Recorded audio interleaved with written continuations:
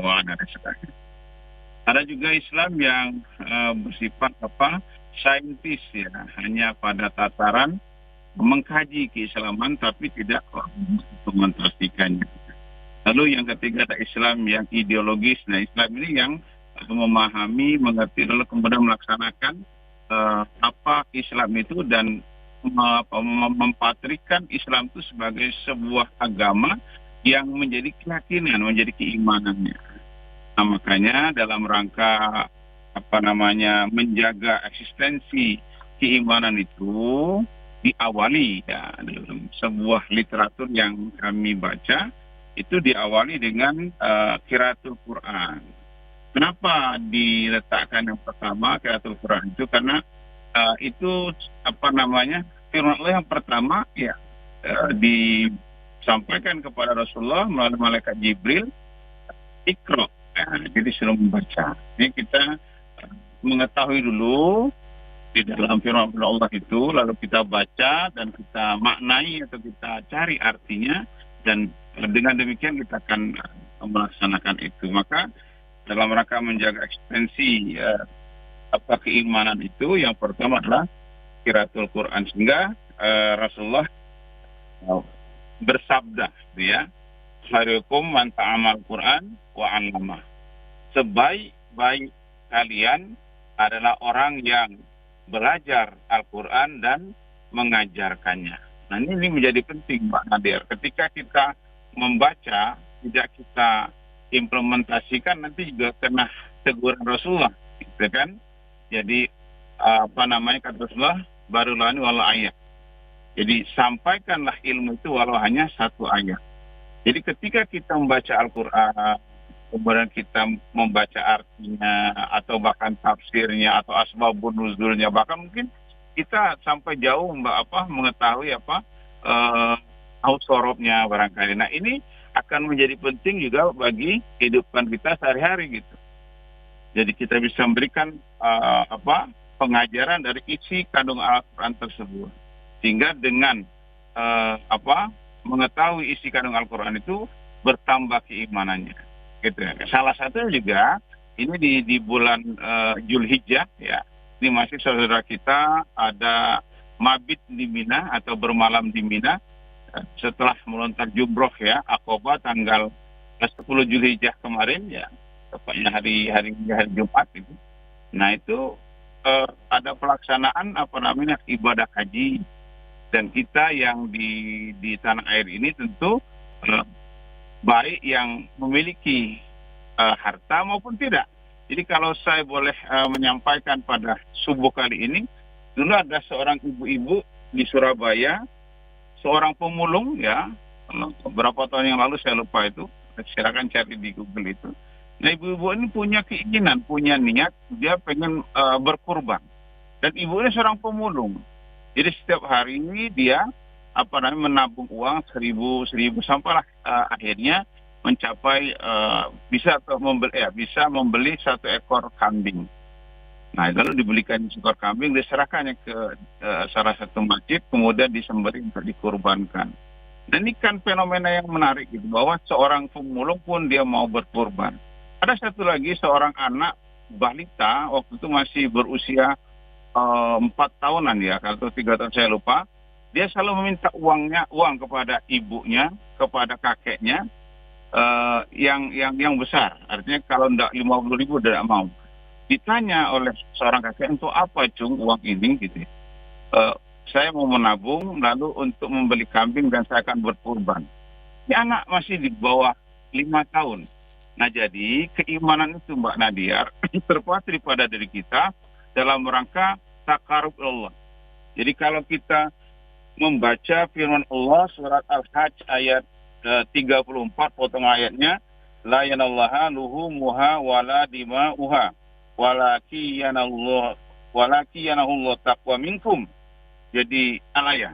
Jadi darah dan daging yang kita kurbankan itu sesungguhnya tidak sampai kepada Allah. Lalu apa yang sampai kepada Allah? Luhu wa minkum itu. Jadi luhu taqwa minkum itu ya. Jadi ketakwaannya itu yang sampai kepada Allah itu. Maka ketika bicara korban itu berarti korib, dekat. Jadi kalau ada orang mengatakan teman karib gitu ya, jadi teman dekat. Jadi kalau kita dekat dengan teman, tentu apa yang kita diskusikan, apa yang kita bicarakan, atau kita minta tolong akan ditolong atau dibantunya.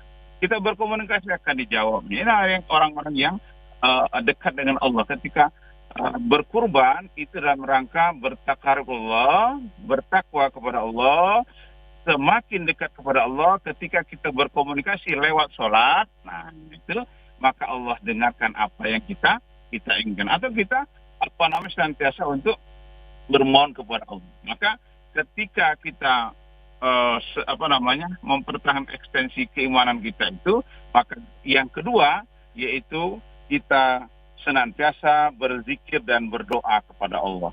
Jadi jangan menjadi orang yang sombong, ya. Jadi setelah kita taat kepada Allah, kita senantiasa berdoa, bermohon kepada Allah, dan ingat kepada Allah dimanapun kita berada. Mbak Nadiar, sering saya sampaikan dalam pengajian dan khutbah Jumat, saya sampaikan bahwa ketika orang itu ingat kepada Allah dimanapun berada, maka fungsi atau lembaga, institusi KPK itu tidak perlu. Kenapa? Karena orang Islam itu ketika berbuat ingat dengan Allah akan tenanglah hatinya, akan jauh dari perbuatan maksiat, akan jauh dari perbuatan-perbuatan yang melanggar aturan keislaman, dan semakin dekat kepada Allah. Dan kata Allah, orang yang berzikir kepadanya itu illa bizikrillah tatma'innul qulub. Ya, jadi sesungguhnya orang yang ingat kepada Allah dimanapun dia berada, ta'minul qulub apa? Ta'minul qulub itu adalah yang tenang hatinya, yang tentram hatinya, ya, yang sejuk hatinya, berkatanya bagus gitu loh. Qaulan layyinan, dengan suara yang lemah lembut. Itu orang-orang yang berzikir kepada Allah, ingat kepada Allah dimanapun dia berada. Jadi ketika kita berkurban dalam rangka mempertahankan eksistensi keimanan kita, lalu kita zikrullah. Nah, berkurban juga bagian dari zikrullah. Ingat kepada Allah bahwa ini saya ada rezeki, ya, diberi Allah lebih dari yang lain. Lalu saya berkurban. Dan berkurban dalam konteks ini tidak seumur hidup sekali. Kecuali yang ibu tadi, ya, ibu yang pemulung tadi. Tapi ketika kita memiliki harta, memiliki uang, maka berkurban itu setiap tahun, gitu ya. Nah, dalam rangka apa? Zikrullah, ya, ingat kepada Allah. Jadi orang yang ingat kepada Allah tentu menjadi orang yang kurbanan, dekat kepada Allah Subhanahu wa Ta'ala. Nah, jadi ini yang kedua. Lalu yang ketiga, kata dalam literatur saya baca adalah doa. Apa doa itu? Adalah berdoa, bermohon kepada Allah. Ud'uni astajib lakum. Bermohonlah, mintalah, ya, apalagi bermunajatlah kepadaku, kata Allah, pasti akan aku kabulkan. Nah, rentetan apa yang kami sampaikan ini, atau runtut dari apa yang kami sampaikan ini, terkadang ketika di doa ini orang banyak komplain, ya. Komplain itu apa? Komplain itu mau mengkritik lah. Saya sudah lama Ustadz berdoa, bermohon kepada Allah, tapi sampai sekarang belum dikabulkan, gitu loh. Nah, bagaimana konteks berdoa itu? Ada adabnya, ada etikanya berdoa itu. Bukan lalu kemudian hari ini atau saat ini kita berdoa lalu dikabulkan. Maka orang-orang yang dikabulkan doanya itu oleh Allah langsung itu adalah orang yang dizolimi. Tapi jangan juga kemudian aku dizolimi orang itu, tapi jangan. Jadi bentuk zolim itu yang bagaimana? Nah, sehingga ketika kita berdoa kepada Allah itu tidak lalu kemudian kita menjadi orang yang berhusnuzon kepada Allah. Tapi jadilah insan, jadilah hamba, jadilah umat Rasulullah itu yang berhusnuzon kepada siapapun. Nah, jadi ketika doa itu, lihat apakah sudah tadi qarib, dekat dengan Allah. Apakah sudah kita mengetahui diri kita ini dalam kegiatan kita ini ada muraqabah, perhatian atau pantauan dari Allah. Apakah diri kita ini sudah berbuat baik kepada Allah? Bagaimana untuk berbuat baik kepada Allah itu apapun yang diperintah Allah kita turuti, lalu tidak berbuat syirik kepada Allah. Lalu kemudian sudahkah kita berbuat baik kepada masyarakat, gitu ya, kepada tetangga kita, kepada saudara kita? Ya. Nah, apakah sudah kita lakukan itu? Maka ketika berdoa itu syaratnya itu khusyuk dalam bermohon kepada Allah. Ya Allah, kuserahkan diriku, aku bermohon kepada Allah, berikanlah kesehatan, berikan apapun yang kita mohon, tapi paksakan itu semuanya kepada Allah. Dan terkadang kita ini setelah bermohon kepada Allah Subhanahu wa taala, lalu kemudian mohon maaf kita melakukan perbuatan yang kurang baik, yang kurang terpuji. Bahkan ada yang melakukan perbuatan zolim.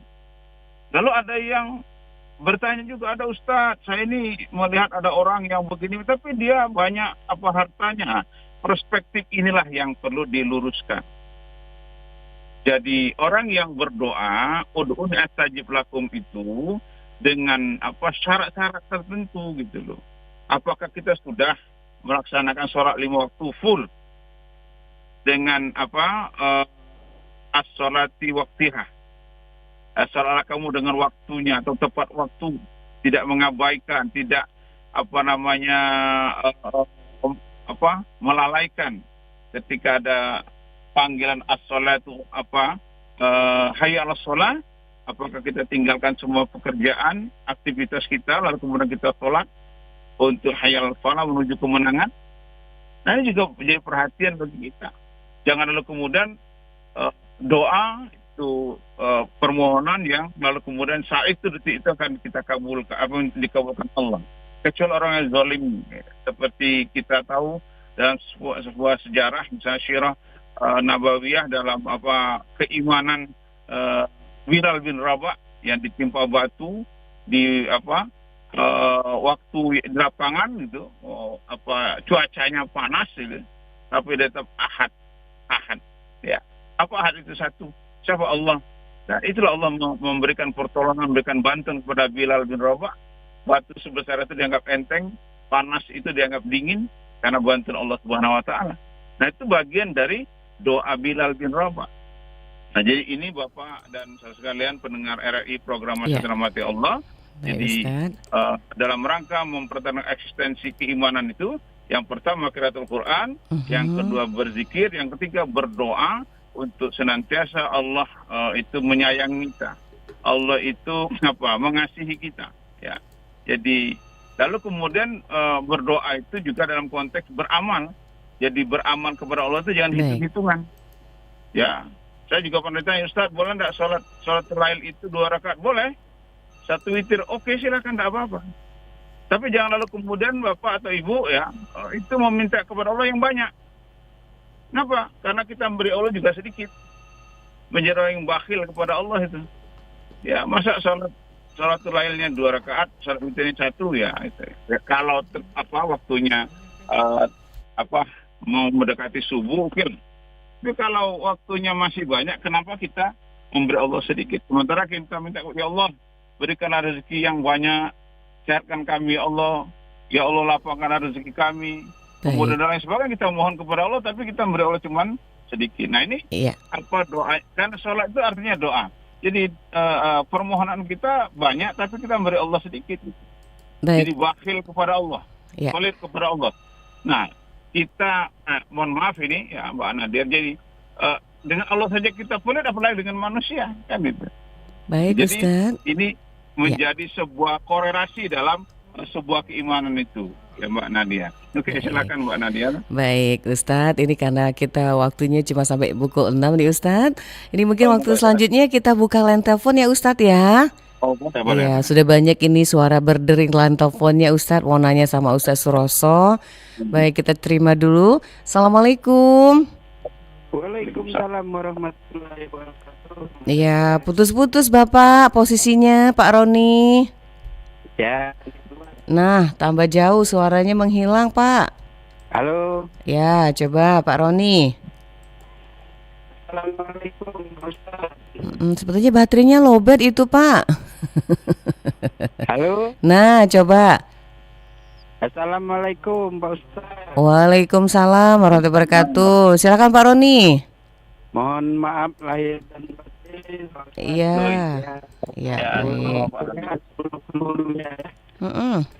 Terima kasih Mbak Nadia. Ini Pak Ustaz, ada yang menarik Pak Ustaz. Yang pertama Pak Ustaz, di tempat kami ini ada korban itu digalak keluar Pak Ustaz. Sedangkan dia tinggal di tempat sini Pak Ustaz.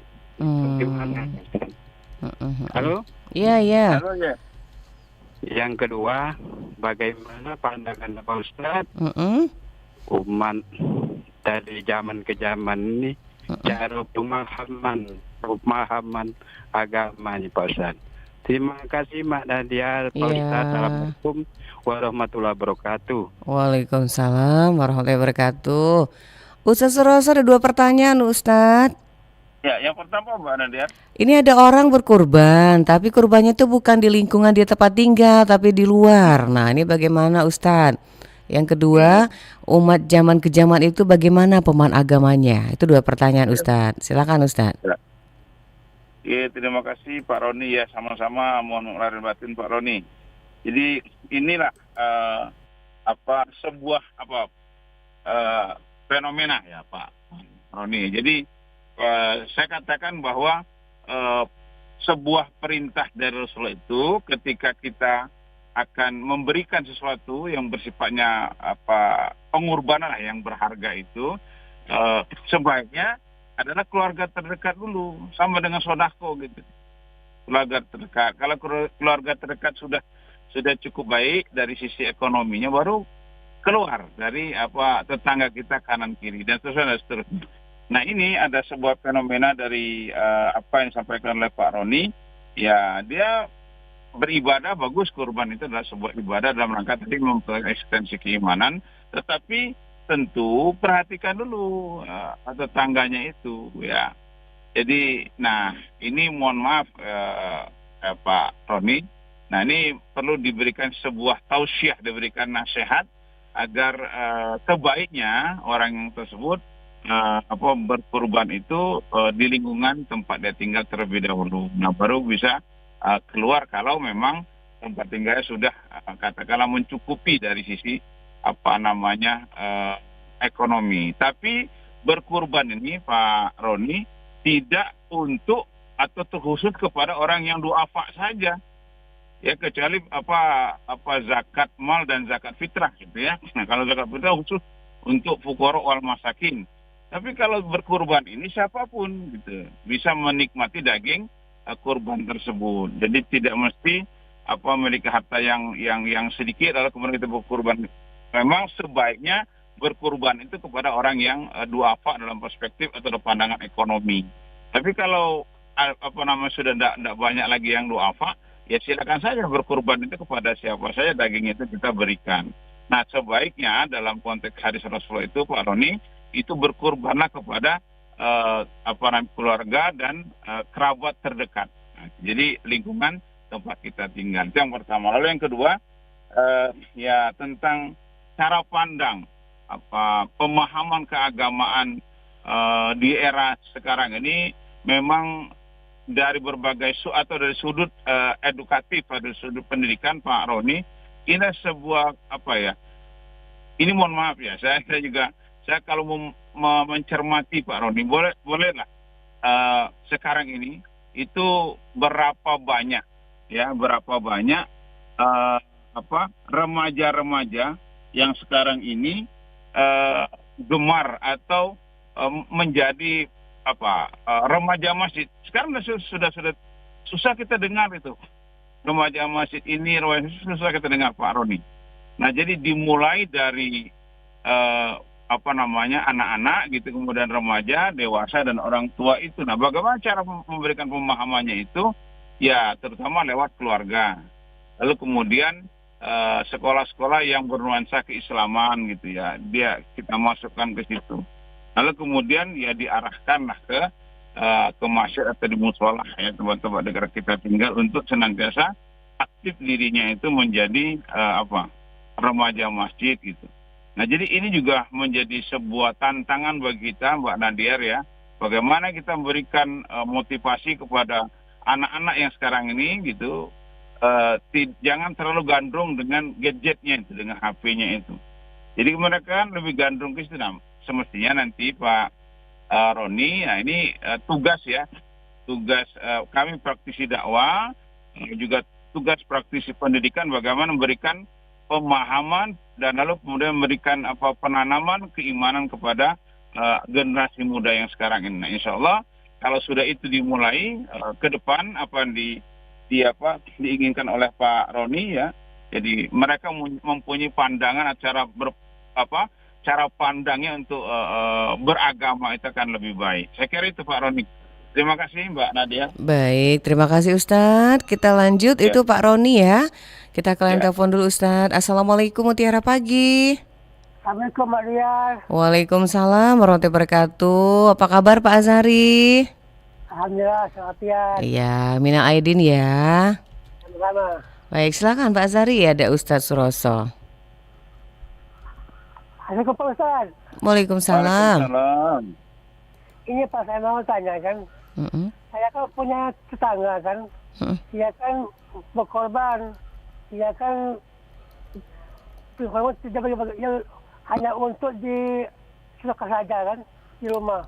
Apa maksudnya? Coba diulang. Mau berkorban? Dia kan berkorban karena dia kan tidak memberi tetangga kan di kanan kiri kan. Tidak diberi tetangganya kurban itu. Ya, tetapi dia kan mengadakan sedekah Adakan untuk makan sedekah bersama-sama. untuk makan Nah, apakah sama-sama. boleh atau tidak, Pak? Ya, baik. Ustaz mendengar ya? Dengar tapi agak Mbak Nadia. Agak Oh, kurang. iya. Baik. Tolong luruskan nanti Mbak Nadia. Iya. Itu saja Pak Sari. Ya, Assalamualaikum. Waalaikumsalam. Jadi pertanyaannya Ustadz, ini ada tetangganya Pak Azhari kurban, tapi nggak dibagi-bagi ke tetangga kurbannya. Tapi dia mengadakan satu sedekah makan-makan bersama gitu. Seperti ini bagaimana nih Ustadz? Ya.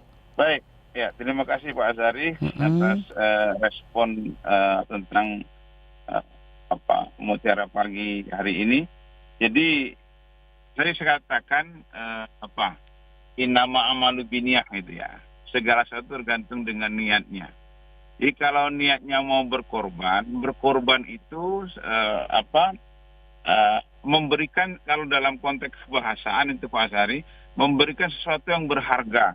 Kepada siapa? Kepada orang. Lalu orang yang mana gitu.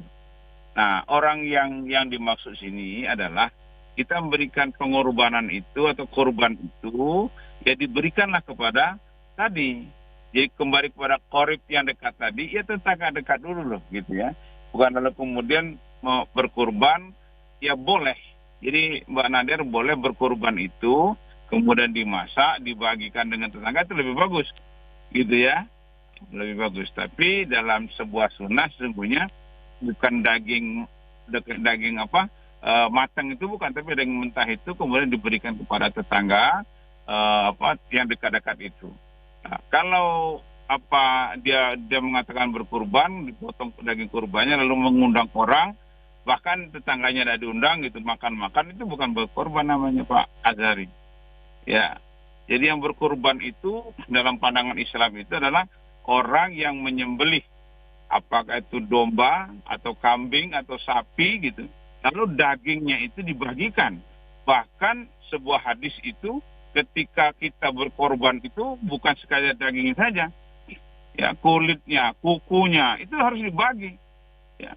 Jadi kalau ada misalnya dalam sebuah kepanitiaan di manapun misalnya, itu kan sesungguhnya yang syar'i itu adalah kita membagi semua hewan kurban itu tanpa ada sisanya gitu.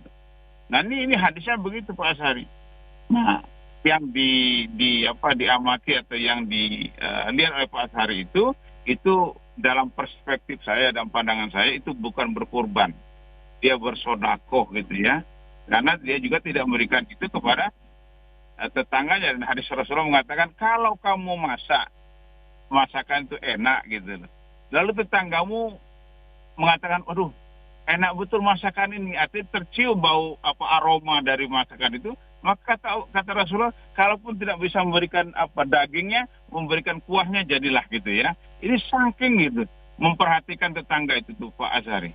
Jadi ini bukan bukannya berkorban, tapi itu bersedekah saja. Itu dalam pandangan saya, Mbak Nadia. Iya. Terima kasih. Terima kasih, begitu jelas Ustadz.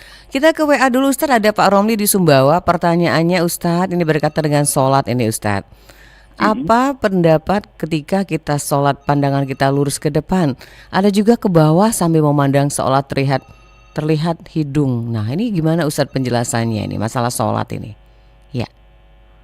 Terima kasih Pak Romli atas pertanyaannya. Jadi dalam adab sholat itu kita menghadap kiblat, tetapi pandangan mata kita melihat tempat sujud.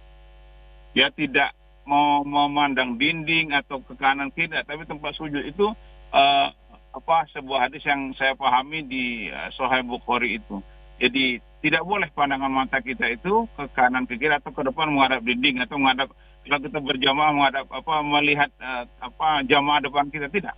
Jadi kita fokus ketika sholat itu melihat tempat sujud, dan insya Allah dengan demikian kita akan khusyuk dalam sholat kita. Itu Mbak Nadia. Baik, terima kasih untuk Pak Romli di Sumbawa juga Ustadz. Kita lanjut dulu ke line telepon sebelum ke WA lagi Ustadz ya. Assalamualaikum. Assalamualaikum Mbak Nadia. Waalaikumsalam warahmatullahi wabarakatuh. Ibu Kusmini, minal aidin ya. Iya, sama-sama Mbak Nadia. Iya. Pak Ustadz juga minal aidin wal faizin Pak Ustadz. Baik, silakan Ibu Kus. Iya Pak Ustadz, yang saya tanyakan, orang korban Pak Ustadz, tapi cuma dibagi-bagikan sama saudaranya Pak Ustadz. Biar deket, kalau bukan saudaranya itu nggak dikasih, nyembelihnya di rumah pribadi Pak Ustadz. Nah itu gimana Pak Ustadz, korbannya sah apa enggak? Nah itu aja Mbak Nadia. Baik, Pak Ustadz. terima kasih. Tetangganya yang deket itu marah juga Pak Ustadz. Itu aja. Assalamualaikum Mbak Nadia, Pak Ustadz. Waalaikumsalam warahmatullahi wabarakatuh. Nah Ustadz masih berkaitan dengan kurban ini.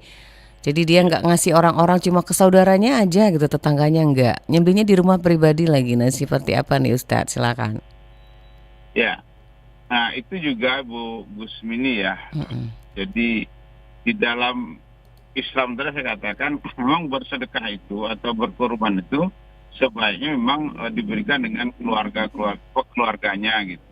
Jadi kalau melihat keluarganya yang dianggap kurang mampu, itu juga lebih baik situ dalam perspektif dan pandangan hadis itu. Tetapi ya kita juga jangan lupakan gitu loh, tetangga itu juga sebagai saudara. Jadi saya sering sampaikan kepada jamaah, tetangga itu adalah saudara kita. Kenapa? Ketika kita mendapatkan musibah, itu tidak saudara kita yang jauh, ya, tetapi tetangga kita yang terlebih dahulu. Coba kalau ada kematian misalnya, atau mohon maaf ya, rumah terbakar gitu, siapa yang lebih dahulu? Kan tetangga. Maka ini paling penting kata Rasulullah, itu kan perhatikanlah tetanggamu. Man amanu billahi wal yaumil akhir fala yu'zar, kata Rasulullah.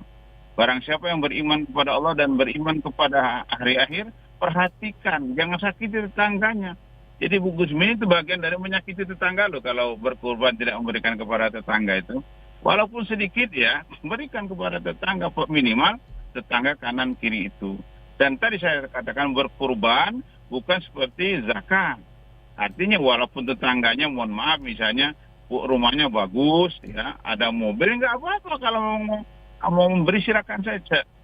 Selagi tetangganya itu mau menerima. Iya. Jadi yang sebaiknya itu Bu Gusmini ya, orang yang berkorban itu ya pandangannya luas gitu loh ya, artinya ya saudara oke, tapi yang semua saudara dikasih gitu ya, yang jauh-jauh.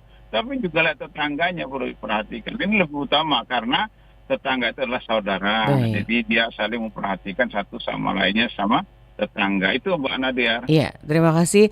Itu Ibu Kusmini. Kita lanjut Ustadz ya. Iya. Ya, ada yang kita coba kita terima dulu Ustadz. Assalamualaikum. Assalamualaikum. Ya. Assalamualaikum. Ya, tidak mendengar ini suaranya dari. Halo, assalamualaikum Ibu Ali. Iya, terputus. Kita coba ke WA dulu Ustadz, ini cukup jauh Ustadz. Iya, nanti kita coba lagi. Assalamualaikum, Mutiara Pagi. Ya, Assalamualaikum. Ya, kita ke Sorong dulu Ustadz. Ada pertanyaan Bapak Ramadan di Sorong.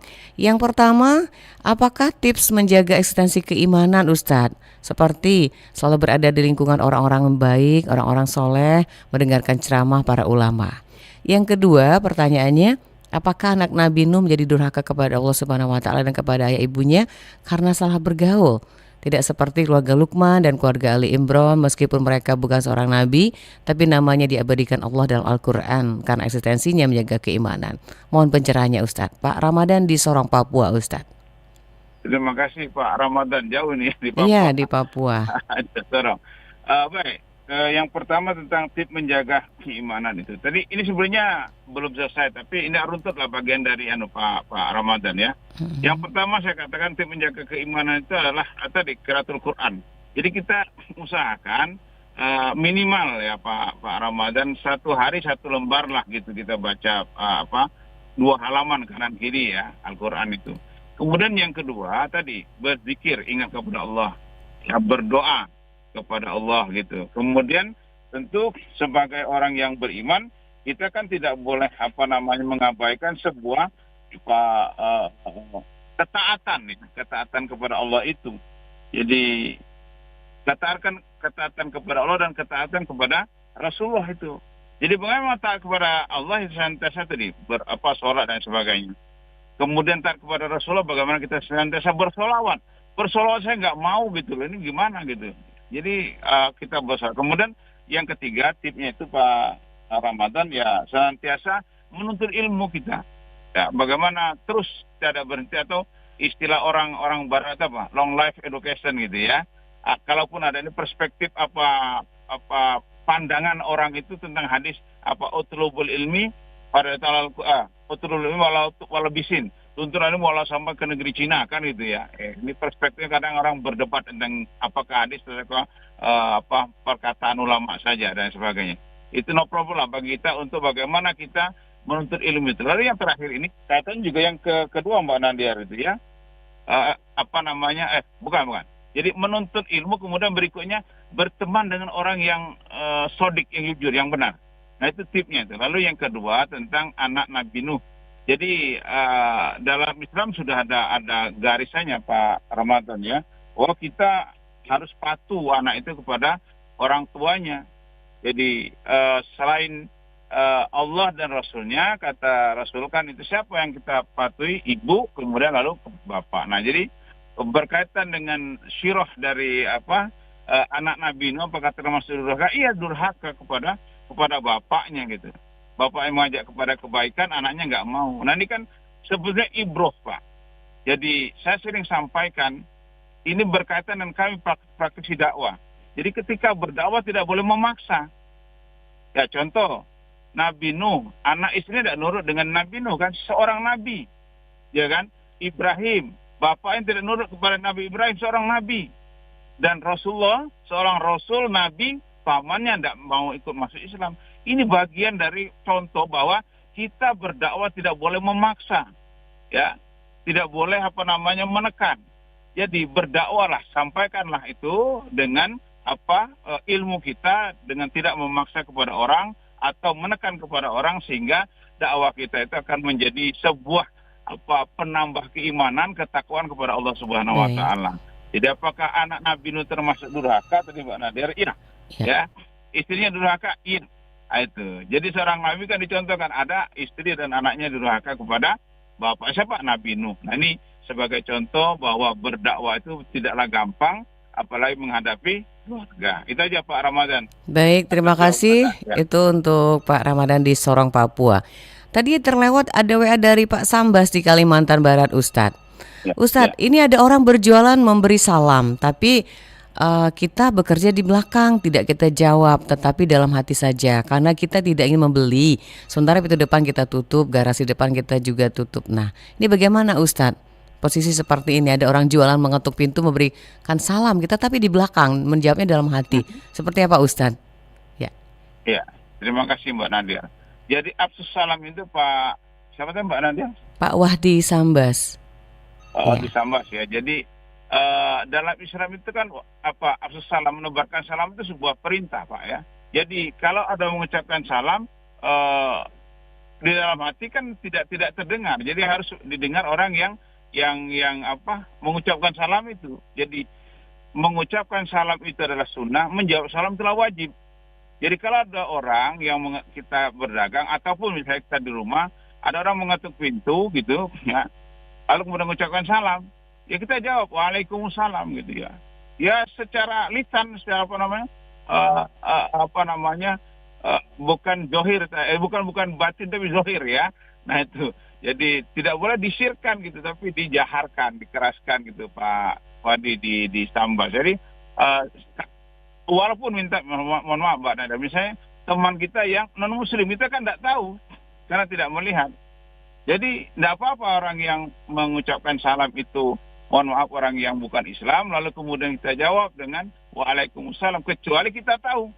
Ya, dan tidak boleh kita jawab yang non Islam tadi. Tapi kalau sama Islam, absus salam, kata suruh sebarkan apa salam itu dimanapun kita berada, di dalam rumah kah, di luar rumah kah, kita bertemu teman dan lain sebagainya, harus kita ucapkan salam itu dan dibalas dengan salam juga, jawaban itu dengan keras itu. Jadi Pak Wadi di Sambas ya, kalau ada orang mengetuk pintu atau untuk apa bentuknya gitu, ketika mengucapkan salam kita balas salam itu dengan waalaikumsalam warahmatullahi wabarakatuh. Itu Mbak Nadia. Baik, terima kasih Ustadz.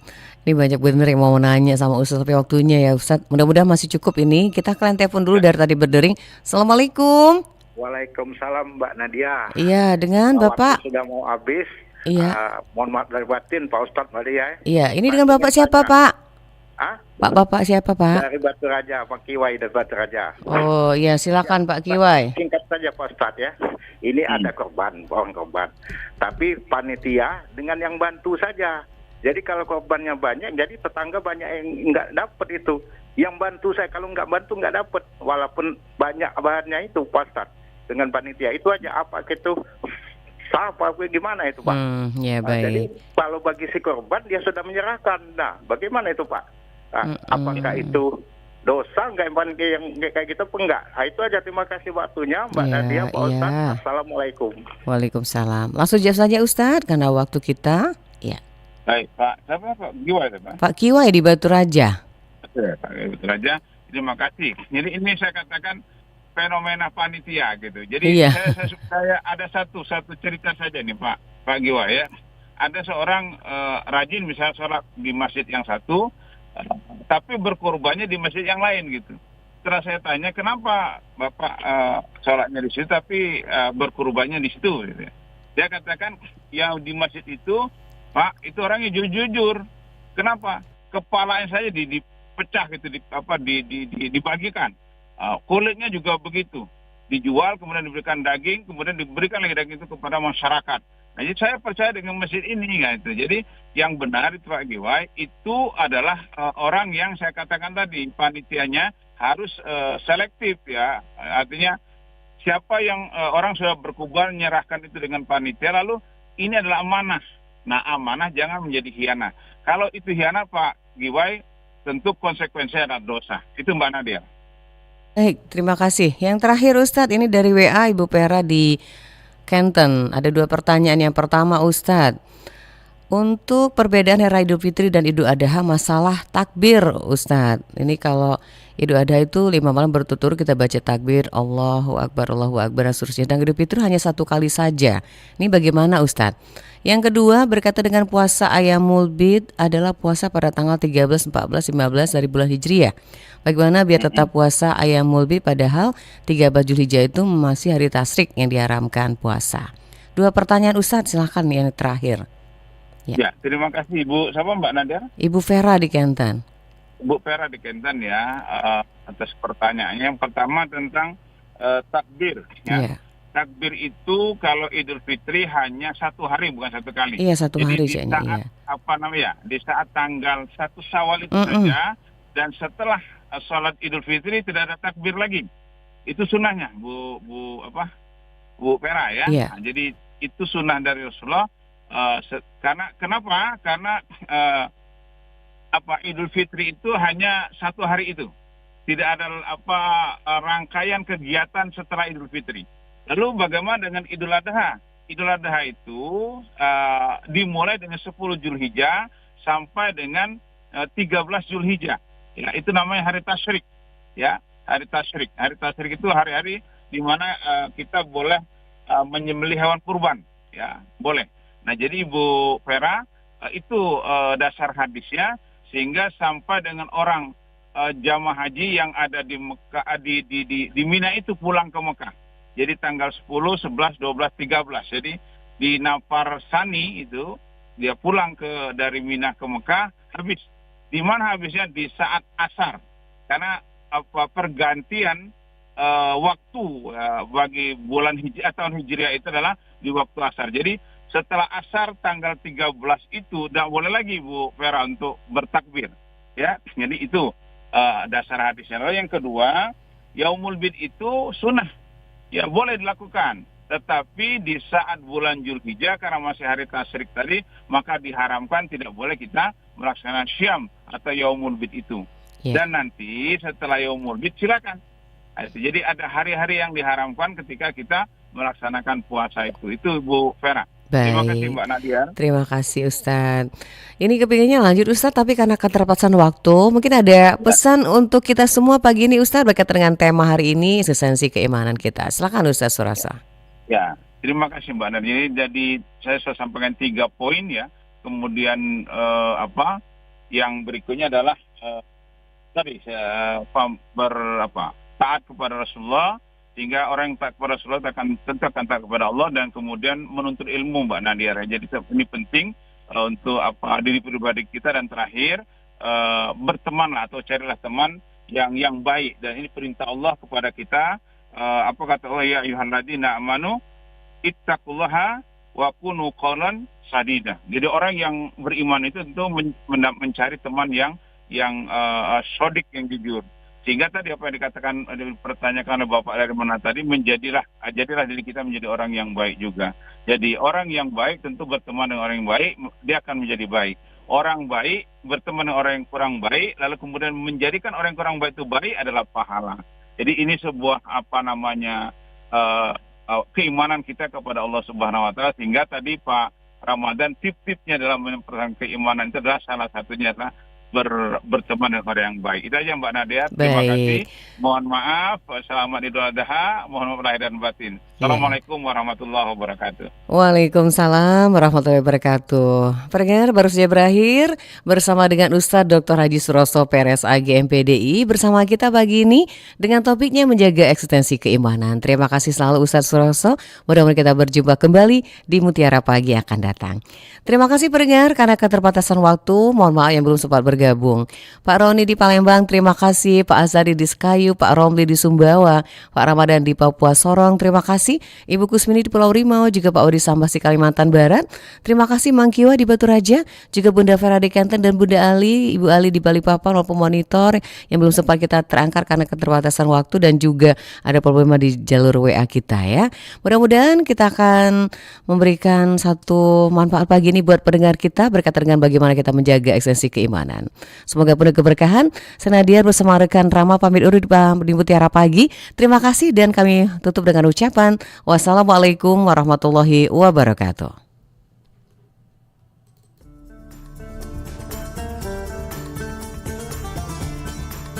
Baru saja Anda ikuti Mutiara Pagi. Terima kasih untuk kebersamaan Anda. Sampai jumpa.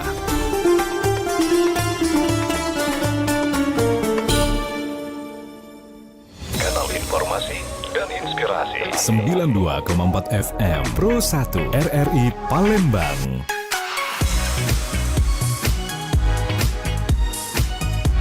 Kanal informasi dan inspirasi.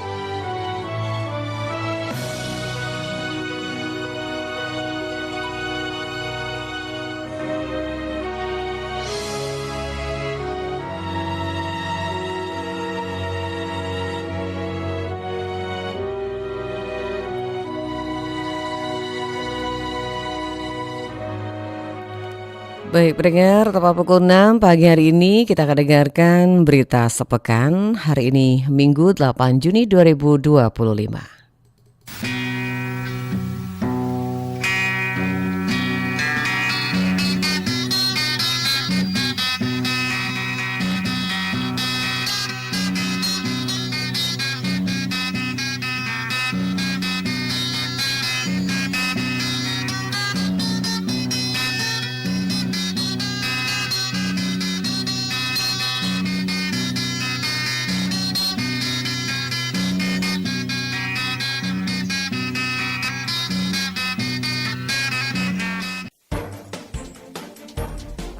Rangkuman berita pilihan kami rangkum dalam Berita Sepekan.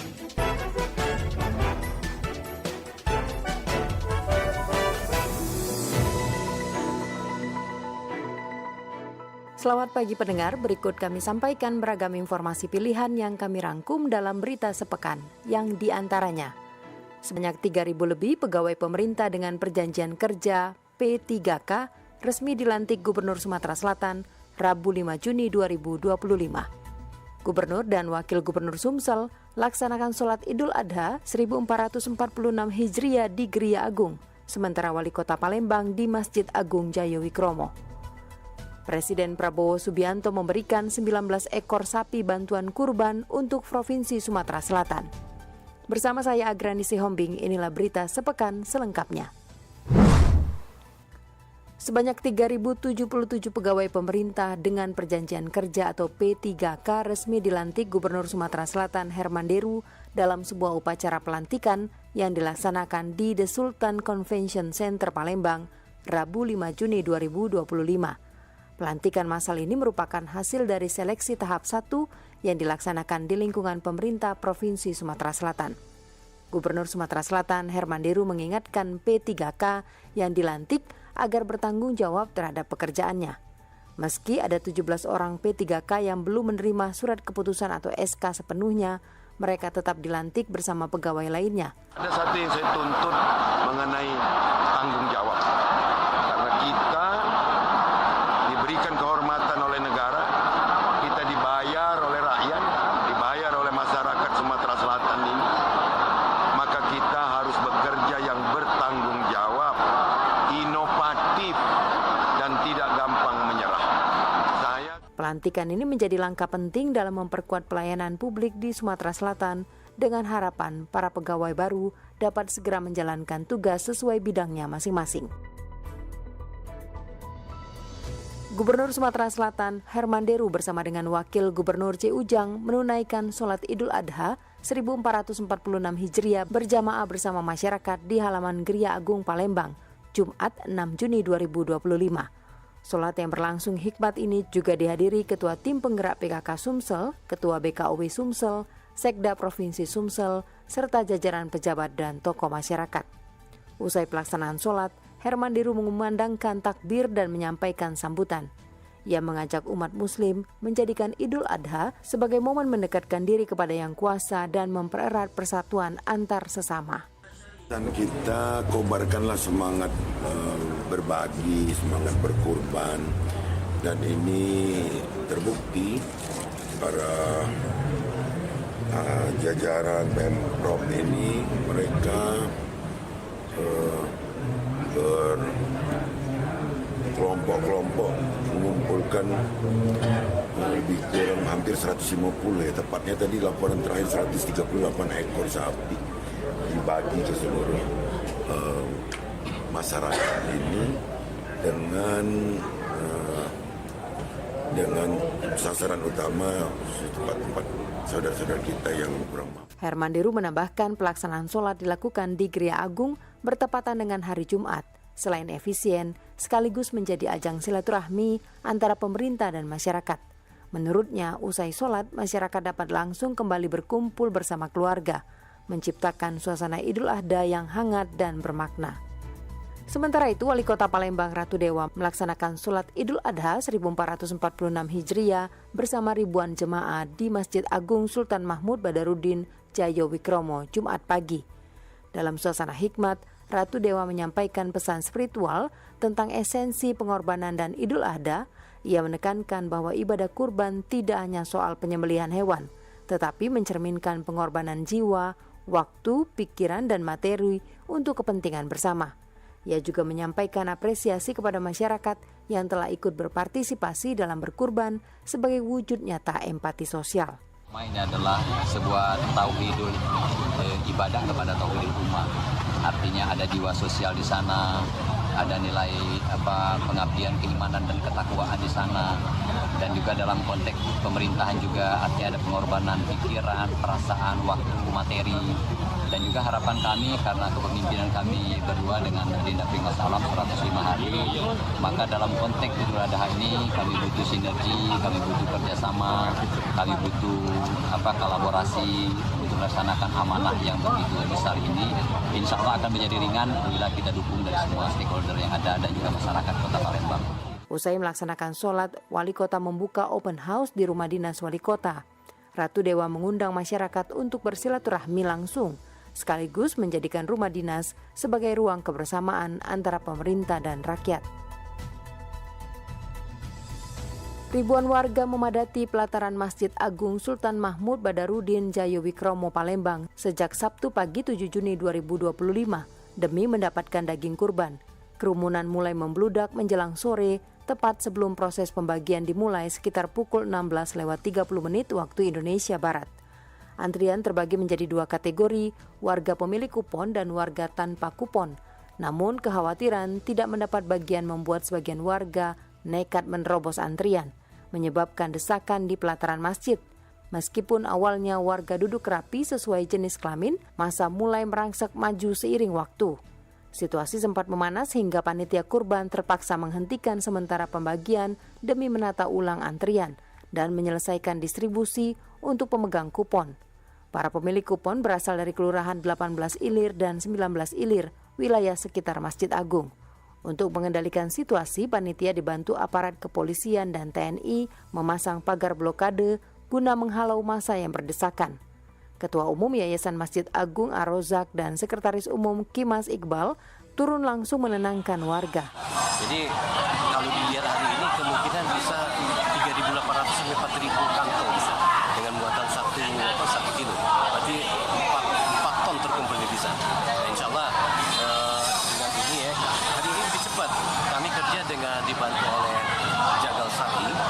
Pagi ini kita sudah membungkus ini kan. Jadi target kita hari ini bisa selesai jam 2. Kalau bisa sudah mulai bisa dibagikan jam 2. Meski massa yang tidak memiliki kupon terus berdatangan hingga menjelang maghrib, panitia tetap berusaha menjaga ketertiban. Warga diajak bersalawat untuk mencairkan ketegangan, sementara panitia menjamin stok daging kurban masih mencukupi. Hingga matahari terbenam, proses pembagian dan pengamanan terus berlangsung dalam kondisi yang semakin terkendali. Sementara itu, pemerintah Provinsi Sumatera Selatan melalui tim dokter hewan kembali menemukan sejumlah tempat penyembelihan hewan kurban yang belum memenuhi standar kelayakan dan sanitasi. Temuan ini terungkap dalam proses monitoring dan pemeriksaan antemortem yang dilakukan sehari sebelum penyembelihan. Dokter hewan ahli Madya Pemprov Sumsel, Zahrizal memimpin langsung monitoring terhadap hewan kurban di beberapa titik di Kota Palembang. Salah satu lokasi yang dipantau adalah Masjid Dharma Wanita Baitur Rahman, tempat disembelihnya sapi kurban dari Presiden RI dan Gubernur Sumsel. Namun dalam pemantauan tersebut, Zahrizal mengungkapkan masih ditemukannya tempat penyembelihan yang tidak sesuai standar, mulai dari kelayakan tempat hingga cara pengolahan daging yang belum higienis. Ini memang perlu kita terus lakukan pembenahan ya untuk pemotongan penyembelihan, kemudian juga standar tempat penyembelihan ini supaya nanti kita akan menemukan daging yang halal, ya kan, hewan yang sehat, daging yang sehat, kemudian juga terkait dengan aman ya. Aman artinya kan tidak tercemar. Ini tentu saja terkait dengan sarana prasarana. Ia menambahkan daging yang aman berarti bebas dari kontaminasi dan diproses di lingkungan yang bersih sesuai dengan prinsip kesejahteraan hewan. Guna meningkatkan kualitas penyembelihan di masa mendatang, Pemprov Sumsel akan terus melakukan pembinaan terhadap masjid-masjid di Palembang. Salah satu langkah konkret yang akan diambil adalah mendorong adanya juru sembelih halal atau juleha bersertifikasi di setiap tempat penyembelihan. Presiden Republik Indonesia Prabowo Subianto tahun ini memberikan 19 ekor sapi bantuan kurban untuk Provinsi Sumatera Selatan. Kepala Dinas Ketahanan Pangan dan Peternakan DKPP Provinsi Sumsel, Ruzwan Effendi mengungkapkan, tahun ini menjadi momen istimewa karena setiap kabupaten kota di Sumsel mendapat hewan kurban dari Presiden, berbeda dengan tahun-tahun sebelumnya yang hanya 1 ekor setiap provinsi.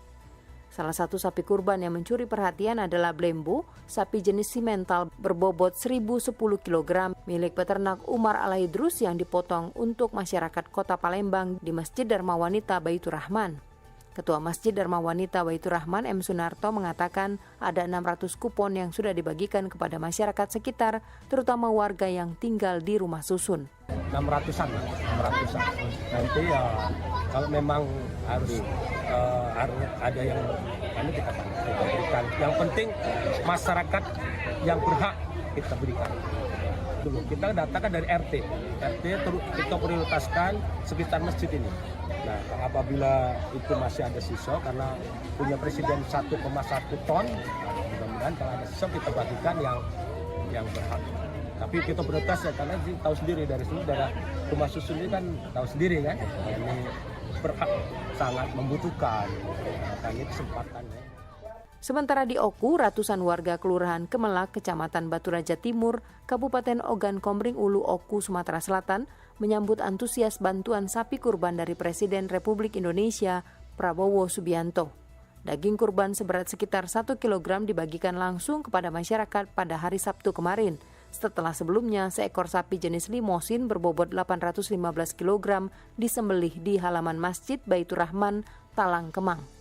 Bupati Oku, Teddy Melwansa turut hadir menyaksikan proses penyembelihan dan menyerahkan secara simbolis hewan kurban tersebut kepada panitia. Selain bantuan dari Presiden, pemerintah Kabupaten Oku juga menyalurkan 11 ekor sapi kurban ke sejumlah kecamatan di wilayah tersebut.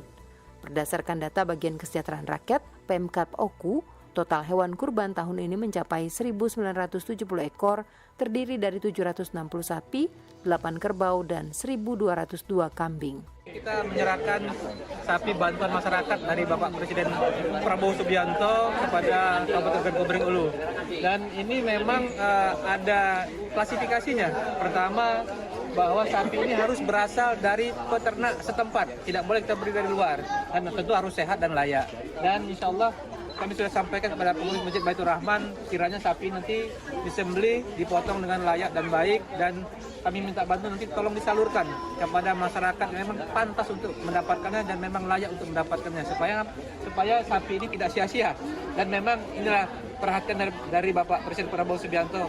Sapi kurban dari Presiden ini merupakan bagian dari program nasional bantuan hewan kurban yang disalurkan ke berbagai daerah di Indonesia. Sesuai arahan Presiden, sapi yang disumbangkan dibeli dari peternak lokal untuk mendorong pertumbuhan ekonomi daerah.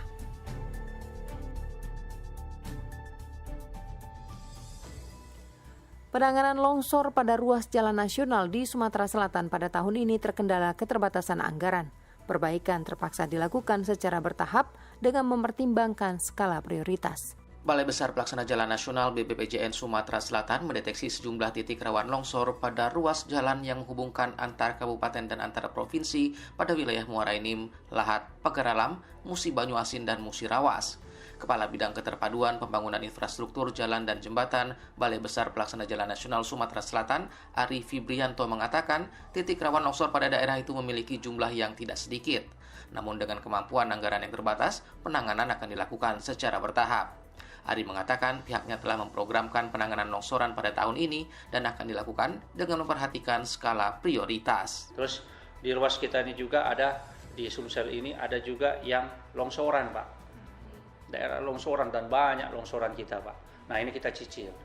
Jadi mulai yang paling banyak longsoran itu di di Lahat, Muara Enim sampai ke Pagar Alam, itu paling banyak longsoran. Terus ditambah lagi di ruas Sekayu, Mangunjaya, itu longsoran, insya Allah nanti akan dialokasikan untuk penanganan longsorannya, Pak. Sementara itu khusus pada ruas Lahat Pagar Alam, perbaikan jalan dilakukan dengan pelebaran menuju standar. Lebar jalan existing yang saat ini hanya sepanjang 5 hingga 5,5 meter akan diperlebar ke ukuran standar 6 meter untuk menekan angka kecelakaan.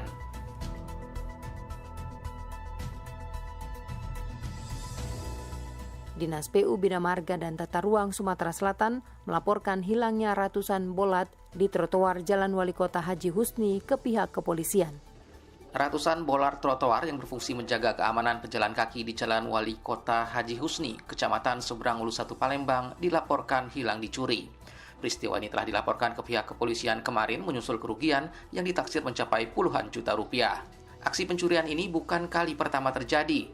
Kepala Dinas PU Bina Marga dan Tata Ruang Sumatera Selatan Muhammad Afandi mengungkapkan tindak kejahatan serupa sudah meresahkan sejak bolat-bolat estetis itu pertama kali dipasang pada bulan Juli 2024. Bolat sendiri adalah tiang yang dirancang untuk melindungi pejalan kaki dari kendaraan sekaligus mempercantik area trotoar.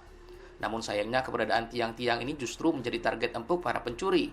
Dari 585 bolat yang terpasang di kedua sisi jalan, kini 187 tiang telah lenyap. Bagus. Ini bentuknya tuh, bentuk bolat ini tadi, macam zaman-zaman kolonial lah ya, kalau bentuknya itu estetik. Nah bagus, terpasang kurang lebih hampir 585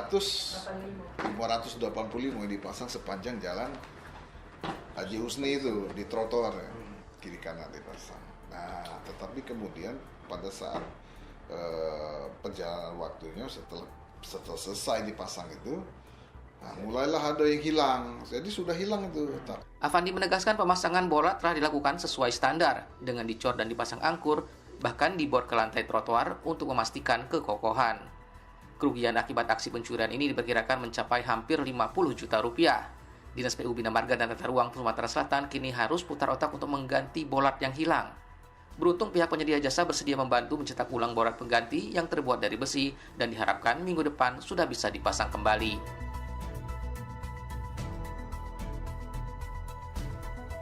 Demikian berita sepekan edisi hari ini, Minggu 8 Juni 2025. Saya Agrani Sihombing. Terima kasih atas perhatian Anda. Selamat pagi, selamat beraktivitas, dan sampai jumpa. Demikian rangkuman berita sepekan. Produksi Radio Republik Indonesia Palembang.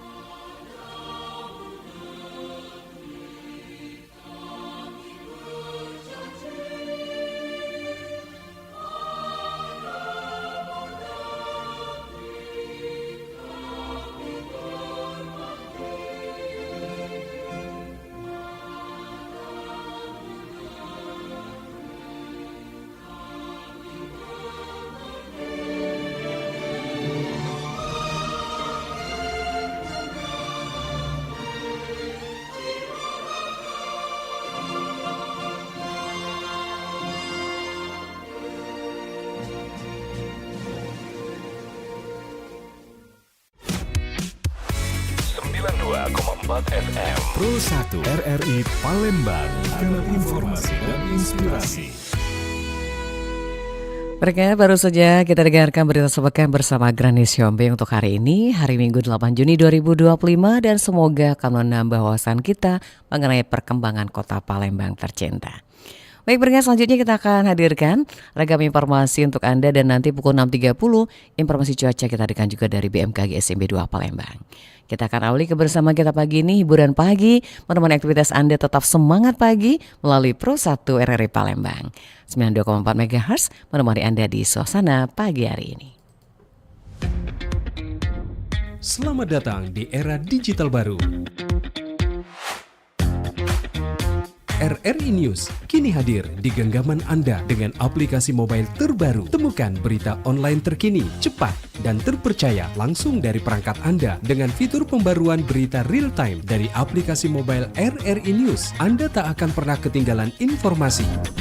Nikmati kemudahan akses berita nasional dan internasional, berita terpopuler, dan video berita terbaru kapan saja dan di mana saja. Dilengkapi dengan teknologi terkini, aplikasi mobile RRI News memberikan pengalaman membaca yang lebih baik. Dapatkan notifikasi berita penting langsung di layar ponsel Anda. Jelajahi kategori berita yang Anda minati, mulai dari politik, ekonomi, budaya, hingga olahraga. Anda juga bisa berbagi berita penting kepada teman dan keluarga melalui media sosial dan aplikasi pesan, menjaga Anda tetap terhubung dengan dunia di sekitar Anda. Memiliki jaringan lebih dari 80 microsite tersebar dari Sabang sampai Merauke, serta memiliki tren pembaca yang semakin meningkat. RRI News menghadirkan liputan berita terlengkap dan terkini dari seluruh Indonesia. Unduh sekarang di Google Play dan App Store aplikasi mobile RRI News, membawa dunia ke dalam genggaman Anda. Aplikasi mobile RRI News, berita terkini dan terpercaya dalam genggaman Anda.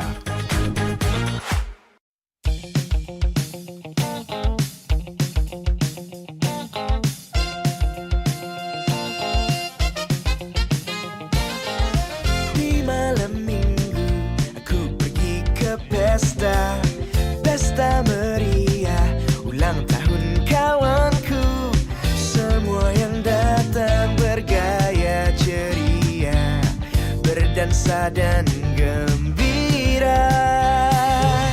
Di tengah pesta aku lihat si dia, lincah gayanya dan masa kini, ingin hatiku mencium pipinya, tapi malu rasanya. Oh hip hip hura hura, hura hura, aku suka dia, aku jatuh cinta, dia pun menanti cinta bersemi di hati.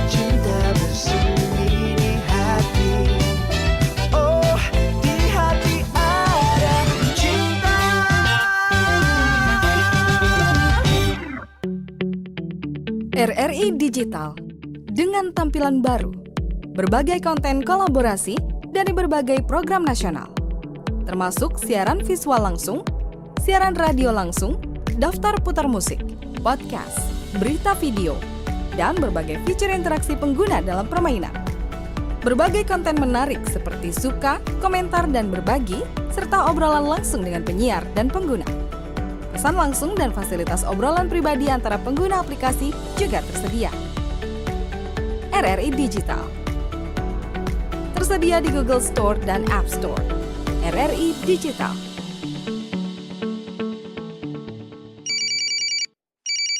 Halo, selamat siang. Mau berbicara dengan siapa ya? Begitulah salam yang biasa diucapkan ketika kita menjawab telepon. Hampir semua orang di berbagai negara akan menggunakan kata halo sebagai salam saat menjawab telepon. Kata halo ternyata sudah ada sejak akhir tahun 1820-an. Namun, penggunaan kata ini diperkirakan dipakai pertama kali pada tahun 1827 dan bukan sebagai salam saat menjawab telepon. Oxford English Dictionary menuliskan halo baru ada sejak tahun 1820-an dan baru tercatat digunakan pertama kali tahun 1827. Saat itu penggunaan kata halo digunakan untuk menarik perhatian seseorang atau sebagai ekspresi terkejut. Penggunaan kata halo sebagai salam ketika menjawab telepon bermula sejak Thomas Edison memperkenalkan telepon ciptaannya pada tahun 1874. Saat memperkenalkan telepon inilah, Thomas Edison menyarankan penggunaan kata halo saat menjawab telepon. Thomas Edison menganggap penggunaan kata halo menjadi cara mudah untuk mendapatkan perhatian orang yang kita hubungi.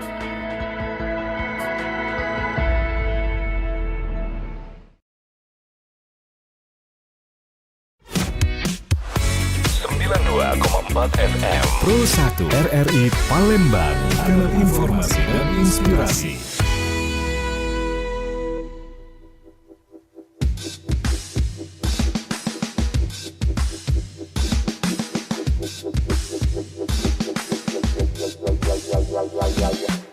Hanya dengan sepatah kata kau buatku larut dalam cinta, buat hati menutup mata hingga tak melihat kau buaya. Buatku mudah percaya walau ternyata berbahaya.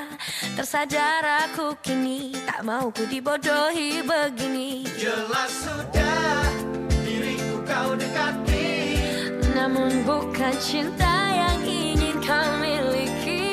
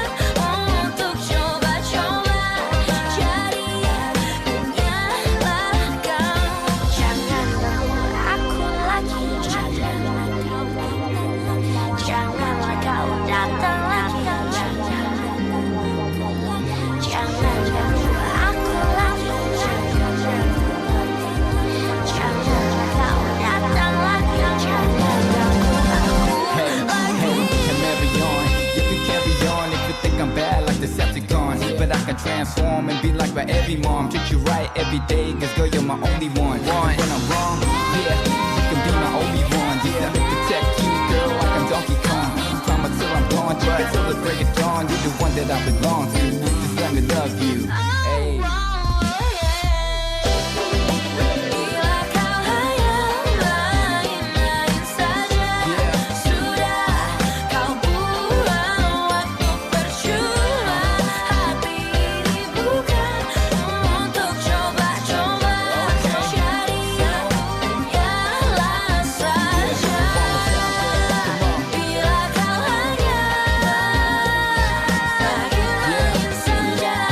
Kau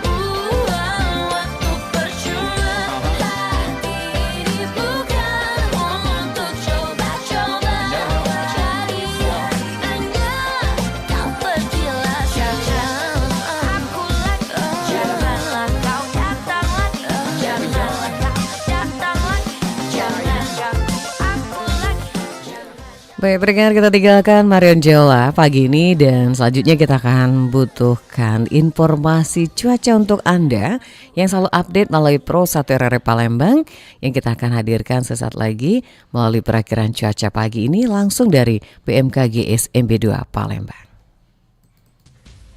Perakiraan cuaca sepanjang hari ini. Hari nanti secara umum Sumatera Selatan Langsung dari Badan Meteorologi Klimatologi Untuk pagi dan hari Geofisika. diperkirakan cerah berawan. Info cuaca.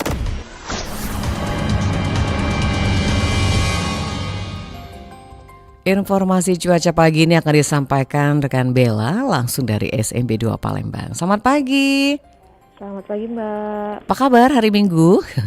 Alhamdulillah. Tetap semangat pagi ya Bella ya. Iya Mbak. Baik, silakan Bella informasinya. Baik, terima kasih.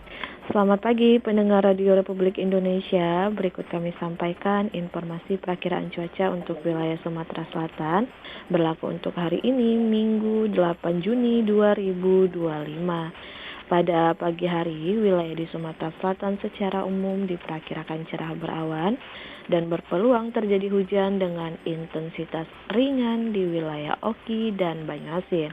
Kemudian untuk siang hingga sore hari secara umum diperkirakan cerah berawan, berpeluang terjadi hujan dengan intensitas sedang di wilayah Oku, Muara Enim, Lahat, Pagar Alam, Musirawas Utara, dan Oki. Sedangkan hujan dengan intensitas ringan berpeluang terjadi di wilayah Oku Selatan, Empat Lawang, dan Musirawas.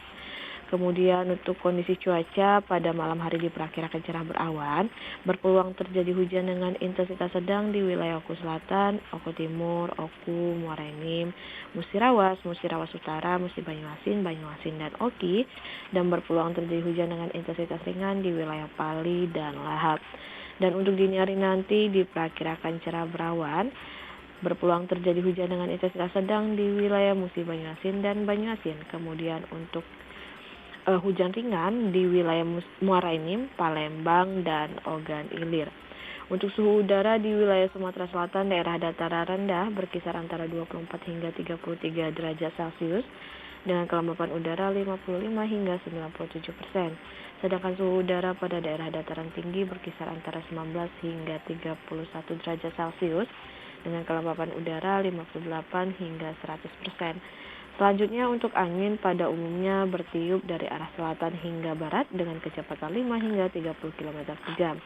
Untuk peringatan dini hari ini agar diwaspadai potensi hujan dengan intensitas sedang yang dapat disertai petir atau kilat dan angin kencang berdurasi singkat pada siang hingga sore hari di wilayah Oku, Muara Enim, Lahat, Pagar Alam, Musirawas Utara, dan Oki. Sedangkan pada malam hingga dini hari di wilayah Oku Selatan, Oku Timur, Oku, Muara Enim, Musirawas, Musirawas Utara, Musi Banyuasin, Banyuasin, dan Oki. Demikian informasi cuaca untuk hari ini, Minggu 8 Juni 2025. Jangan lupa untuk selalu update informasi perakiraan cuaca, di mana saat ini perakiraan cuaca BMKG sudah mencapai level kelurahan atau desa yang dapat diakses melalui website BMKG di cuaca.bmkg.go.id atau dapat melalui aplikasi Info BMKG yang dapat diunduh melalui App Store maupun Play Store. Serta kunjungi juga sosial media kami di @info_cuaca_sumsel. Terima kasih. Terima kasih Bella, informasinya berkait dengan perakiraan cuaca untuk hari ini, hari Minggu 8 Juni 2025.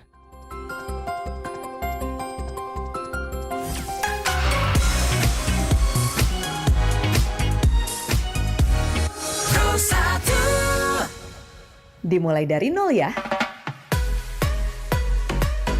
Suara tadi tentu sudah tidak asing lagi kita dengar khususnya di SPBU. Tapi tahukah Anda apa itu SPBU? SPBU singkatan dari Stasiun Pengisian Bahan Bakar Umum. Ini adalah tempat di mana kendaraan bermotor bisa memperoleh bahan bakar seperti bensin dan beragam varian produk bensin, bahan bakar diesel atau solar, E85 atau etanol plus bensin, dan beberapa produk lainnya. Banyak SPBU yang juga menyediakan layanan tambahan, misalnya musola, pompa angin, toilet, minimarket, dan ATM. Tak heran apabila SPBU juga menjadi meeting point atau tempat istirahat. Menariknya, masyarakat juga memiliki sebutan lain bagi SPBU, misalnya di kebanyakan daerah SPBU disebut pom bensin, yang artinya pompa bensin. Di beberapa daerah di Maluku, SPBU disebut stasiun bensin, dan di beberapa daerah di Medan, SPBU disebut galon minyak.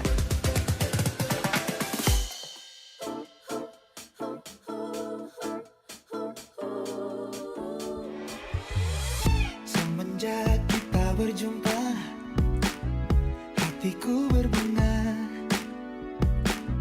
Harummu yang telah lama ku nanti adanya. Dari semua yang pernah ada, hanya kau yang jadi segalanya. Hanya engkau yang ku sayang, hanya engkau yang kan ku jaga selamanya. Hanya kau yang ku cintai, ya, ya, ya. Jangan engkau pergi sayang, jangan engkau pernah tinggalkan diriku. Hanya kau yang membuatku jatuh cinta. Sekian lama bersama, ku masih berbunga. Dari semua yang pernah ada, hanya kau yang jadi segalanya. Hanya engkau yang ku sayang, hanya engkau yang kan ku jaga selamanya. Hanya kau yang ku cintai, ya, ya, ya. Jangan engkau pergi sayang, jangan engkau pernah tinggalkan diriku. Hanya kau yang membuatku tetaplah kau di sini untuk temaniku, temaniku hingga akhir waktu nanti. Ku ingin kau ada di hati. Hanya engkau yang ku sayang, hanya engkau yang kan ku jaga selamanya. Hanya kau yang ku cinta. Hanya engkau yang ku sayang, hanya engkau yang kan ku jaga selamanya. Hanya kau yang ku cinta. Jangan engkau pergi sayang, jangan engkau pernah tinggalkan diriku. Hanya kau yang membuatku,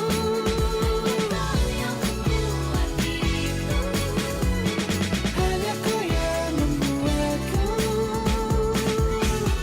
jatuh cinta.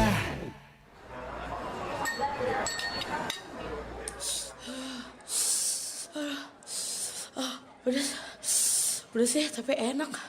Mas, tambah sambalnya ya.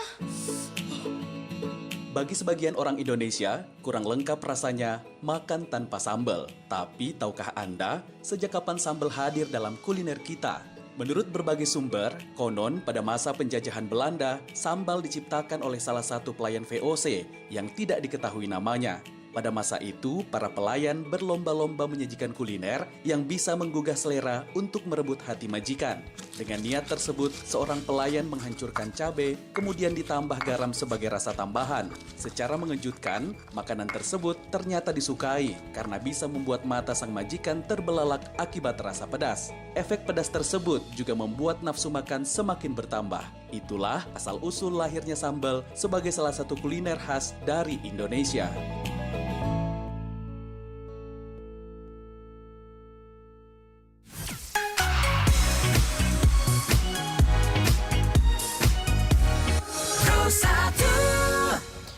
Perkiraan puncak arus balik penumpang kereta api libur panjang Idul Adha 1446 Hijriah 2025 diperkirakan akan terjadi pada hari Senin tanggal 9 Juni 2025. PT Kereta Api Indonesia Daob 1 Jakarta memperkirakan masyarakat akan kembali masuk ke pasca libur selama Idul Adha ini. Volume keberangkatan penumpang kereta dari berbagai stasiun wilayah Daup 1 Jakarta ini dikabarkan sebanyak 18.000 lebih orang. Ini mencerminkan bahwa ada lonjakan yang cukup signifikan atau juga tren normal dibandingkan hari-hari sebelumnya. Secara keseluruhan, selama periode 4 sampai dengan 9 Juni 2025, sebanyak 175.000 lebih pelanggan tercatat telah memesan tiket dan melakukan perjalanan menggunakan kereta api jarak jauh dari wilayah Daup 1 Jakarta. Itu informasi untuk Anda yang kami kutip dari KBRN rri.co.id. Sementara itu pendengar, kita beralih ke peringatan tanggal 8 Juni hari ini adalah kita peringati lahirnya sosok pahlawan Pattimura. Kalau dulu zaman SD kita hafal benar ya, masa apa SPB atau pelajaran sejarah ini. Nah, pendengar, hari ini 8 Juni merupakan hari lahir Pattimura, pahlawan asal Maluku. Sosok yang punya nama asli Thomas Matulesi ini tepatnya lahir pada tanggal 8 Juni tahun 1783 di Maluku. Ia memimpin pemberontakan melawan penjajah Belanda yang membuatnya diangkat jadi pahlawan pada 16 Mei 1817. Ia merebut benteng Doestede dan menghadapi pasukan Belanda. Julukan Kapitan Pattimura diberikan oleh Belanda karena ia memimpin pasukan dalam perlawanan. Meskipun banyak yang mengira ia seorang bisa dikatakan ia berkata dengan penganut agama, ia sebenarnya adalah seorang Muslim. Sebagaimana ia juga dianut oleh seorang keturunan Ambon yang bermarga Matulesi. Kapitan Pattimura memimpin rakyat Saparua dan sekitarnya merebut benteng atau benteng Doestede ini dari tangan Belanda pada 16 Mei 1817. Tetapi peranan mereka akhirnya berhasil dipatahkan oleh pasukan Belanda yang lebih besar dan lebih modern peralatan perangnya. Kapitan Pattimura ditangkap oleh Belanda pada 11 November 1817 dan dihukum gantung di Ambon 16 Desember 1817. Beliau diakui sebagai pahlawan nasional Indonesia karena perjuangannya gigih dan keberaniannya dalam melawan penjajahan Belanda. Dan wajahnya kini sudah diabadikan dalam pecahan uang Rp1.000, prangko dan patung, persisnya patung Kapitan Pattimura atau Thomas Matulesi di kota Ambon pada tahun 2013.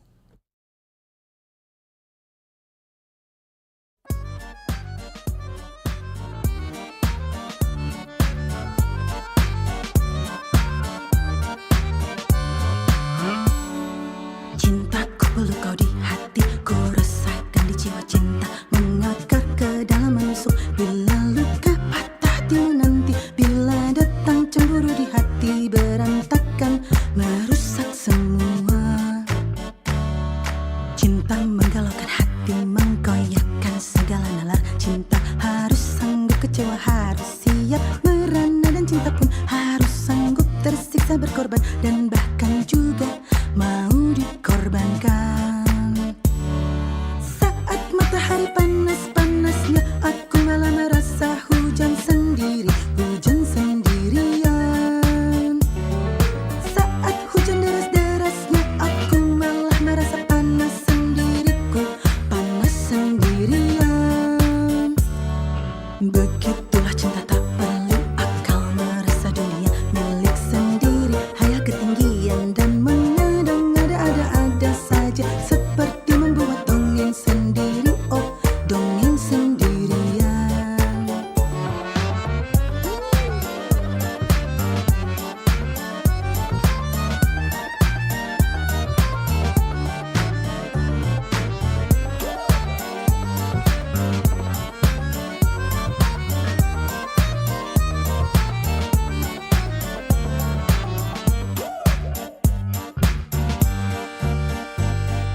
Cinta menggalaukan hati, menggoyahkan segala nalar. Cinta harus sanggup kecewa, harus siap merana, dan cinta pun harus sanggup tersiksa, berkorban dan bahkan juga mau dikorbankan.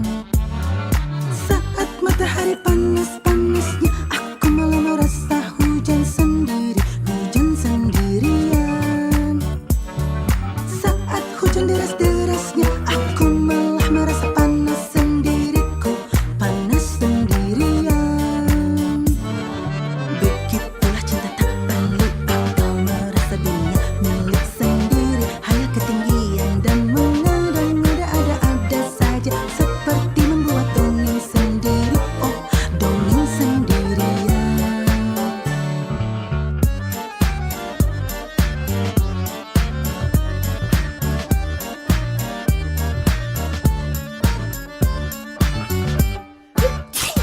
Sering kan mendengar suara bersin? Ada yang singkat, ada pula yang sampai berkali-kali dalam durasi tertentu. Namun, Anda perlu tahu, ada bersin yang tercatat dalam Guinness Book of World Record sebagai bersin terpanjang.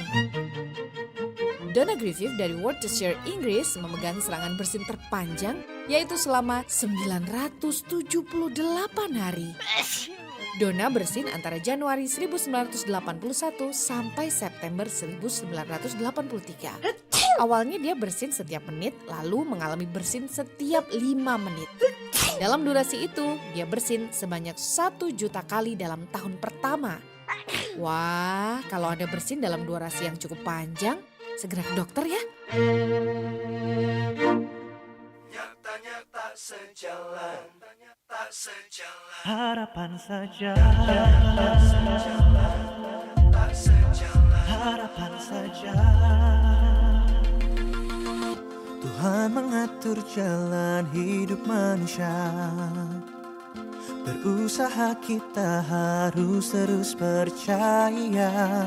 Keinginan hati terus aku kejar. Nyatanya tak sejalan, nyatanya tak sejalan. Ku yakin kaulah yang membuatku bahagia. Kadangkala yang lain tak dapat ku percaya. Keinginan hati terus aku kejar. Nyatanya tak sejalan, nyatanya tak sejalan, nyatanya tak sejalan. Oh, ingin bersama denganmu selamanya, namun nyatanya kau dengannya. Harapan kini hanyalah harapan saja, harapan saja. Oh, ku yakin kaulah yang membuatku bahagia.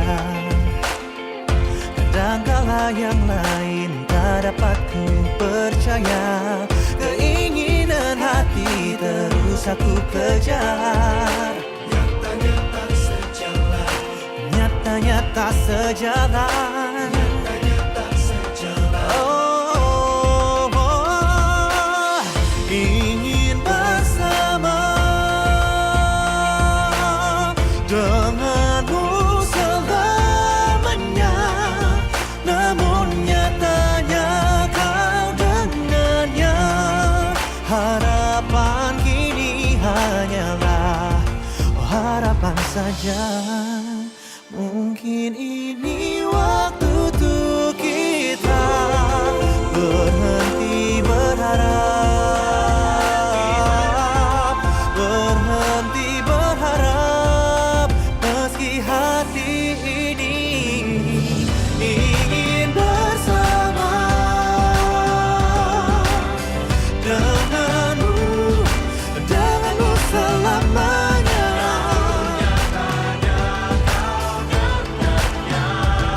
Semua hanyalah harapan saja. Ingin bersama denganmu selamanya. Nyatanya tak sejalan, nyatanya tak sejalan. Harapan kini hanyalah harapan ini tak sejalan. Harapan ini hanyalah harapan saja, harapan saja. Semua tak sejalan.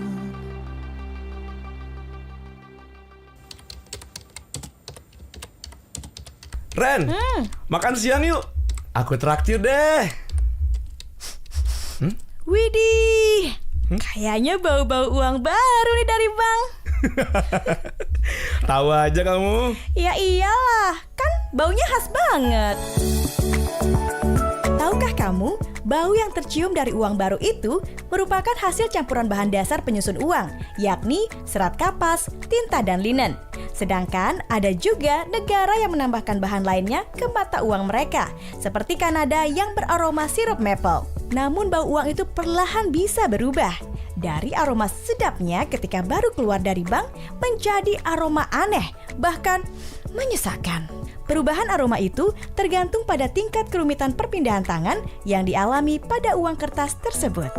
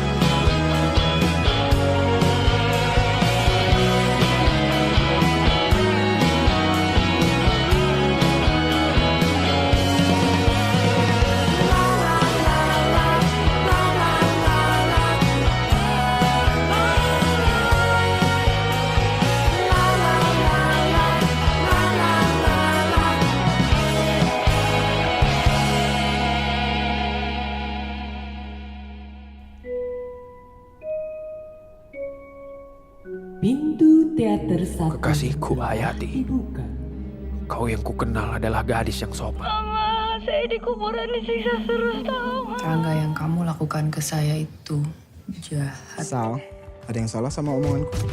Ayo ngaku, siapa yang sering banget nonton di bioskop? Kalau iya, kamu tahu gak sih bioskop pertama di Indonesia? Ternyata nih ya, jauh sebelum Indonesia merdeka, bioskop sudah muncul di Batavia, tepatnya di lapangan Pasar Gambir yang kini dikenal dengan Monas dan berdiri pada tanggal 5 Desember tahun 1900. Film yang diputar saat itu adalah Gambar Hidup, yaitu dokumenter pasangan Raja dan Ratu Belanda. Pemutaran film tersebut sebagai awal mula berkembangnya bioskop di Indonesia. Baik pendengar, berkatakan bioskop pertama, kita lanjut dulu ke informasi dunia film Indonesia. Film animasi Indonesia berjudul Jumbo sukses mencetak rekor sebagai film terlaris dengan 10 juta penonton. Keberhasilan ini semakin membanggakan karena film tersebut kini resmi tayang di luar negeri. Kabar gembira ini diumumkan langsung oleh akun Instagram resmi @jumbofilm.id pada hari Kamis tanggal 5 Juni yang lalu. Tim produksi menyampaikan bahwa petualangan Don dan teman-temannya kini hadir untuk menonton lintas negara. Film Jumbo telah dikonfirmasi tayang secara resmi di 4 negara, yaitu Rusia, Belarus, Uzbekistan, dan Kyrgyzstan. Negara-negara ini mewakili kawasan Eropa Timur dan Asia Tengah dalam distribusi film animasi tersebut. Tim produksi mengungkapkan rasa haru karena cerita tentang persahabatan dan mimpi masa kecil ini dapat diterima luas. Tim produksi Jumbo juga disambut baik oleh penonton internasional, sama halnya seperti di Indonesia. Dan juga pendengar, warganet penasaran mengenai versi dubbing dan soundtrack yang digunakan dalam versi internasional film Jumbo tersebut. Meski belum semua negara diumumkan, film ini ditargetkan tayang di total 17 negara.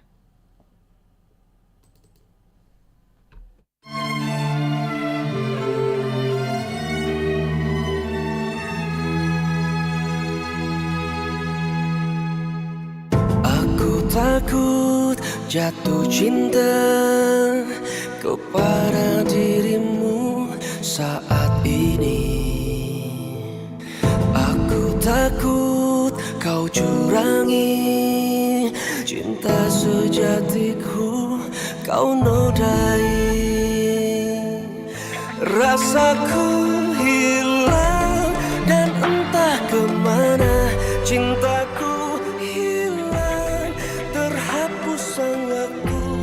Meskinya kau tak permainkan aku, rasaku hilang dan entah kemana cintaku hilang, hilang karenamu. Haruskah ku mengulang kisah ini? Aku takut jatuh cinta kepada dirimu saat ini.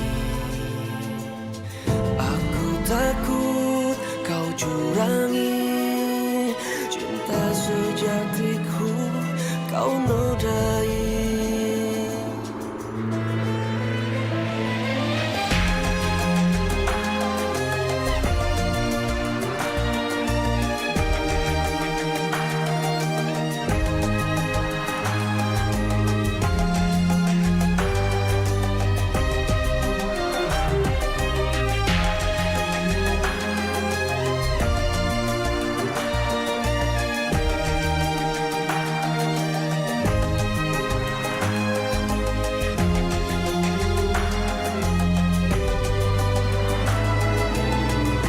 Rasaku hilang dan entah kemana cintaku hilang, terhapus sang waktu.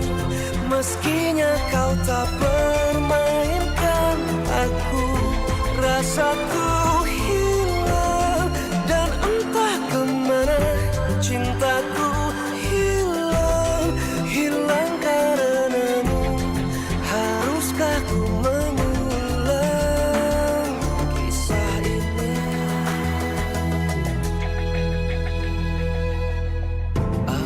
takut jatuh cinta kepada dirimu saat ini.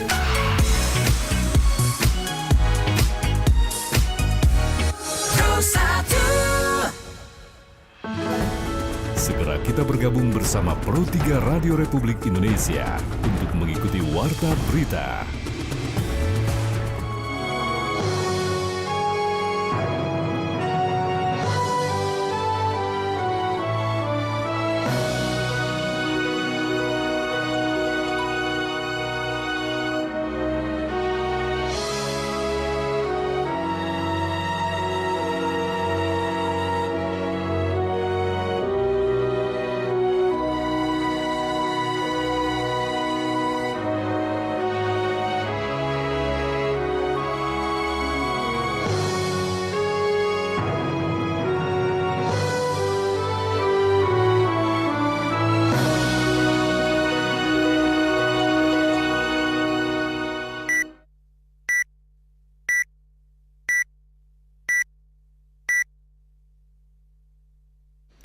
pukul 7 waktu Indonesia Barat.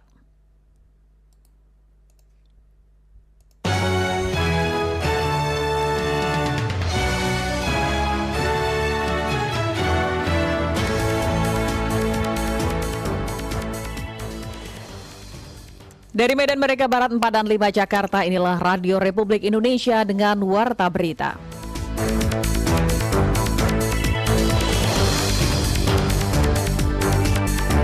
Pertanyaannya adalah, apakah ketika kasino itu dilegalkan, ini memang akan seefektif itu membawa pemasukan untuk negara? Kalau kita legalkan yang namanya judi kasino, kalau kita legalkan judi kasino, hutang Indonesia lunas. Yang kita kunjungi itu adalah yang berproduksi. Pencemaran itu kan berarti ada berproduksi. Yang lainnya itu belum berproduksi.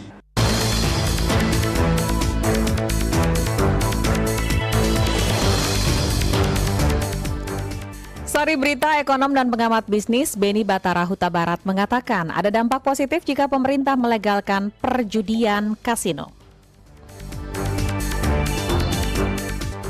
Dalam merespon viralnya video pencemaran lingkungan akibat aktivitas tambang, pemerintah lakukan inspeksi ke PT Gag Nikel di Raja Ampat. Otorita IKN mulai menyusun bentuk pemerintah daerah khusus untuk ibu kota baru. Inilah Warta Berita selengkapnya Minggu 8 Juni 2025 bersama saya Risti Rustarto.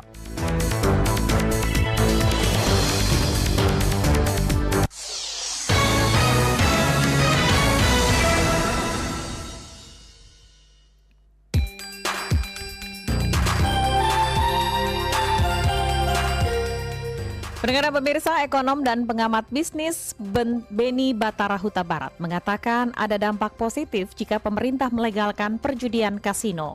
Jika uang tersebut bisa dikelola dalam penerimaan negara, maka pendapatan tersebut bisa untuk melunaskan hutang Indonesia. Kita simak laporan lengkapnya disampaikan oleh Hairul Umam berikut ini.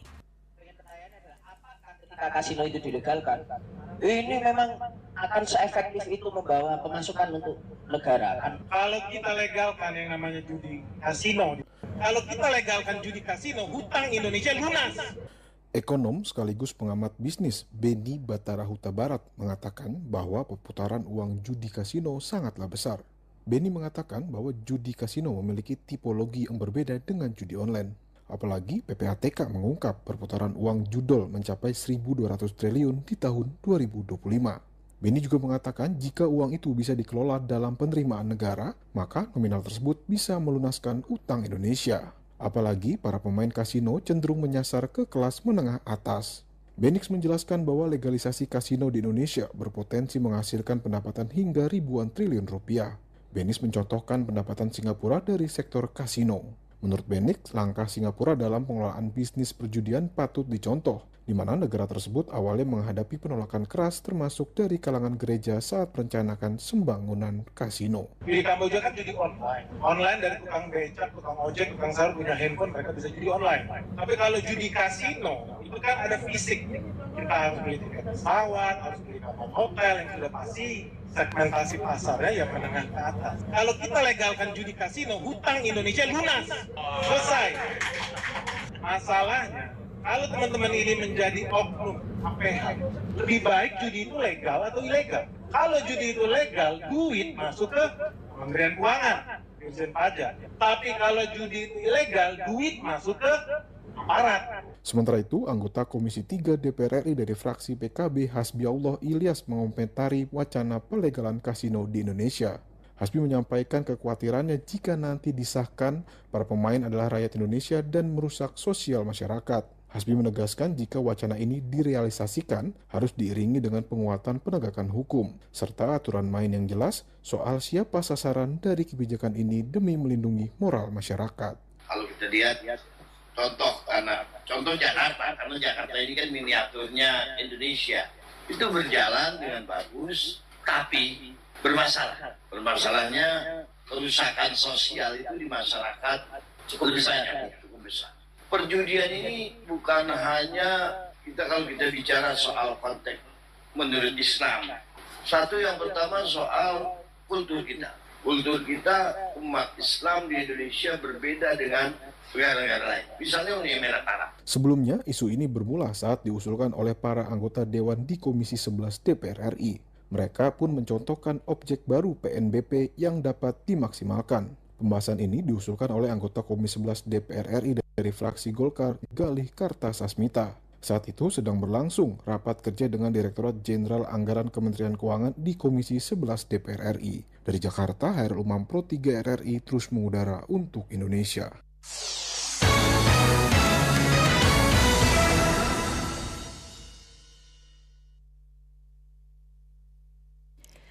Dalam respon viralnya video pencemaran lingkungan akibat aktivitas tambang, pemerintah melakukan inspeksi ke PT GAG Nikel yang berada di Papua. Selengkapnya kita simak laporan dari Putra Purba berikut ini.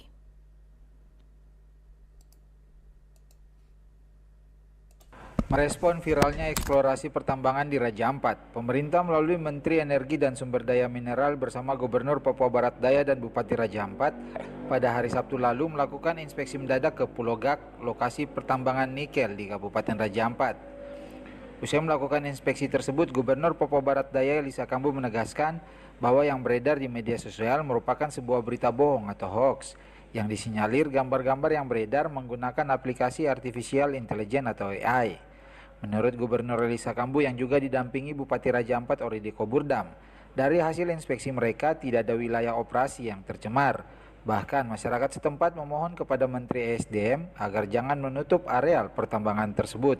Di video yang lalu itu kan laut itu ada coklat ya, tapi tadi kita di sana biru. Terus informasi Penemo itu kan jauh dari GAK, dan di GAK itu tambang di sana cukup bagus kerjanya, yang sudah eksplorasi, sudah direboisasi sampai reklamasi juga. Kewajiban itu sudah dipenuhi. Nah, dan sampai di pelabuhan pemuatan itu juga itu airnya biru semua.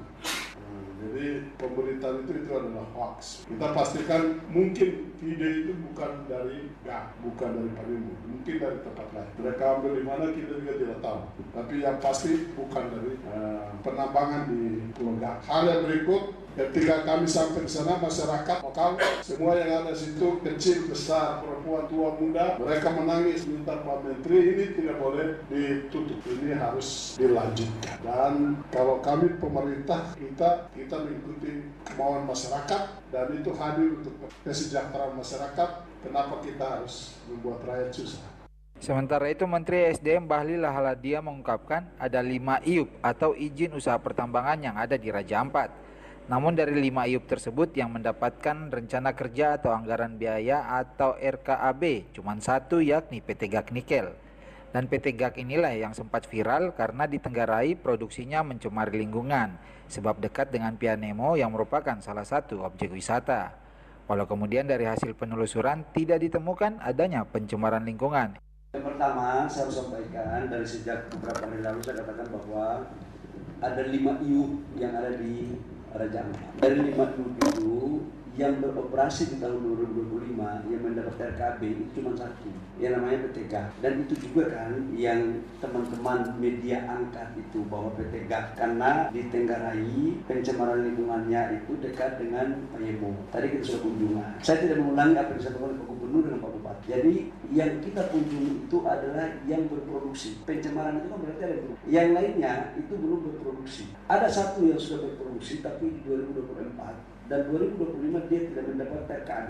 Artinya dari 5 perusahaan itu yang berproduksi hanya satu. Selanjutnya, kata Menteri SDM, pihaknya akan melakukan rapat koordinasi dengan kementerian terkait, yakni Kementerian Lingkungan Hidup, untuk mendapatkan informasi lebih dalam terkait kerusakan lingkungan.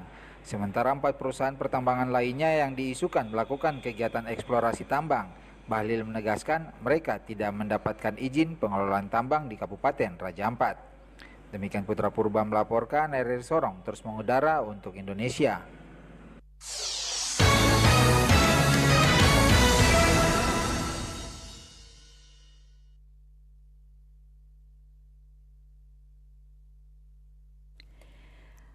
Kita beralih ke informasi lain. Kali ini Otorita IKN mulai menyusun bentuk pemerintahan daerah khusus untuk ibu kota baru. Selengkapnya akan disampaikan dari IKN oleh Maya Rohani.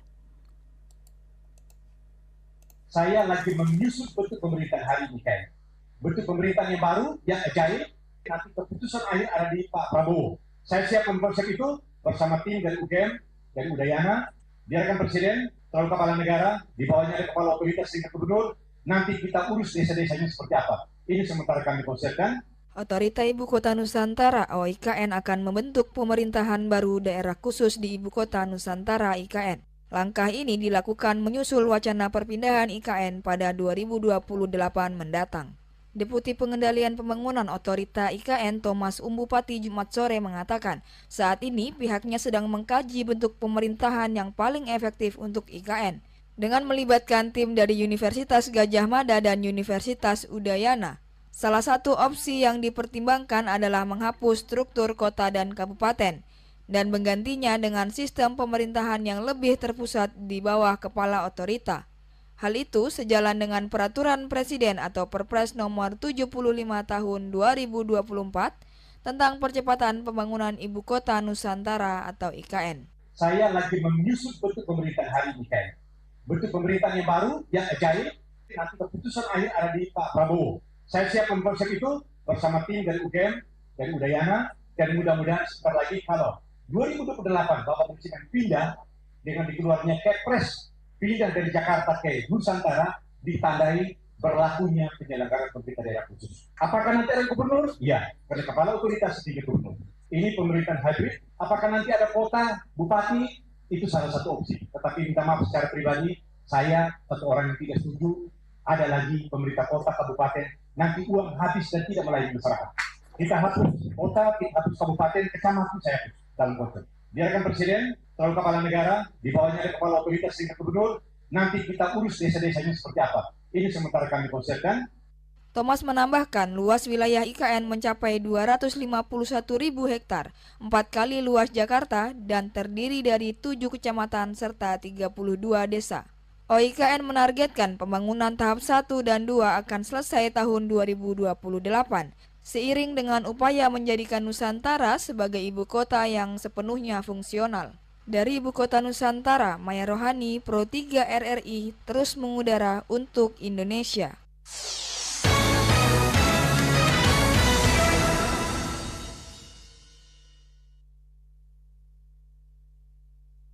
Dari IKN kita menuju ke Kementerian Sosial yang kini membuka posko pengungsian bagi penyintas kebakaran di kawasan Duta Harapan Indah 7 RT 07 RW 02 Kelurahan Kapuk Muara. Sementara polisi masih melakukan penyelidikan terkait penyebab kebakaran yang mengakibatkan 485 rumah. Rian Suryadi melaporkan langsung.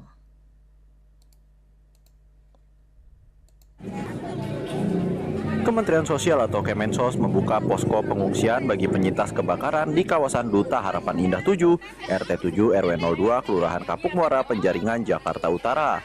Posko ini untuk memberikan trauma healing kepada para korban kebakaran hebat di Jakarta Utara ini.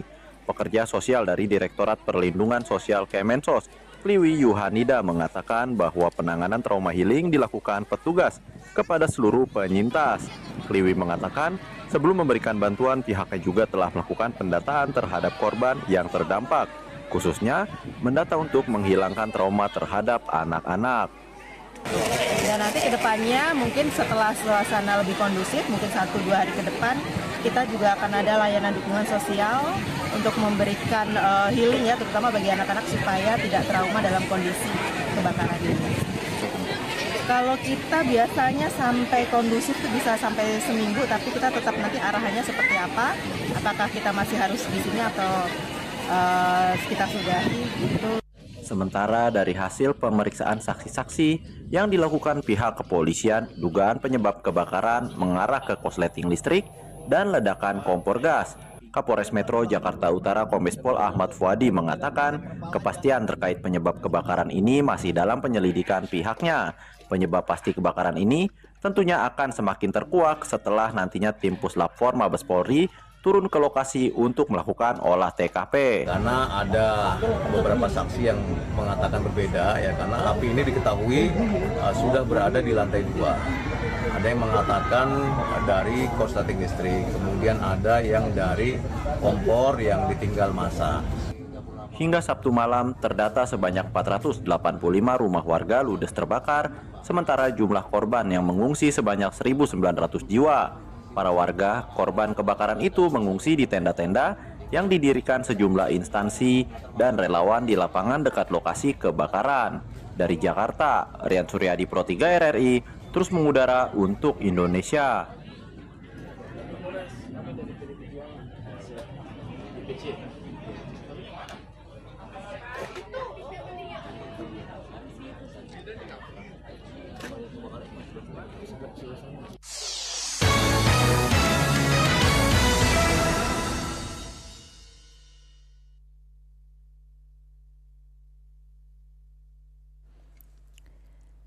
Kita ke informasi terkait pelaku usaha mikro kecil dan menengah UMKM di Kota Medan yang ternyata kecewa dengan keputusan pemerintah membatalkan rencana kebijakan diskon tarif listrik sebesar 50% pada bulan Juni dan Juli 2025. Kami hadirkan informasinya langsung dari Medan bersama Anggi Larasati.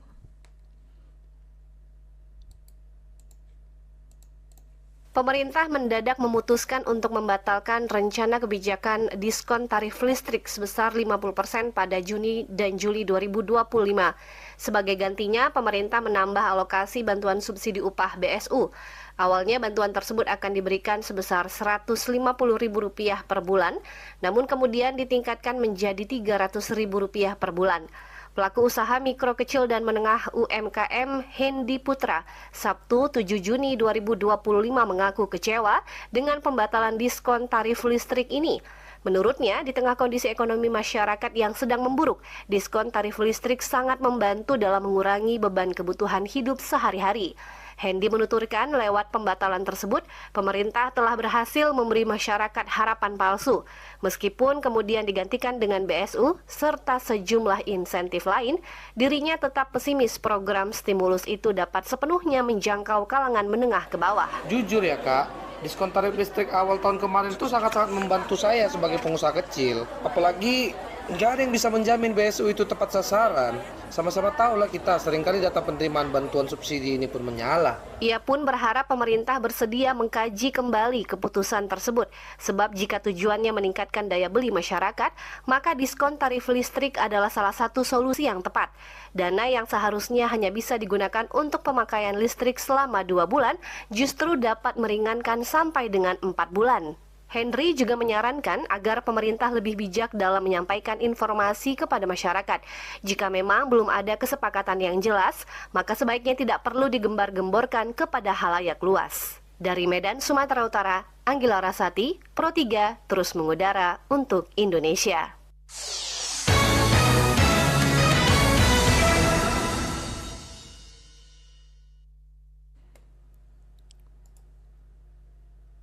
Dalam mendukung swasembada pangan, panennya jagung di Kota Tuban mencapai 28.000 ton di lahan seluas 440 hektar. Anda ingin tahu seperti apa kegiatan ini berlangsung? Kita simak laporan dari Surabaya disampaikan oleh Witra Adila. Polres Tuban turut serta selenggarakan kegiatan panen jagung nasional di Dusun Kelampok, Desa Perunggahan Kulon, Kecamatan Semanding. Kapolres Tuban AKBP William Cornelis Tanasale mengatakan, panen ini merupakan bagian dari dukungan Polri terhadap kebijakan nasional mengenai ketahanan pangan dan pertanian berkelanjutan yang tengah dijalankan oleh pemerintah. Kegiatan tersebut termasuk dalam panen jagung nasional tahap kedua yang digelar di Tuban.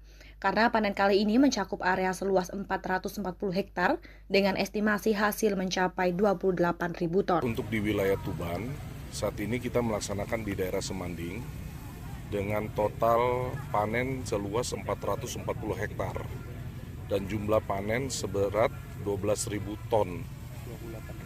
28.000 ton dengan total keseluruhan yang bersama-sama dari Dinas Pertanian dan Dinas Ketahanan Pangan. Khusus untuk wilayah Tuban kita memiliki lahan yang siap dipanen seluas 138.000 hektar.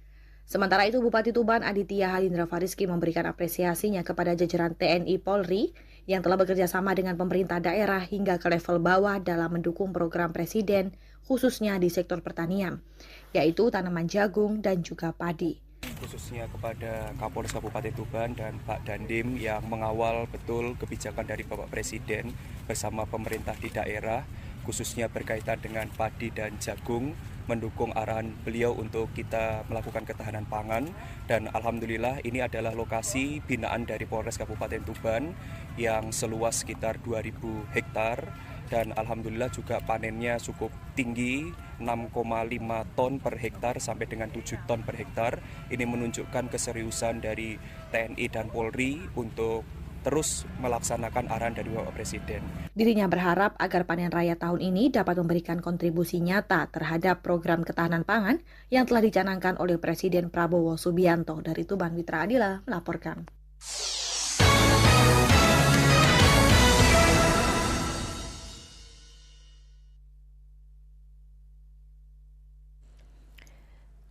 Kita beralih ke informasi dari Menteri Agama Nasaruddin Umar yang membeberkan penyebab masalah pergerakan haji dari Musdalifah ke Mina yang sempat diwarnai keterlambatan proses evakuasi.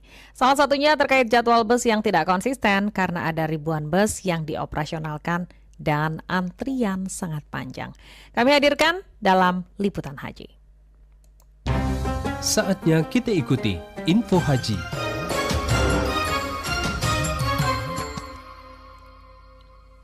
Assalamualaikum warahmatullahi wabarakatuh. Proses pemberangkatan jemaah haji Indonesia dari Musdalifah ke Mina sempat mengalami keterlambatan dari waktu yang ditargetkan. Evakuasi yang seharusnya rampung pukul 9 waktu Arab Saudi baru dinyatakan tuntas pada pukul 9.40 menit waktu Arab Saudi atau mundur 40 menit. Menteri Agama Nasaruddin Umar mengatakan meski mengalami keterlambatan namun ia memastikan seluruh jemaah telah terangkut ke Mina. Minta maaf kalau misalnya ada hal-hal yang mungkin kurang berkenan, karena itu semata-mata disebabkan oleh karena kepadatan lalu lintas antara Arafah, Musdalifah dan Mina. Tetapi secara umum dan tidak ada satupun yang terlantar, semua jamaah diangkut dari hotel kecuali yang memang dibadalkan karena di rumah sakit. Semua orang yang di Arafah itu diangkut, walaupun diantaranya ada yang safari wukuf, diantar ke Mina, ya. Kemudian mampir sebentar di Musdalifah. Dari Musdalifah nanti itu diantar lagi ke Mina.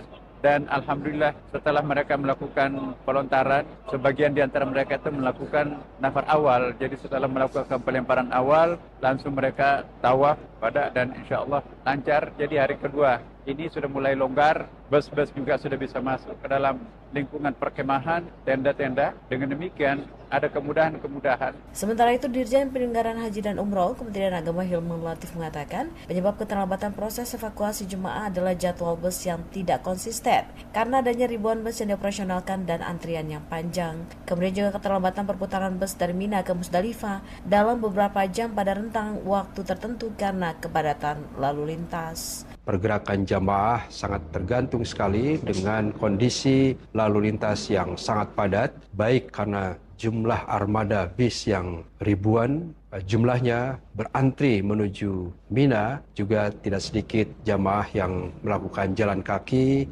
di lokasi Mina, sehingga pergerakan menjadi lebih lambat. Sementara itu, sebagian jamaah Indonesia yang pergerakannya sudah dilakukan lebih awal menuju Musdalifah, tentu juga sudah tinggal mabit cukup lama, sampai 5 atau 6 jam, dan karena itu mereka juga mengharapkan pergerakan ke Mina menjadi lebih awal. Untuk diketahui setelah proses wukuf di Arafah dilakukan, jemaah mulai melakukan mabit atau bermalam di Musdalifah. Jemaah kemudian bergeser untuk bermalam di Mina dan melakukan 4 jumrah di Jamarot yang telah berlangsung pada tanggal 10 Zulhijjah 1446 Hijriah atau bertepatan dengan tanggal 6 Juni 2025. Pada saat itu seluruh umat muslim dari berbagai dunia yang tengah mengikuti ibadah haji melempar jumroh Aqobah. Tahapan melempar jumroh berlanjut pada tanggal 11, 12 dan 13 Zulhijjah atau 7, 8 dan 9 Juni 2025 yang biasa dikenal dengan Hari Tasyrik. Pada momen ini setiap harinya jemaah haji akan melempar jumrah ula, wusta dan aqobah secara berurutan. Dari Mekah, Arab Saudi, Rini Hairani, Pro 3 RRI terus mengudara untuk Indonesia. Demikian telah kita ikuti Info Haji.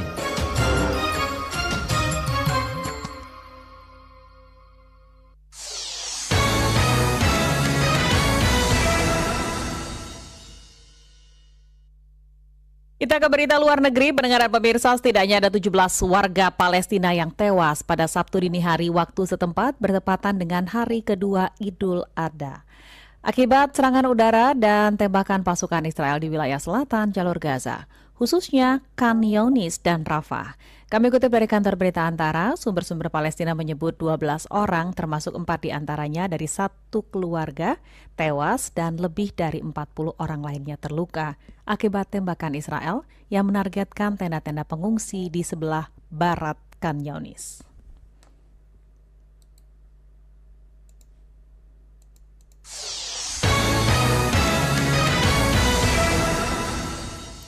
Sementara dari dunia olahraga, setelah berupaya sekuat tenaga, pebulu tangkis ganda putra Indonesia Fajar Alfian dan Muhammad Rian Ardianto belum bisa menciptakan All Indonesian Final di Indonesia Open 2025.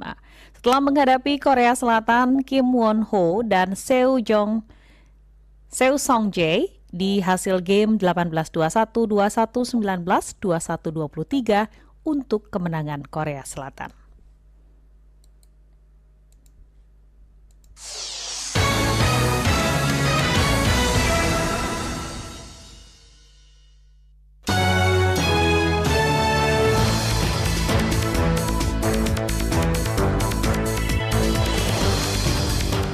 Demikian Warta Berita pagi ini, tetap di Indonesia Menyapa Pagi. Kami akan terus menghadirkan sejumlah perbincangan dan juga topik-topik menarik lain. Dan Anda bisa mengikuti informasi resmi melalui www.rri.co.id dan juga melalui media sosial terverifikasi @RRI Programatika. Saya Risti Rustarto, selamat pagi, selamat beraktivitas.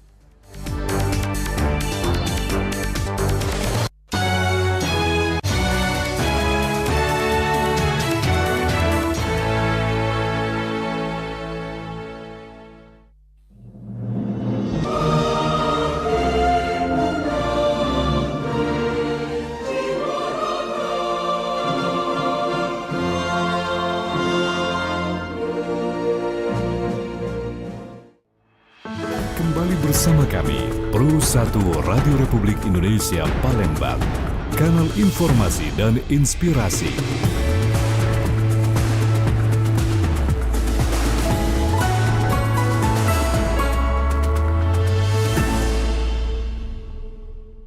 Kanal informasi dan inspirasi 92,4 FM Pro 1 RRI Palembang.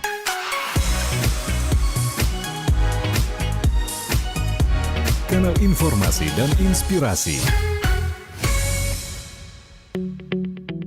RRI Digital dengan tampilan baru, berbagai konten kolaborasi dari berbagai program nasional, termasuk siaran visual langsung, siaran radio langsung, daftar putar musik, podcast, berita video, dan berbagai fitur interaksi pengguna dalam permainan. Berbagai konten menarik seperti suka, komentar, dan berbagi, serta obrolan langsung dengan penyiar dan pengguna. Pesan langsung dan fasilitas obrolan pribadi antara pengguna aplikasi juga tersedia. RRI Digital tersedia di Google Store dan App Store. RRI Digital.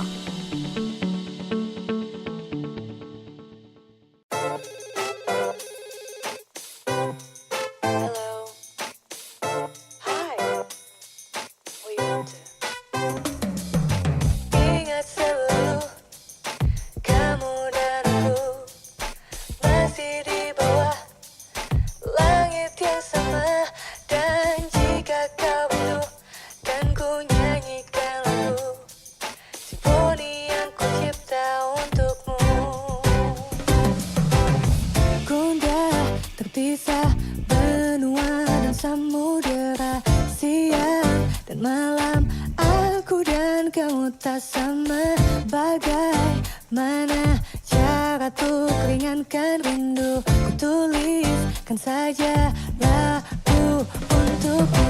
Ingat selalu kamu dan aku masih di bawah langit yang sama.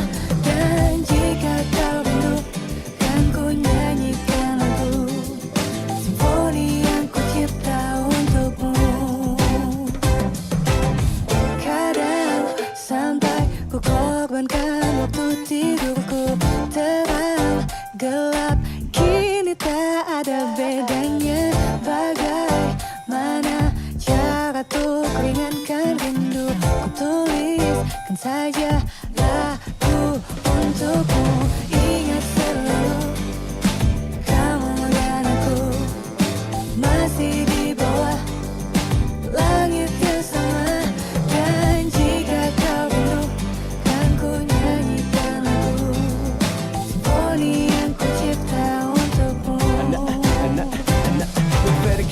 within you. I'm trying to win you. Under the stars and clouds, yes, it's always been you.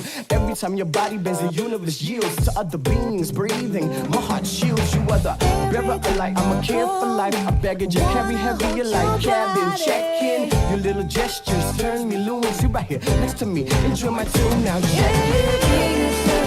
And we go. And we go. Masih di bawah langit bersama. Dan jika kau belum, kan ku nyanyikan lagu. Poni yang ku cipta untukmu. Ingat selalu kamu dan aku. Masih di bawah langit yang sama. Dan jika kau belum, kan ku nyanyikan lagu. Poni yang ku cipta untukmu.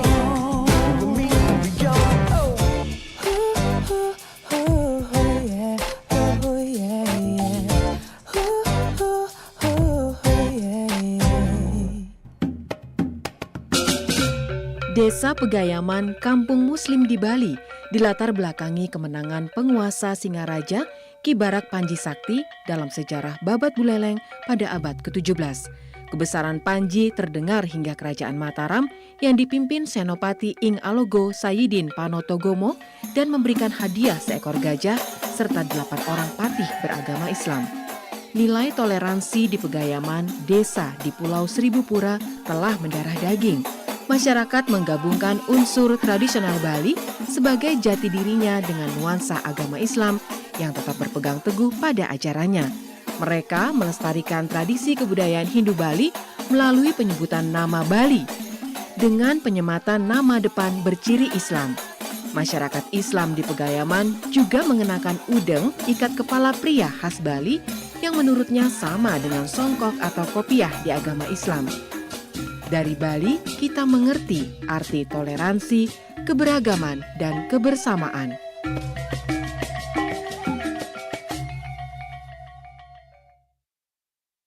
Kan selalu ku rasa hadirmu antara ada dan tiada.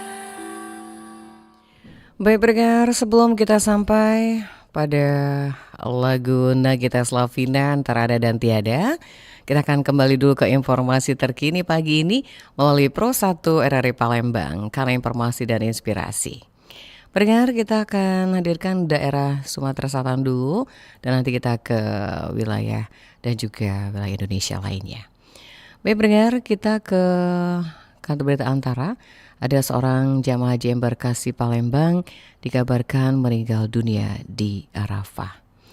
Nah, pendengar Pro 1 di mana-mana berada, satu haji kloter 5 embarkasi Palembang asal Kabupaten Ogan Komering Ulu, Oku Timur, Sumatera Selatan, ini dirawat di ACE Arafah Hospital Arab Saudi, meninggal dunia setelah dirawat. Dan juga petugas haji kloter 5 embarkasi mengatakan dalam keterangan tertulisnya, Pak Imin meninggal pada hari Jumat tanggal 6 Juni 2025 pada pukul 12.23 waktu Arab Saudi.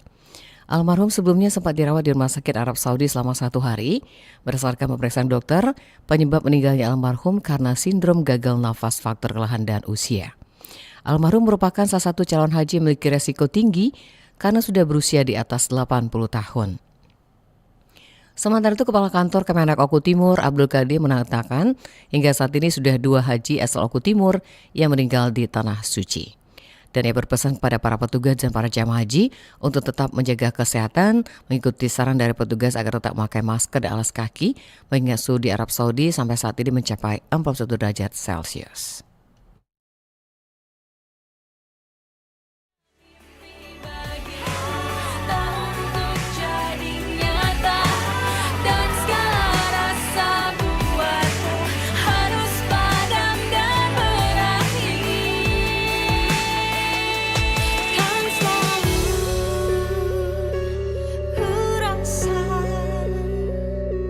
Hadirmu antara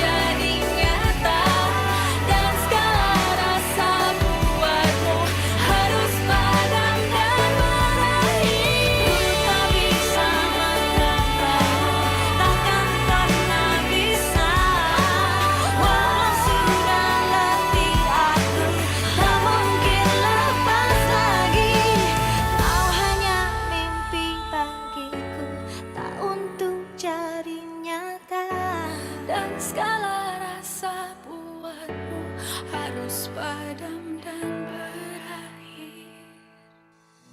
Tahukah kamu siapa dokter perempuan pertama di Indonesia?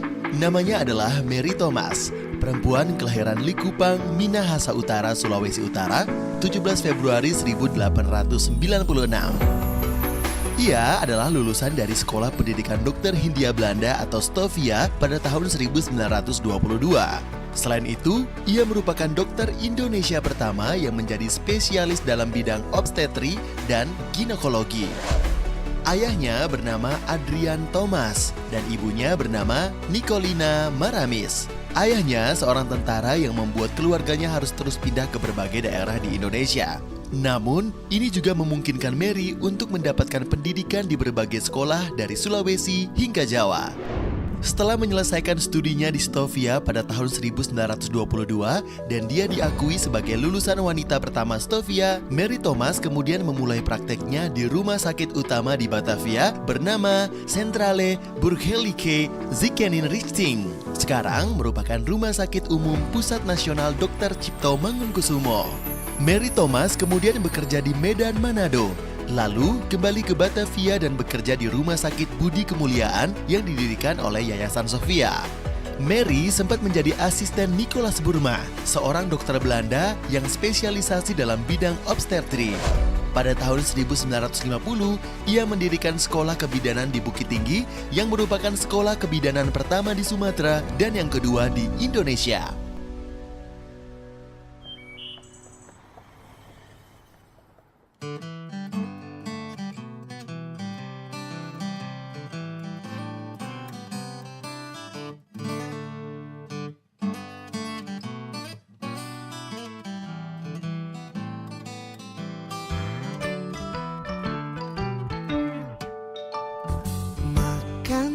Resto terenak, membaca di sudut paling tenang, menonton pertunjukan musik, telusuri jalanan dari malam hingga pagi. Kita pernah lama bersama, semua titik di kota ini adalah kita. Walau kau putuskan untuk pergi, cerita kita tetapkan abadi. Percayalah sayang, berpisah itu mudah. Tak ada kamu di hidupku, aku mampu. Namun menghapuskan semua kenangan kita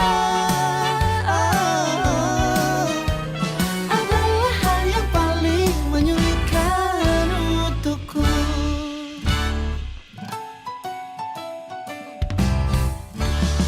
Simpan baju kesayangan, tutup album fotoku rapat-rapat, buang buku-buku puisi, mengganti semua dekorasi.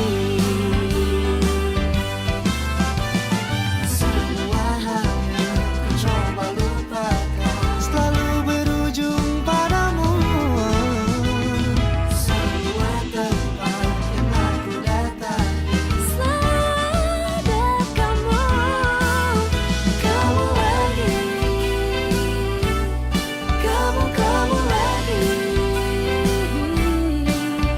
kamu lagi. Percayalah sayang, berpisah itu mudah.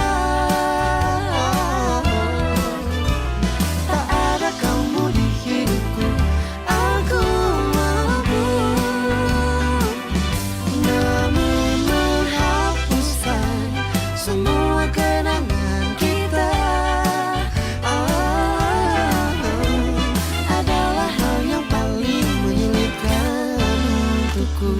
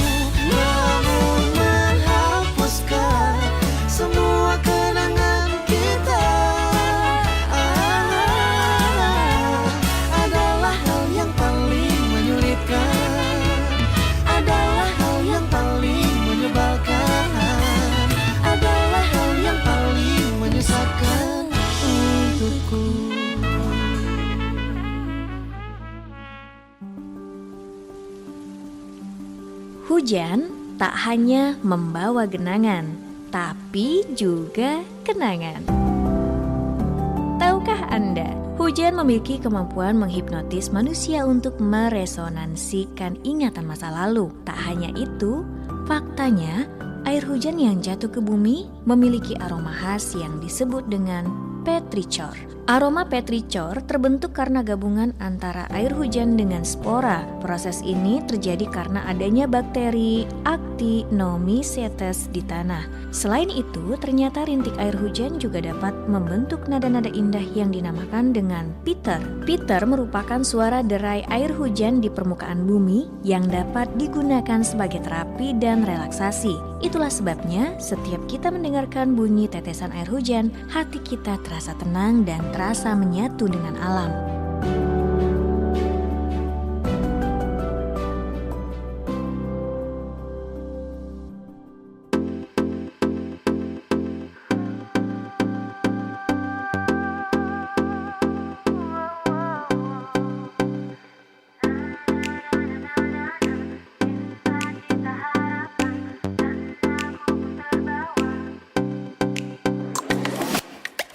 Mungkin hanya jiwa yang tak terjaga jua dalam doa, hingga hilaf menyentuh terasa bergetar.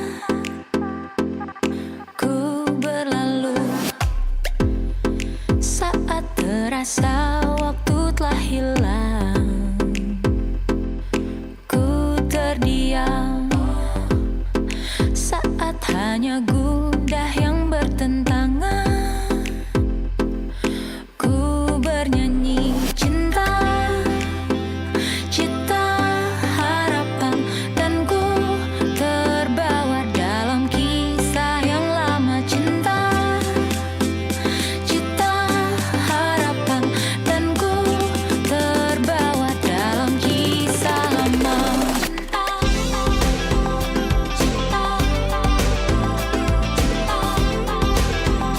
Dalam kisah lama,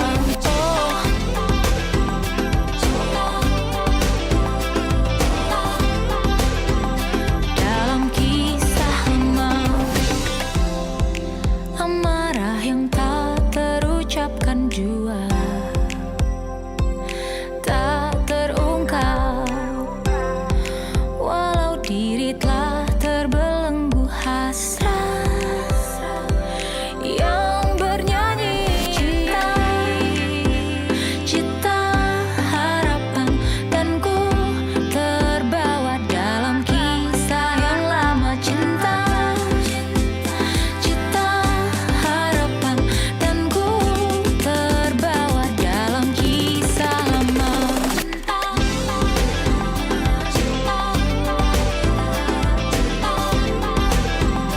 Dalam kisah lama,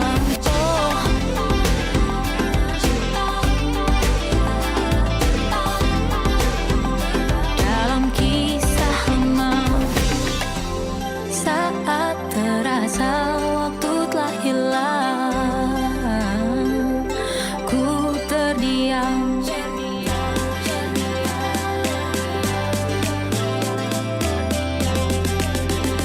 dan ku bernyanyi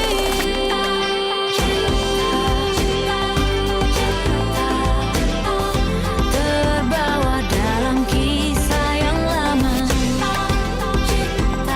Harapan, dan ku terbawa dalam kisah yang lama.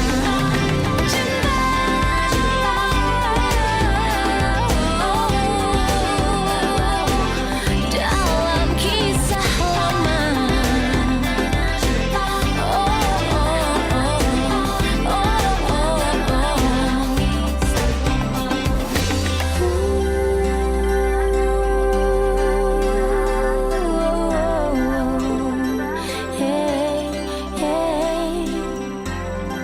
Saat terasa waktu telah hilang, ku terdiam.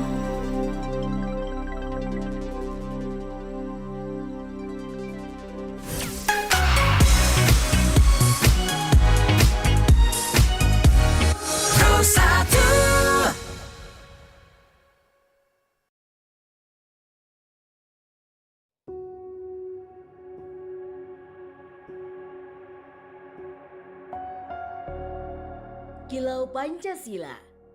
Refleksi dan implementasi Pancasila untuk anak negeri. Saudara dan saudari semua, wajar jika ada yang mempertanyakan apa sebetulnya pentingnya kita kembali membahas Pancasila di zaman ini, di zaman reformasi ini. Apakah ada dampaknya kita membicarakan Pancasila dalam rangka penyelesaian berbagai masalah kebangsaan kita? Tentu saya harus merenung dengan sangat dalam untuk menemukan jawaban atas pertanyaan seperti ini.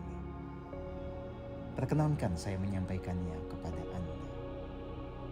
Saudara dan saudari yang saya kasihi, sila kedua Pancasila berbunyi kemanusiaan yang adil dan beradab. Simbolnya adalah rantai yang menyatukan banyak sekali mata rantai. Apa artinya?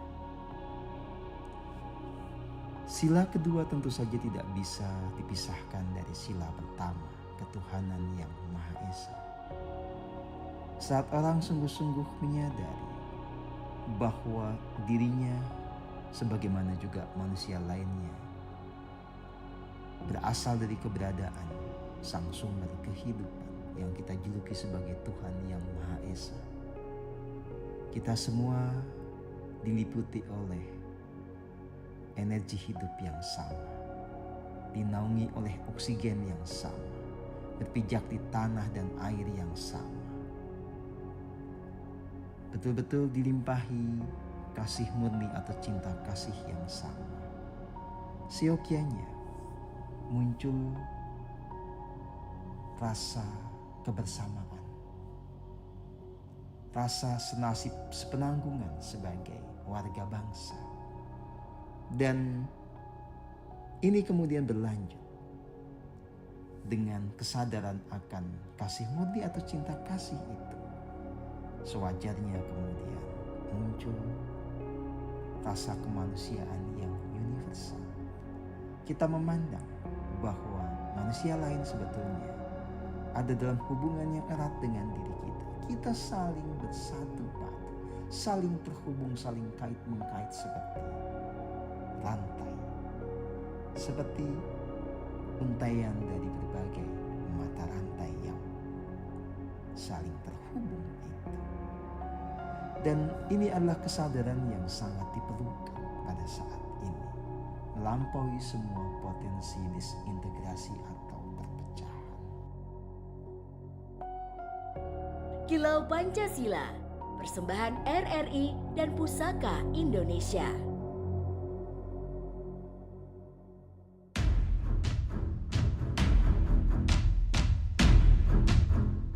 Jadi, kamu sudah tahu misi kita?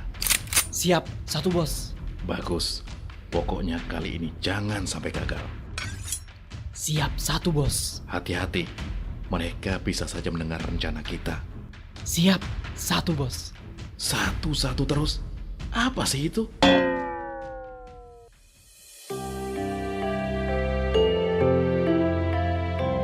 Satu untuk tanah air yang sama, satu untuk bangsa Indonesia, satu untuk bahasa persatuan kita. Kita Indonesia, kita Pancasila.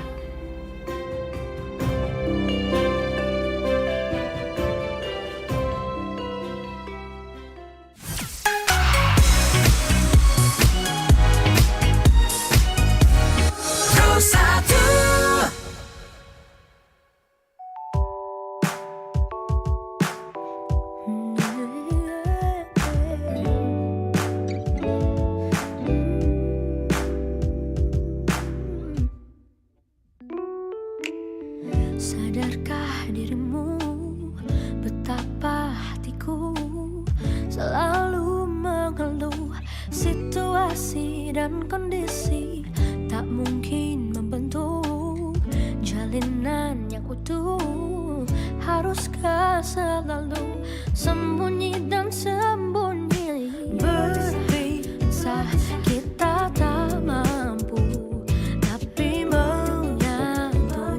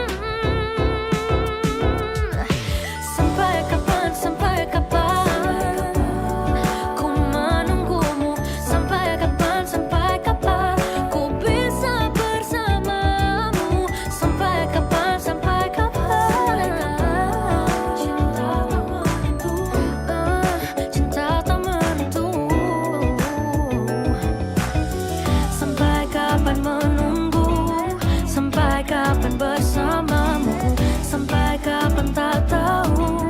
Cinta ini tak tentu.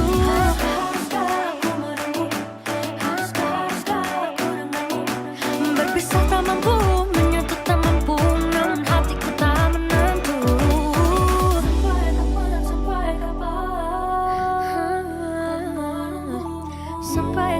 Sampai kapan ku bisa bersamamu.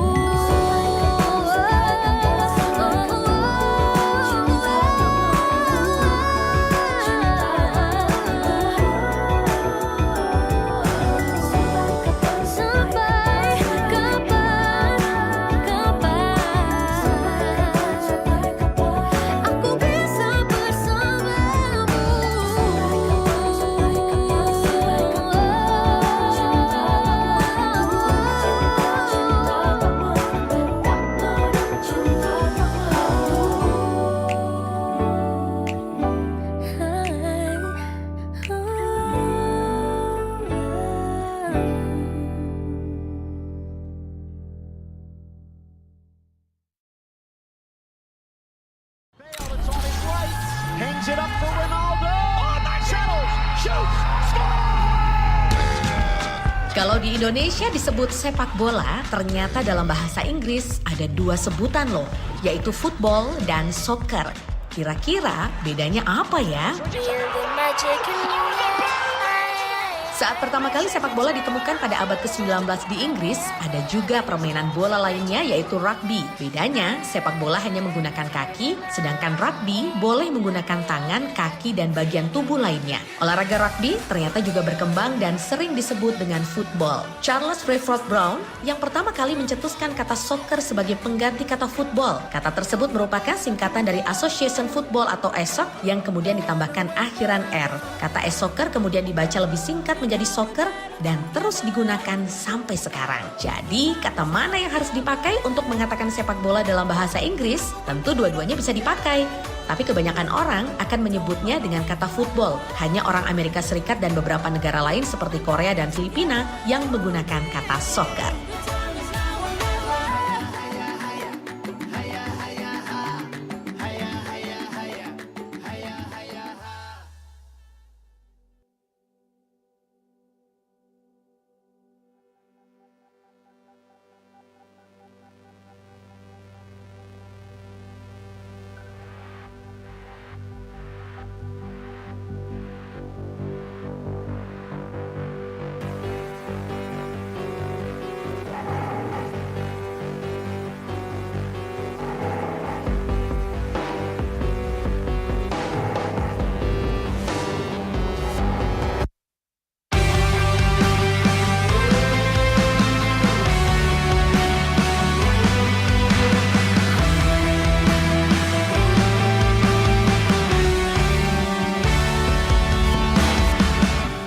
Daun-daun yang berjatuhan,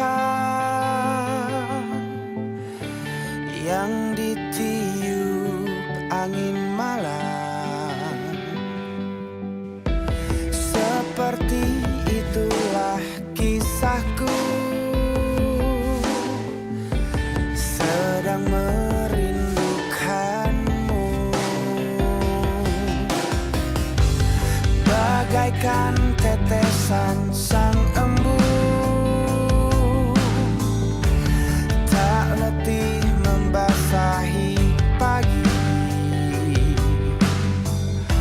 seperti itulah kasihku, kau selalu di hati.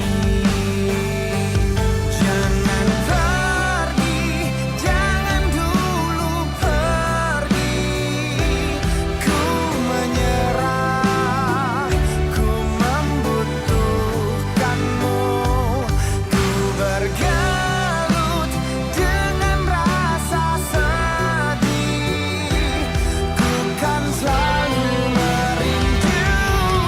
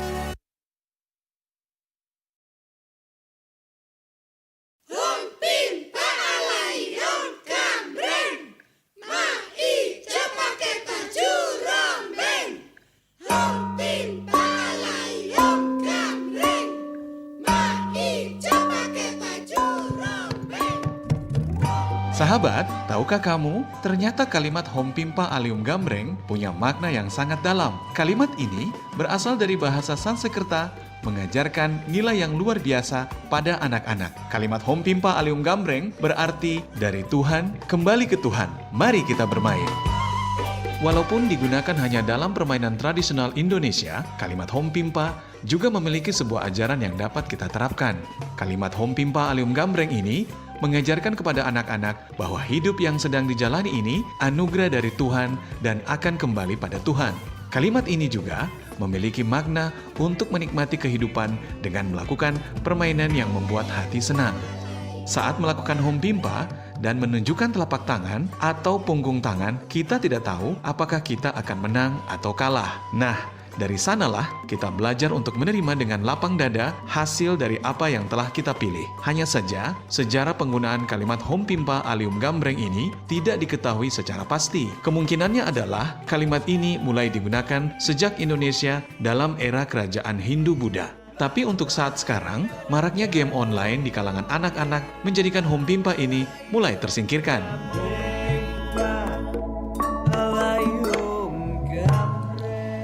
Pendengar, tanggal 8 Juni hari ini banyak sekali yang peringatan untuk kita kenang bersama ya. Tadi sudah kita awali ketika menjelang pukul 7 tadi kita informasikan bahwa tanggal 8 Juni bertepatan dengan lahirnya pahlawan Patimura. Nah, pendengar, ada 7 peringatan penting dirayakan secara nasional dan internasional di tanggal 8 Juni hari ini. Mulai dari hari kelahiran Presiden Soeharto, Hari Laut Sedunia, Hari Boneka, Hari Sahabat, Hari Internasional untuk Gajah di Kebun Binatang, dan juga Hari Masjid di Depan Umum Sedunia dan Hari Tumor Otak Sedunia. Yang pertama, pendengar, di Indonesia, tanggal 8 Juni diperingati juga sebagai Hari Kelahiran Presiden Soeharto setiap tahunnya. Presiden kedua Indonesia ini lahir di Yogyakarta 8 Juni tahun 1921. Kemudian berikutnya Hari Laut Sedunia atau World Ocean Day juga diperingati pada tanggal 8 Juni hari ini. Peringatan ini merupakan momen penting untuk mengingatkan pentingnya melindungi sumber daya laut agar bisa terus digunakan secara berkelanjutan.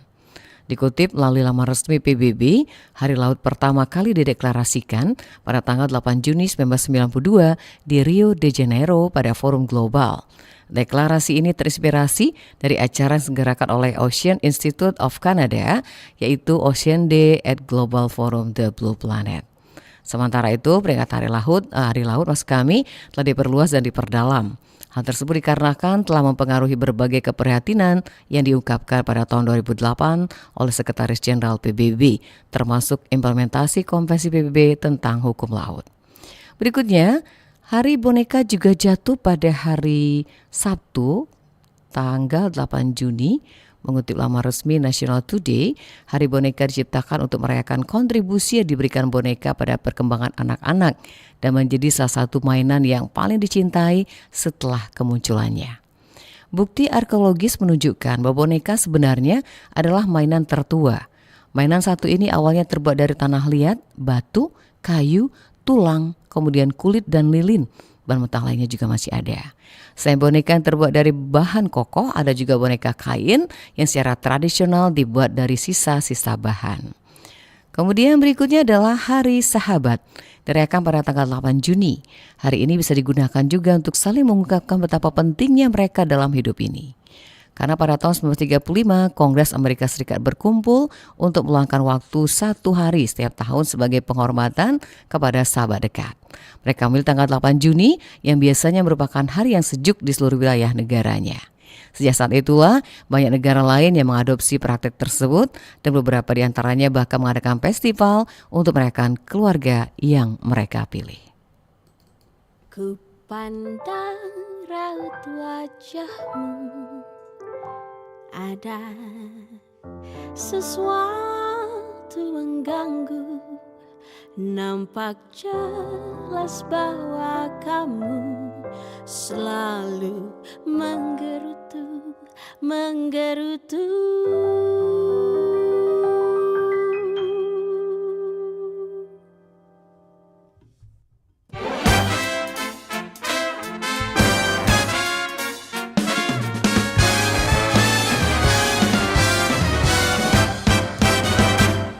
Ku pandang raut wajahmu, ada sesuatu mengganggu.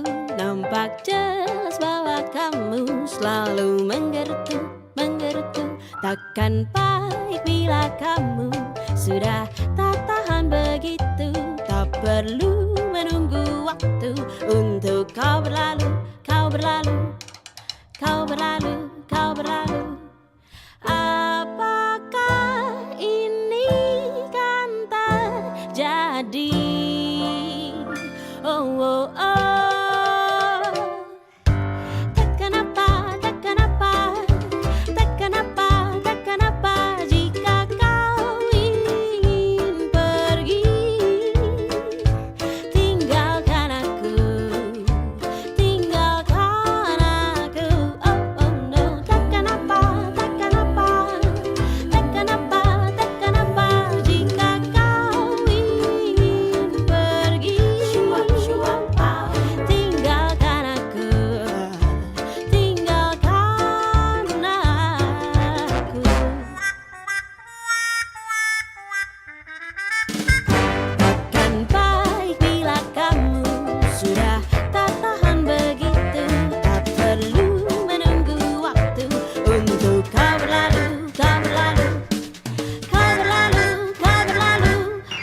Apakah ini kan terjadi?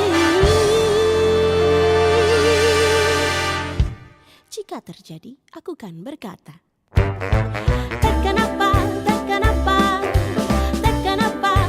apa jika kau ingin pergi? Tinggalkan aku. Oh no. Takkan apa jika kau ingin pergi? Tinggalkan aku.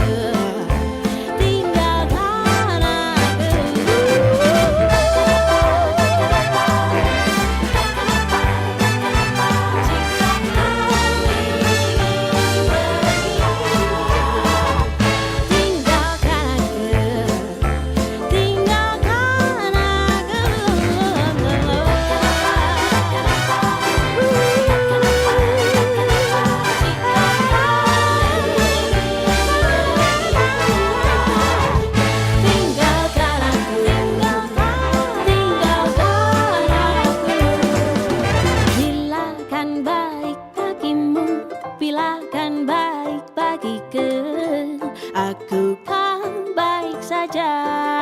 Oh, bila kan baik bagimu, kelak kan baik bagiku. Tak apakan aku cinta.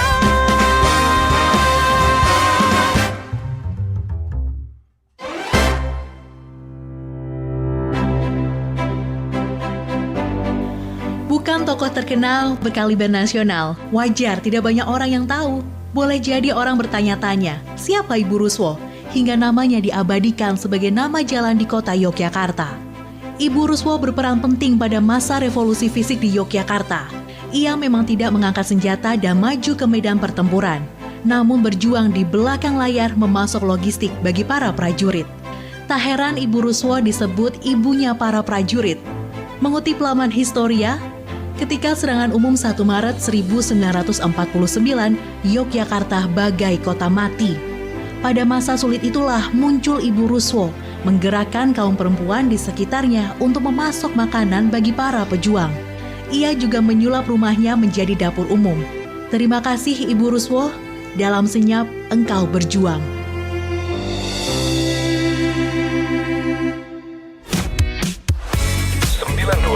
FM Pro 1 RRI Palembang, kanal informasi dan inspirasi.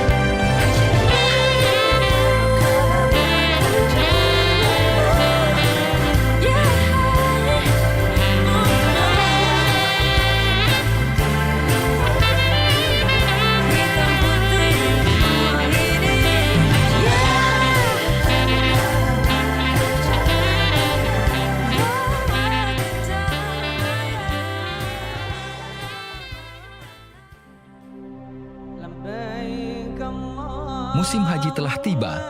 Semua mata umat muslim tertuju ke tanah suci Mekah dan Madinah.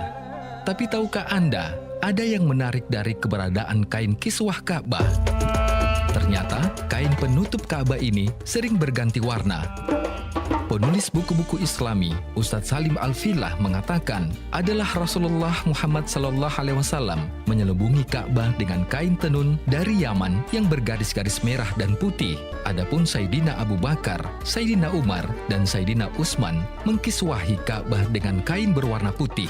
Ketika Sayyidina Abdullah ibnu Az-Zubair dibaiat sebagai khalifah di Hijaz, beliau menyelubungi Ka'bah dengan kain brokat berwarna merah di tahun 64 Hijriah. Di masa Daulah Abbasiyah, Ka'bah pernah dikiswahi dengan kain berwarna putih, pernah pula dengan warna merah.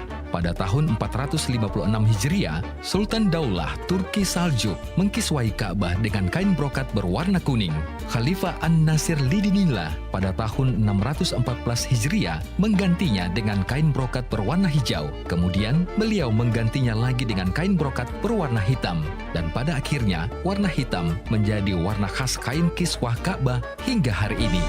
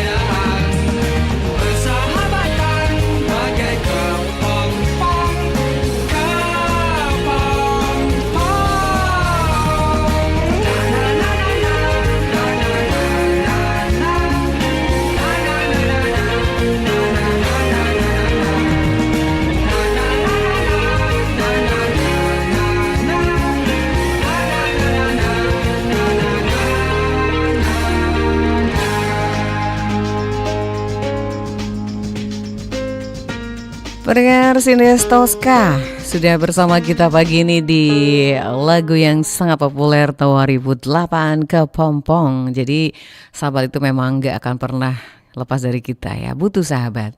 Yang pasti sahabat sejati dimanapun kondisi kita tetap bersama dalam suka dan duka. Baik pendengar, kita lanjut informasi berikutnya.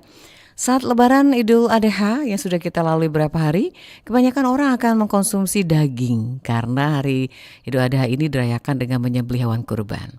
Kegiatan penyembelihan ini dilakukan di masjid dan dagingnya diberikan kepada mereka yang membutuhkan. Tidak heran kalau pada Idul Adha banyak masakan yang berbahan daging kambing dan sapi. Nah, selain menyiapkan makanan, kita juga harus menyiapkan minuman pendampingnya. Seperti apakah minuman sehat untuk menurunkan kolesterol saat Lebaran Idul Adha? Nah, dan informasinya pendengar yang kami kutip dari Kementerian Kesehatan. Yang pertama adalah jus semangka. Siapa menyangka kalau jus semangka ini bisa melepaskan dahaga favorit umat manusia, juga menurunkan kolesterol. Buah semangka juga mengandung lycopene yang bisa menurunkan kadar kolesterol jahat dalam darah kita. Yang kedua adalah sari jeruk nipis. Jadi jeruk nipis ini adalah buah yang jarang sekali dimakan langsung karena buah ini memiliki rasa asam yang begitu kuat sehingga banyak orang yang tidak kuat dengan rasa asamnya. Tapi ternyata di balik masamnya rasa jeruk nipis ini punya manfaat yang berkaitan dengan kolesterol tinggi. Kandungan senyawa flavonoid dalam jeruk nipis berkhasiat untuk menurunkan tingkat produksi kolesterol LDL. Berikutnya adalah jus alpukat. Nah, pendengar banyak beranggapan kalau buah yang satu ini punya kadar lemak dan tidak baik untuk kesehatan. Karena kandungan lemak dalam alpukat memang cukup tinggi, sekitar 16%. Tetapi kandungan lemak dalam alpukat ini adalah lemak yang menyehatkan. Karena 63% penyusunannya merupakan asam lemak tidak jenuh yang merupakan gabungan dari asam lemak tidak jenuh tunggal. Berikutnya adalah Anda suka jus tomat? Teruskan ya kebiasaan ini karena baik sekali. Jadi jus tomat ini juga bisa termasuk buah-buahan yang bisa menurunkan kolesterol yang paling ampuh. Kemudian jus apel. Ternyata jus apel ini juga bisa menurunkan kadar kolesterol di dalam tubuh kita. Salah satu khasiat buah apel adalah bisa menurunkan kadar kolesterol LDL. Apel juga berfungsi sebagai sumber serat larut yang juga berkhasiat untuk mencegah arteri mengeras. Apel juga bisa melindungi tubuh kita terhadap resiko serangan jantung dan juga stroke. Nah, pendengar, dari informasi ini mudah-mudahan bermanfaat ya. Ada baiknya kita akan lakukan mulai detik ini karena buah-buahnya sangat mudah kita dapatkan yang ada di sekitar kita.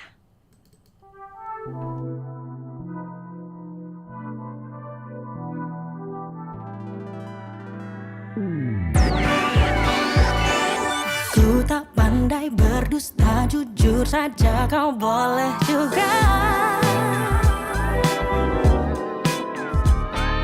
Tak bisa ku pungkiri hati nyaman tiap kau ada. Caramu tersenyum, tertawa dan merangkai canda buatku terpesona.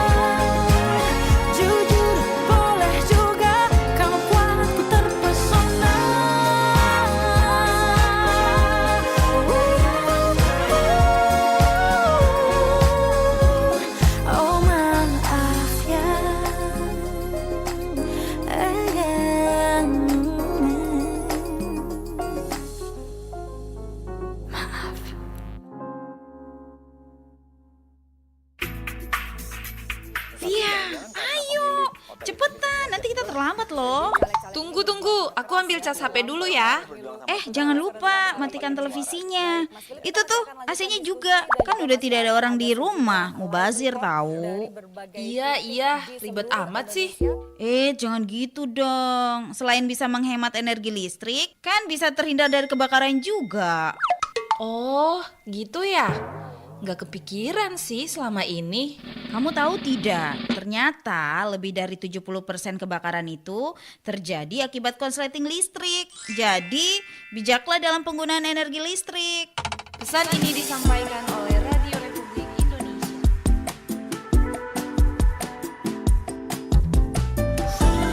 This song is for you.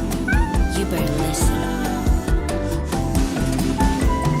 Tak pernah ku duga semuanya berubah saat kau memandangku, bergetar hati ini. Kau berikan harapan tentang warna-warni hariku. Semenjak ada dirimu, dunia terasa indahnya. Semenjak kau ada di sini, ku mampu melupakannya.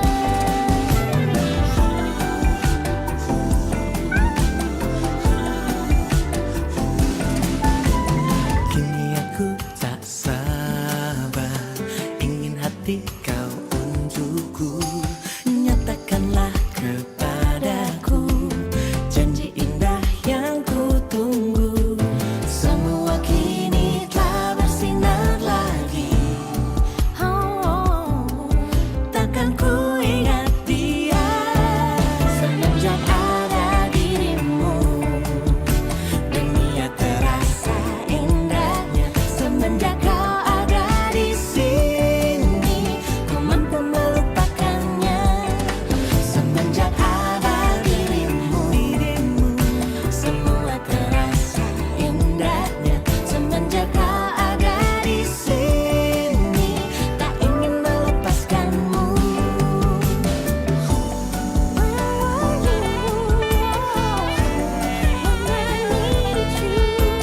Now that I found someone new, kau berikan harapan tentang warna-warni hariku. Warna-warni hariku. Semenjak ada dirimu, dunia indahnya. Semenjak kau ada di sini, ku mampu melupakannya. Semenjak ada dirimu, semua terasa indahnya. Semenjak kau ada di sini, tak ingin melepaskanmu.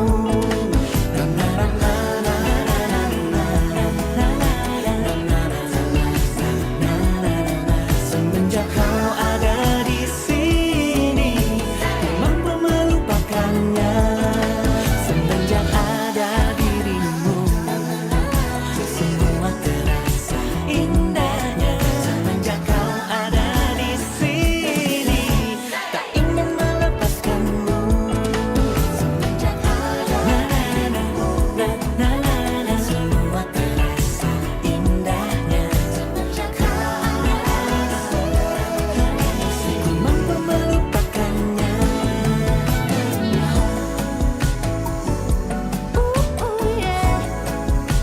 Tak ingin melepaskanmu.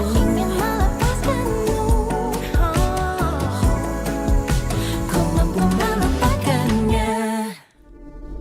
Buat apa datang tepat waktu? Paling yang lain juga telat. Nanti aja sih, ini kan Indonesia, pasti pada ngaret. Halah, ngapain buru-buru? Telat juga nggak masalah. Siapa nih yang sampai sekarang masih suka ngaret?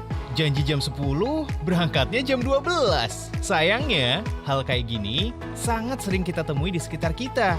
Bahkan, mungkin kita juga sering jadi pelakunya. Bayangin, ketika berada dalam posisi seseorang yang lagi nunggu, apakah kita rela ngabisin waktu untuk nungguin orang yang gak peduli sama waktu kita? Ngaret tidak hanya berpengaruh pada waktu yang kalian buang, namun juga pada waktu orang lain yang terbuang untuk menunggu. Yuk mulai sekarang, stop budaya ngaret. Stop budaya ngaret.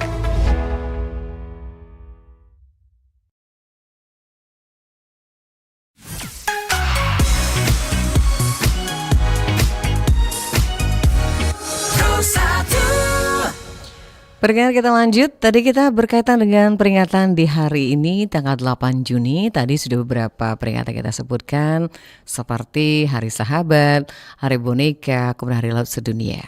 Berikutnya adalah tanggal 8 Juni diperingati sebagai Hari Aksi untuk Gajah di Kebun Binatang Sedunia. Ditandai dengan adanya yaitu setiap tahun untuk meningkatkan kesadaran tentang kondisi gajah di kebun binatang. Di tahun pertama lahirnya peringatan ini, para aktivis berdedikasi di 7 negara yang tersebar di 33 kota. Para aktivis mengadakan acara penjangkauan dan demonstrasi untuk menarik perhatian media. Hal dilakukan untuk mengedukasi publik tentang konsekuensi tragis dari melihara gajah di kandang kebun binatang yang sempit dan tidak alami. Banyak gajah yang menderita dan mati sebelum waktunya. Kemudian berikutnya Hari Merajut di Depan Umum Sedunia. Nah, ini agak sedikit baru kita dengar ya, karena ada merajut kalimatnya. Hari Merajut di Depan Umum Sedunia dirayakan pada hari Sabtu pekan kedua di bulan Juni setiap tahunnya. Untuk tahun ini perayaan tersebut jatuh pada tanggal 8 Juni. Hari Merajut di Depan Umum Sedunia didirikan pada tahun 2005 oleh Daniel Landes. Peringatan ini bertujuan untuk menunjukkan bahwa merajut merupakan salah satu kegiatan menyenangkan yang bisa dilakukan dari kalangan atau semua kalangan usia. Jadi merajut ini salah satu cara tertua untuk membuat pakaian. Diketahui bahwa cara membuat pakaian satu ini berasal dari Mesir pada abad ke-5, namun yang dibedakannya adalah orang Mesir biasa merajut serat kapas bukan wol. Selama periode ini, pakaian rajut dipercaya akan membawa berkat untuk menghindari nasib buruk para pemakainya. Praktik ini kemudian mencapai Eropa melalui rute perdagangan Mediterania dan Amerika dengan kolonialisme. Kemudian abad ke-20, pakaian rajut telah mendarah daging dalam industri mode modern. Dan saat ini, pakaian rajut adalah bagian dari mode yang dapat dikenakan sepanjang tahun. Berikutnya adalah Hari Tumor Sedunia atau Tumor Otak Sedunia. Pada 8 Juni, Hari Tumor Otak Sedunia juga dirayakan. Perayaan ini hadir untuk meningkatkan kesadaran dan mengedukasi masyarakat tentang tumor otak.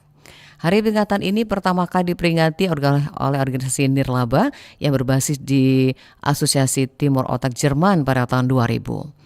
Tidak ada deskripsi tentang tumor otak dalam teks-teks medis kuno, tetapi ada penyebutan berulang kali tentang trepanasi tengkorak atau pedan lubang duri ke dalam tengkorak manusia untuk meringankan gejala tumor otak. Pada zaman dahulu, tumor otak ini dapat mengakibatkan kematian setelah mengalami berbagai gejala seperti sakit kepala, kejang, dan koma. Nah, itu pendengar, daftar peringatan dirayakan pada hari ini 8 Juni dan juga yang paling menarik mungkin versi kita masing-masing ya. Dari informasi ini kita kembali ke hiburan menjelang nanti pukul 10 waktu Indonesia Barat di Palembang pagi ini.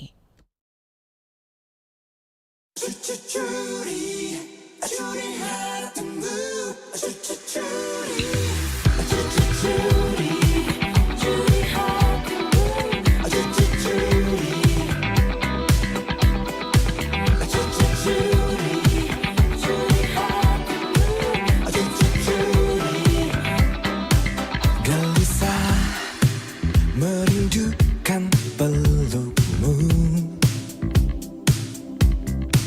Salahku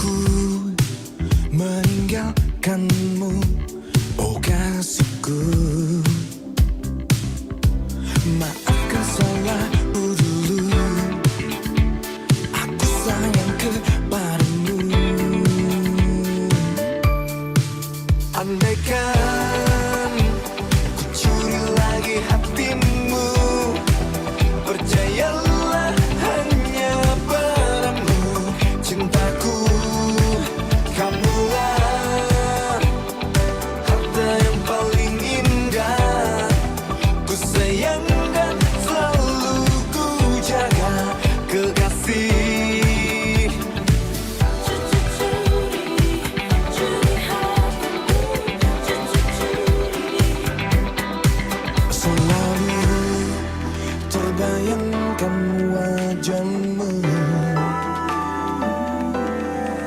terbawa di setiap waktu dan mimpiku.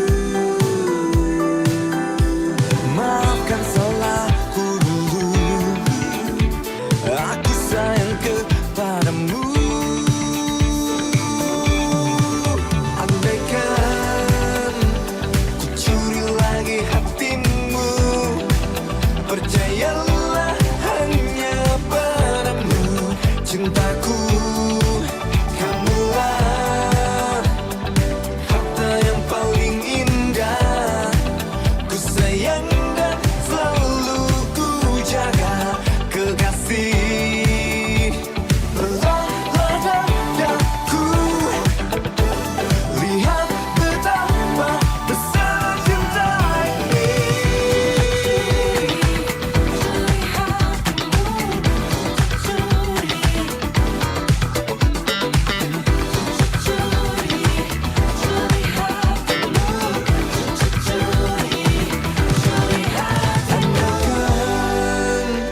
aku curi lagi hatimu, percayalah hanya padamu cintaku.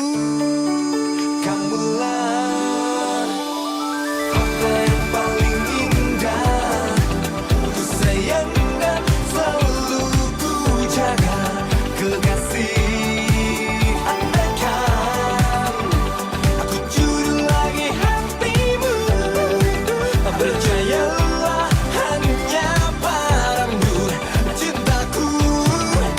Kamulah harta yang paling indah, aku sayang dan selalu ku jaga, kekasih.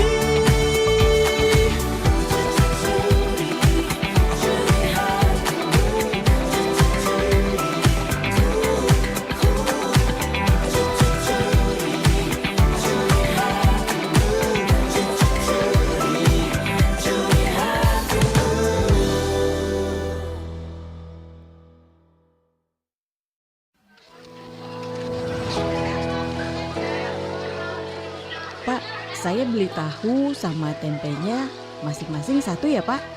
Baik dek, ada lagi? Iya, ini Pak sama bumbu campurnya satu ya Pak? Tahunya satu, tempe satu, sama bumbu campurnya satu. Jadi totalnya 35.000 ya dek? Ini Pak uangnya. Dan ini nih, saya bawa kantong belanja sendiri. Masukin ke kantong belanja saya aja. Kasihan kalau pakai kantong kresek, nambah-nambahin sampah plastik. Ah, sama aja dek, kan sama-sama kantong. Terus banyak juga kok pembeli yang sudah menolak untuk pakai kantong kresek biar bisa isi belanjaannya. Ya elah Pak, kita jangan ikut-ikutan jadi penyumbang sampah plastik terbanyak lagi deh. Mending pakai kantong belanja sendiri. Indonesia peringkat kedua dunia penghasil sampah plastik setelah Tiongkok. Dalam setiap menit, Indonesia menggunakan sampah plastik lebih dari 1 juta. Segera kurangi penggunaan kantong plastik.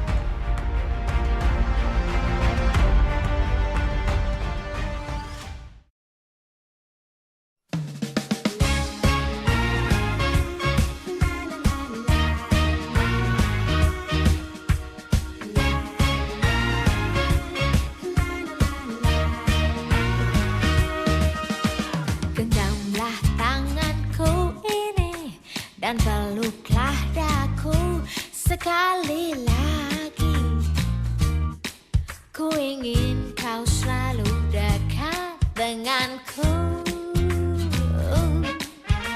Lihatlah mataku ini agar kau mengerti betapa diri ini sangat mengagumi dan menyayangimu.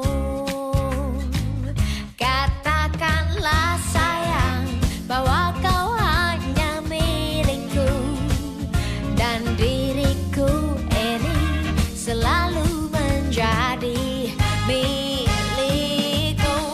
Kau selalu di hatiku, ada di hatimu. Kau dambaan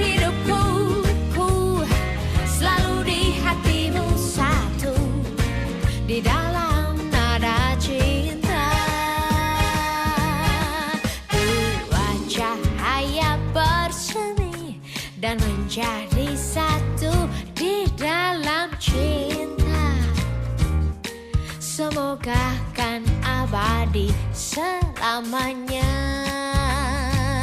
Katakanlah sayang bahwa kau hanya milikku, dan diriku ini selalu menjadi milikmu. Kau selalu di hatiku, ku ada di hatimu. Oh, kau dambaan hidupku, ku selalu di hatimu, satu di dalam nada cinta.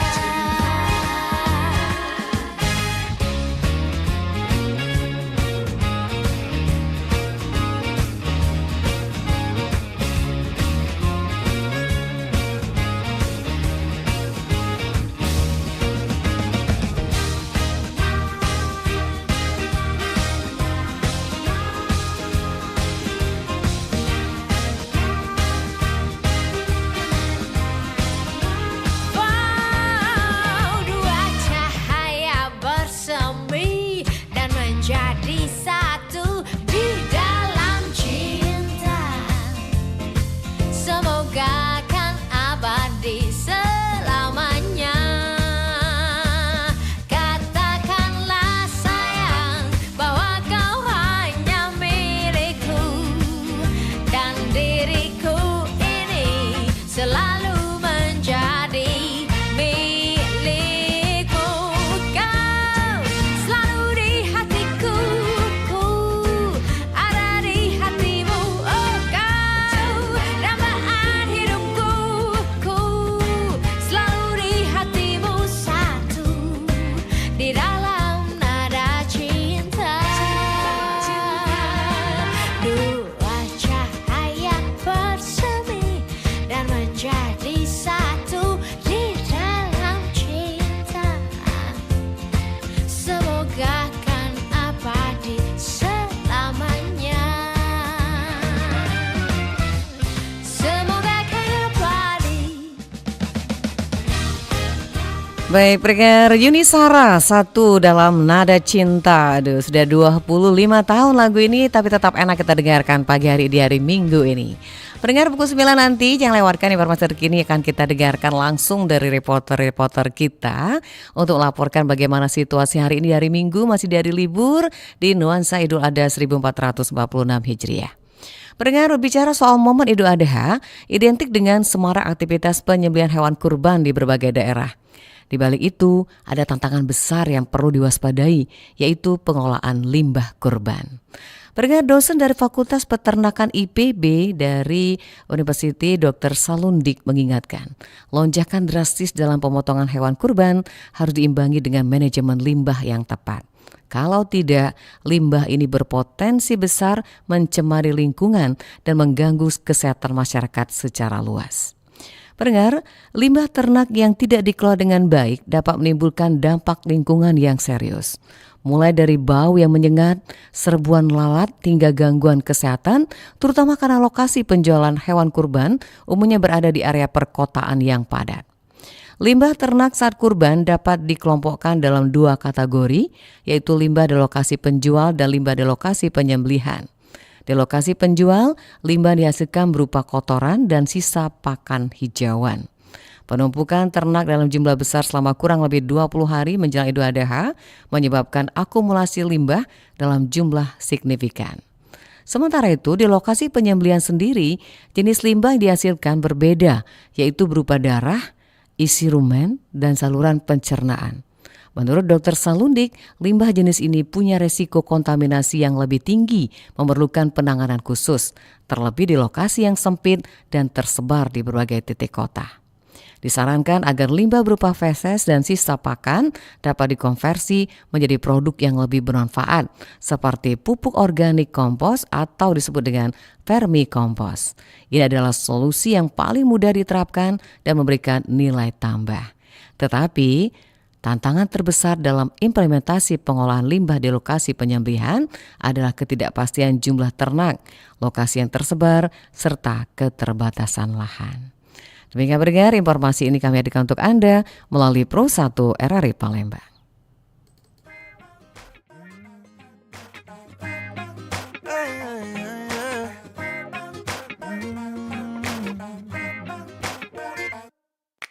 Hari ini kau mesra, besok lusa kau dingin, kau buatku penasaran. Bisa hilang seminggu, lalu terus di sisiku, kau buatku penasaran. Tahu hati ini lulu, lihat wajahmu yang sendu, itu yang paling kau andalkan.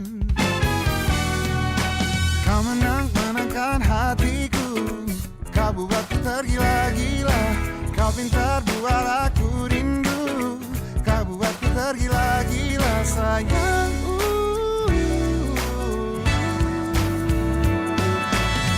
Ini bukan yang pertama, tapi ini paling menarik. Ini bukan yang pertama, tapi ini paling menarik.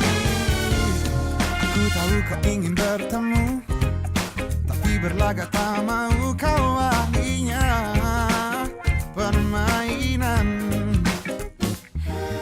Tahu hati ini dulu, lihat wajahmu yang sendu, itu yang paling kau andalkan. Oh, kau menangkan hatiku, kau buatku tergila-gila. Kau pintar buat aku rindu, kau buatku tergila-gila sayangku.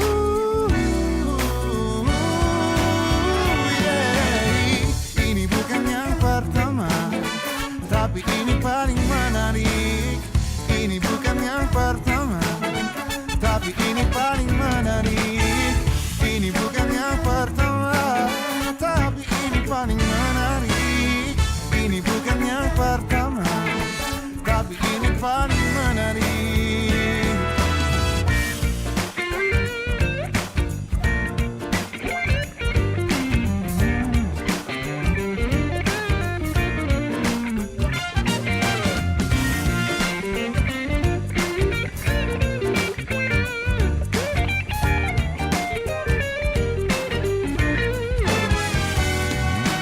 Kau menangkan hatiku, kau buatku tergila-gila. Kau pintar buat aku rindu, kau buatku tergila-gila sayangku.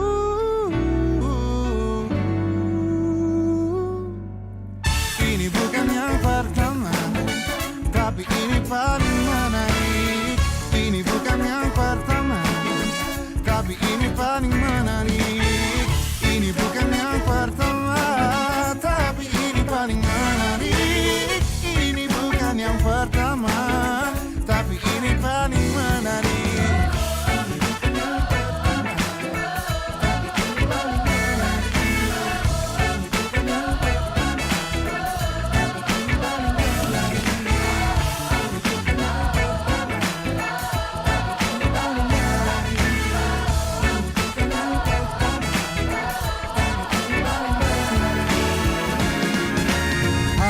Kau mesra, besok lusa kau dingin, kau buatku penasaran.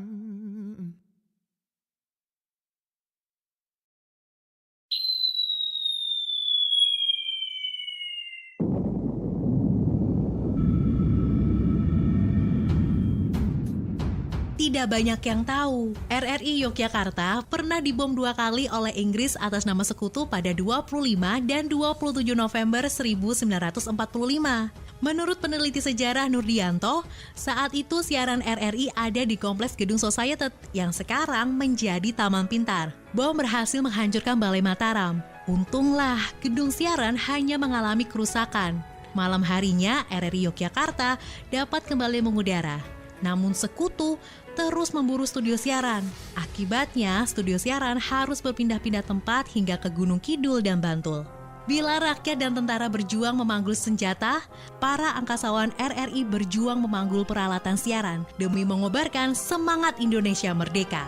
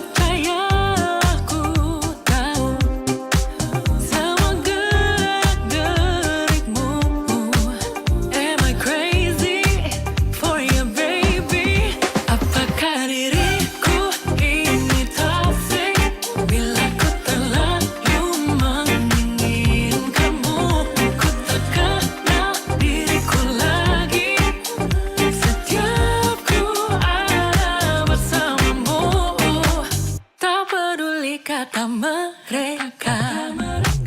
Pendengar, kita hentikan dulu Kristi dengan Obsesi. Kita akan dengarkan laporan terkini dari rekan-rekan kita yang ada di lapangan saat ini. Laporan terkini.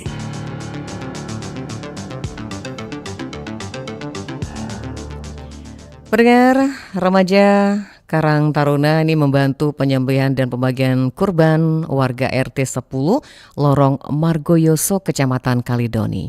Seperti apa informasinya kita akan langsung dengarkan dari reporter kita Divya Oktavani. Selamat pagi Divya. Baik, selamat pagi Nadia dan Iya, pendengar. baik, silakan laporannya. Iya baik, saat ini saya sedang berada di camp atau pos Karang Taruna Lorong Margoyoso, Kecamatan Kalidoni, Kota Palembang. Saat ini situasinya sedang dalam setelah tahap pelaksanaan penyembelihan hewan kurban warga RT 10. Dan remaja Karang Taruna sedang membantu proses pemotongan sapi kurban yang tadi telah disembelih bersama dengan beberapa warga RT 10 lainnya. Kemudian untuk penyembelihan hewan kurban ini dilakukan untuk kegiatan berbagi dengan warga sekitar. Saat ini juga saya sedang bersama Wakil Ketua Karang Taruna Lorong Margoyoso, Gaza. Baik Gaza, bagaimana proses penyembelihan hewan kurban tadi bersama anggota lainnya? Alhamdulillah prosesnya berjalan lancar. Untuk metode kami masih menggunakan cara tradisional, yaitu hanya menggunakan tali dan juga pasak kayu sebagai penyangga agar sapi lebih tenang. Oke. Lalu setelah kegiatan tadi, untuk siapa pembagian dagingnya nanti? Untuk pembagiannya kami melaksanakan kegiatan ini untuk berbagi dengan warga-warga di sekitar. Oke. Lalu bagaimana sistem pembagian daging kurbannya nanti? Kami sistem pembagiannya ini kami memiliki 100 kupon. 100 kupon itu akan dibagikan kepada warga di sekitar. Oke. Lalu setelah kegiatan ini, kira-kira apa manfaat yang dirasa oleh remaja Karang Taruna? Kami merasa kegiatan ini sangat berdampak positif di lingkungan kami. Khususnya sebagai remaja Karang Taruna, kami dapat menambah pengalaman kami dan juga kebersamaan kami antara yang tua dan juga yang muda. Sebagai informasi, kami mengikuti lomba Kampung Kreatif yang merupakan program dari pemerintah. Semua kegiatan ini kami unggah di Instagram @kampung_tigemoy. Kepada para pendengar sekalian mohon di follow dan juga di like. Terima kasih. Baik, terima kasih Gaza. Selamat menjalankan aktivitasnya kembali. Oke, pendengar, selain Gaza, remaja Karang Taruna Margoyoso lainnya masih terlihat antusias dalam proses pelaksanaan kegiatan ini. Karena mereka bisa memanfaatkan waktu libur Idul Adha mereka untuk belajar mengenai proses penyembelihan, pemotongan, dan juga pembagian hewan kurban. Kemudian saat ini juga cuaca terpantau cerah sehingga mendukung kegiatan ini berlangsung dengan lancar. Baik, demikian laporan dari saya dari Pos Karang Taruna Margoyoso Kalidoni. Divya Oktavani, RRI Pro 1, terus mengudara untuk Indonesia. Terima kasih Divya Oktavani yang sudah melaporkan bagaimana tadi Karang Taruna yang begitu semangat membantu penyembelihan dan pembagian hewan kurban warga RT 10 Lorong Margoyoso, Kecamatan Kalidoni. Kita masih akan terus melaporkan informasi di lapangan, pendengar. Nanti ada suasana seperti apa di Jakabaring Sport City saat libur weekend Lebaran saat ini, nanti kita akan laporkan untuk Anda. Tetap bersama kami di Pro 1 RRI Palembang, karena informasi dan inspirasi. Mas, ini mas, baksonya mas. Udah nyampe bakso. Iya, masih panas nih. Ayo kita makan aja lah. Makan leh, ngapa kamu diem? Mangkoknya Sen tuker sih Sen, yang itu aja. Emang kenapa mangkok kamu leh? Saya mau yang itu. Apa bedanya mangkok saya ini? Ada gambar ayamnya. Emang kenapa baksonya kalau ada gambar ayam? Pokoknya saya mau mangkok yang ada ayam. Kalau nggak saya nggak mau makan lah. Kamu ini aneh-aneh aja. Emang kalau nggak ada gambarnya baksonya beda apa gimana? Pokoknya maunya yang gambar ayam. Ay, ngeyel bener kamu ini, Le. Mangkok dengan motif ayam jago berwarna merah hitam dan sebuah tanaman di depannya sangat legendaris di Indonesia. Sampai hari ini masih banyak tukang bakso yang menggunakan mangkok ayam atau jangan-jangan mangkok ini juga ada di rumah Anda sendiri. Usut punya usut, mangkok ayam ini bukan cuma tenar di Indonesia, tapi juga di daerah Asia lainnya. Ternyata, pembuatan mangkok ayam keramik ini bermula di era dinasti Ming pada masa pemerintahan Kaisar Cheng Hua pada tahun 1465 sampai dengan 1487 Masehi. Menurut sejarah, Kaisar pada saat itu memesan mangkok keramik dengan motif ayam jantan dan ayam betina kepada pengrajin keramik di daerah Jingdenshen, Provinsi Jiangxi. Daerah itu sejak abad ke-6 memang terkenal dengan kualitas keramiknya. Kaisar meminta dibuatkan mangkok itu khusus untuk dirinya dan ratu sebagai tanda cinta. Mangkok ini dikenal dengan sebutan Jigangbei yang artinya mangkok ayam. Sejak itu, mangkuk ini pun digemari dan diproduksi secara massal di masa pemerintahan dinasti Qing. Mangkuk dengan gambar ayam jantan ini konon melambangkan kerja keras demi kesejahteraan. Sejak awal abad ke-20, Jigangbei mulai dibawa ke beberapa negara Asia Tenggara termasuk Indonesia. Mangkuk ayam jago ini pun semakin banyak diproduksi, mulai dari menggunakan teknik gambar tangan hingga mesin.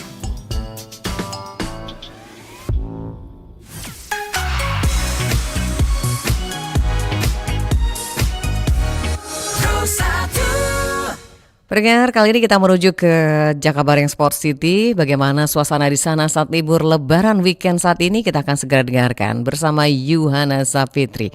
Selamat pagi, Yuhana. Ya, baik rekan Nadiar. Iya, silakan informasinya. Saat ini saya sedang berada di Jakabaring Sport City, tepatnya di depan Stadion Gelora Sriwijaya. Di samping saya saat ini sudah ada narasumber, salah satu pengurus Jakabaring Sport City. Selamat pagi Mbak, dengan siapa namanya? Pagi Mbak, dengan saya Meli Susanti. Ya, Mbak Meli. Ya. Saya izin wawancara sebentar ya. Sudah dari jam berapa Mbak di sini? Kita 6:30 tadi sudah di sini. Sudah sini. Tadi saat masuk tadi itu antreannya gimana? Apakah panjang atau biasa aja? Biasa aja sih, karena kan masih pagi. Ya. Mungkin kalau sudah siang mungkin dia ngantri panjang. Panjang. Sama siapa nih Mbak di sini Mbak? Sama Mbak sepupu. Oh ya, sama sepupunya ya Mbak ya. Apakah rutin Mbak ke sini setiap minggunya? Mungkin 2 minggu sekali sih ke GOR ini untuk olahraga. Olahraga ya. Mbaknya tadi habis olahraga apa kalau boleh tahu? Cuma berjalan santai aja sih. Oh, jalan santai, tapi udah keliling ya Mbak ya? Keliling. Kira-kira berapa keliling tuh Mbak? Kayaknya 5 keliling. Wah, banyak Mbak ya. Alhamdulillah sehat. Iya, alhamdulillah. Nah, selama tadi kan udah keliling nih Mbak, udah muter-muter juga nggak Mbak? Ke danau mungkin? Belum. Baru di sekitar stadion aja ya Mbak ya? Benar.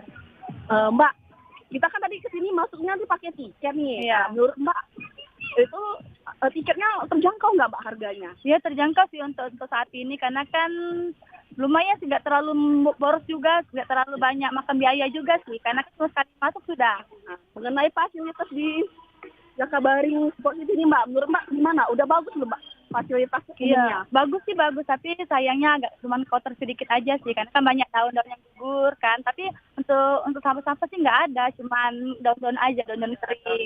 Sampah organik lah Iya, ya. Iya. Kalau fasilitas umum seperti toiletnya Mbak gimana? Dapat Mbak? Bagus sih, dibersihin karena di rutin ada juga penjaga WC-nya. Nggak ada tisu aja, nggak ada tisu. Ya. Harapan Mbak nih ke depannya, kalau sebagai pengunjung Jakabaring Sport City, apakah ada yang perlu dibenahi Mbak? Mungkin untuk pembersihan aja ya, karena kan di sini kan pusatnya Kota Palembang juga kan, orang-orang dari luar juga kan pasti tahunya di GOR ini kan. Untuk sementara ini kan banyak kotor-kotoran kayak ini tuh dibersihin aja. Kayak. Untuk toiletnya juga sih ada, kalau ada bisa tisu gitu biar enak juga. Tambah ya selebihnya. Yang selebihnya sih nyaman, enak kok. Banyak juga orang, jadi nggak apa namanya, nggak sepi juga lah intinya, rame. Ya. Terima kasih Mbak. Ya. Selamat melanjutkan aktivitasnya kembali ya Mbak ya. Baik rekan Nadiar, saya informasikan juga suasana saat ini sangat ramai, pengunjung di sini pengunjung di sini beragam, tapi didominasi oleh pengunjung yang bawa keluarga. Di belakang saya juga ada kegiatan senam bersama. Dan ada beberapa anak kecil yang sedang latihan sepatu roda. Ada juga yang sedang bermain sepeda dan bermain bulu tangkis ya. Cukup banyak kegiatan di sini ya yang bisa dilakukan oleh pengunjung. Nah, saya informasikan juga bahwa jalan di kawasan Jakabaring Sport City ini tadi terpantau ramai dan lancar, tidak ada kemacetan sama sekali. Ya. Demikian laporan yang dapat saya sampaikan dari Masjid dari kawasan Jakabaring Sport City Palembang. Yohana Sapitri, Pro 1 RRI Palembang, terus mengudara untuk Indonesia. Terima kasih Yohana Sapitri langsung dari Jakabaring Sport City. Bagaimana tadi wawancaranya dengan salah seorang warga Palembang yang habiskan waktu di akhir pekan di Jakabaring Sport City. Baik pendengar, masih banyak laporan-laporan lain yang akan kita dengarkan seperti apa suasana di beberapa hotel saat ini libur Lebaran Idul Adha. Kemudian juga bagaimana hari ketiga libur Lebaran di LRT Asrama Haji Palembang. Kita akan dengarkan melalui reporter-reporter kita yang ada saat ini. Baik pendengar, kita akan lanjutkan informasinya setelah informasi yang satu ini untuk Anda. Gip, bentar lagi kan Hari Raya Idul Adha. Tahun ini aku pengen nih jalanin ibadah kurban. Wih, alhamdulillah, kamu keren banget, Vin. Alhamdulillah, Gip, rezeki yang aku dapetin bisa ditabung untuk ibadah kurban tahun ini. Waduh, gara-gara kamu aku jadi termotivasi nih nabung buat ibadah kurban tahun depan. Alhamdulillah. Gip, aku kurang tahu nih gimana sih pilih hewan kurban yang bagus. Yang pasti kita harus pilih hewan kurban yang sehat, usia yang sudah cukup untuk disembelih, dan diutamakan jenis kelamin jantan. Tapi Gip, gimana ya milih hewan kurban yang sehat? Takutnya banyak kan hewan kurban yang sehat di luar, tapi di dalamnya banyak sekali parasit. Nah, itu Vin, kita harus cari hewan kurban yang berasal dari tempat ternak langsung, agar kualitas hewannya terjamin. Iya ya Gip, kamu nanti mau nggak temenin aku pilih-pilih hewan kurban? Mau dong.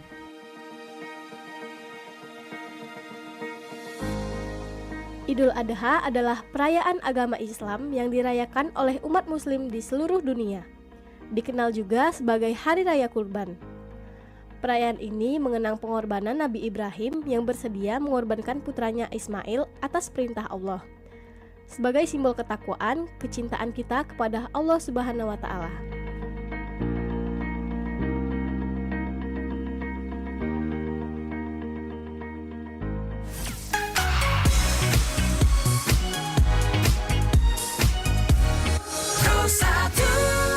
Pendengar, kita balik ke hotel dulu. Ini ada informasi bagaimana masyarakat Palembang ini memanfaatkan libur Lebaran di salah satu hotel atau bahkan hotel ada di Palembang ya. Selamat pagi Adit.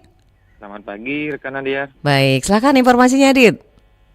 Ya, Nadia dan juga pendengar berkaitan dengan perayaan Idul Adha Hari Raya Kurban 1446 Hijriah, di mana memang Hari Raya Idul Adha ini bertepatan menjelang akhir pekan. Nah, ini menjadi salah satu momen atau waktu dimanfaatkan oleh masyarakat untuk melakukan staycation atau tinggal sesaat di hotel, khususnya di kota Palembang.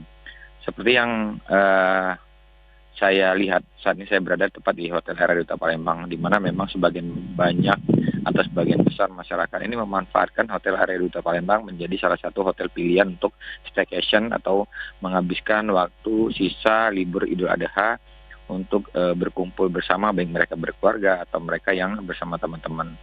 Namun untuk hari ini perlahan memang masyarakat sudah atau tamu kunjungan hotel sudah mulai meninggalkan hotel dan bersiap-siap, karena memang besok sebagian besar ada yang sudah mulai melakukan aktivitas seperti biasa, meski sebagian masih dalam kondisi libur atau cuti bersama.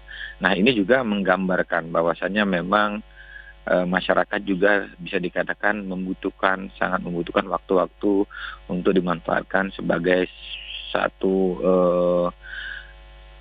luang untuk memanfaatkan berlibur dan juga mungkin menghilangkan kejenuhan selama bekerja atau mungkin beraktivitas sehari-hari. Di sini juga kami pantau, Nadia dan juga pendengar, bahwasanya untuk mereka yang datang ke Hotel Air Palembang sendiri didominasi dengan warga lokal. Nah, ini menunjukkan bahwasanya memang warga lokal juga sebagian besar memanfaatkan libur Idul Adha ini sendiri untuk staycation atau untuk berkumpul keluarga di Hotel Air Palembang sendiri.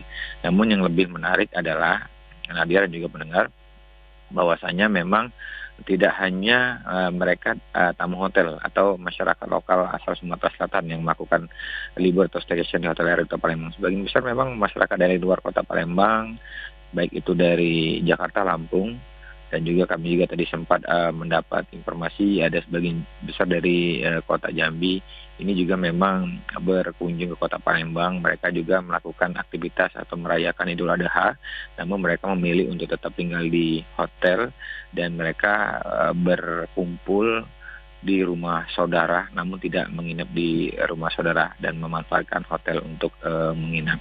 Dan yang terakhir kami informasikan Nadia, bahwasanya untuk aktivitas masyarakat juga yang atau mungkin pengunjung tamu hotel yang akan meninggalkan hotel juga sejak pagi tadi sudah mulai terlihat dan diperkirakan sama seperti libur-libur jelang akhir pekan juga menjelang nanti sore atau lepas makan siang biasanya mereka sudah mulai berkurang hingga mencapai 70%. Demikian saja itu Nadia yang dapat kami informasikan berkaitan dengan aktivitas pengunjung tamu hotel selama Idul Adha atau mereka yang memanfaatkan libur Idul Adha ini untuk berlibur di hotel. Dari kawasan Air Palembang, Aditya melaporkan minal aidin wal faizin, mohon maaf lahir batin, dan juga selamat merayakan Hari Raya Kurban Idul Adha 1446 Hijriah. Baik pendengar, itu tadi laporan Aditya Abrianto bagaimana masyarakat Palembang memanfaatkan libur di suasana lebaran ini. Banyak mereka juga sebagian yang menginap di hotel ya, tanpa juga merepotkan keluarga yang ada di Palembang.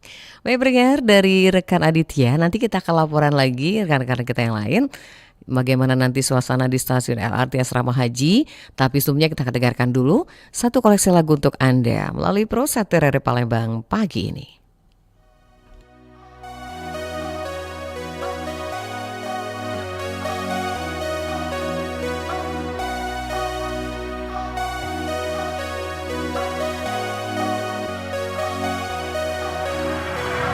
Mereka suka tanya tentang kisahku yang lama, mencari-cari kesalahan yang pernah ku lakukan.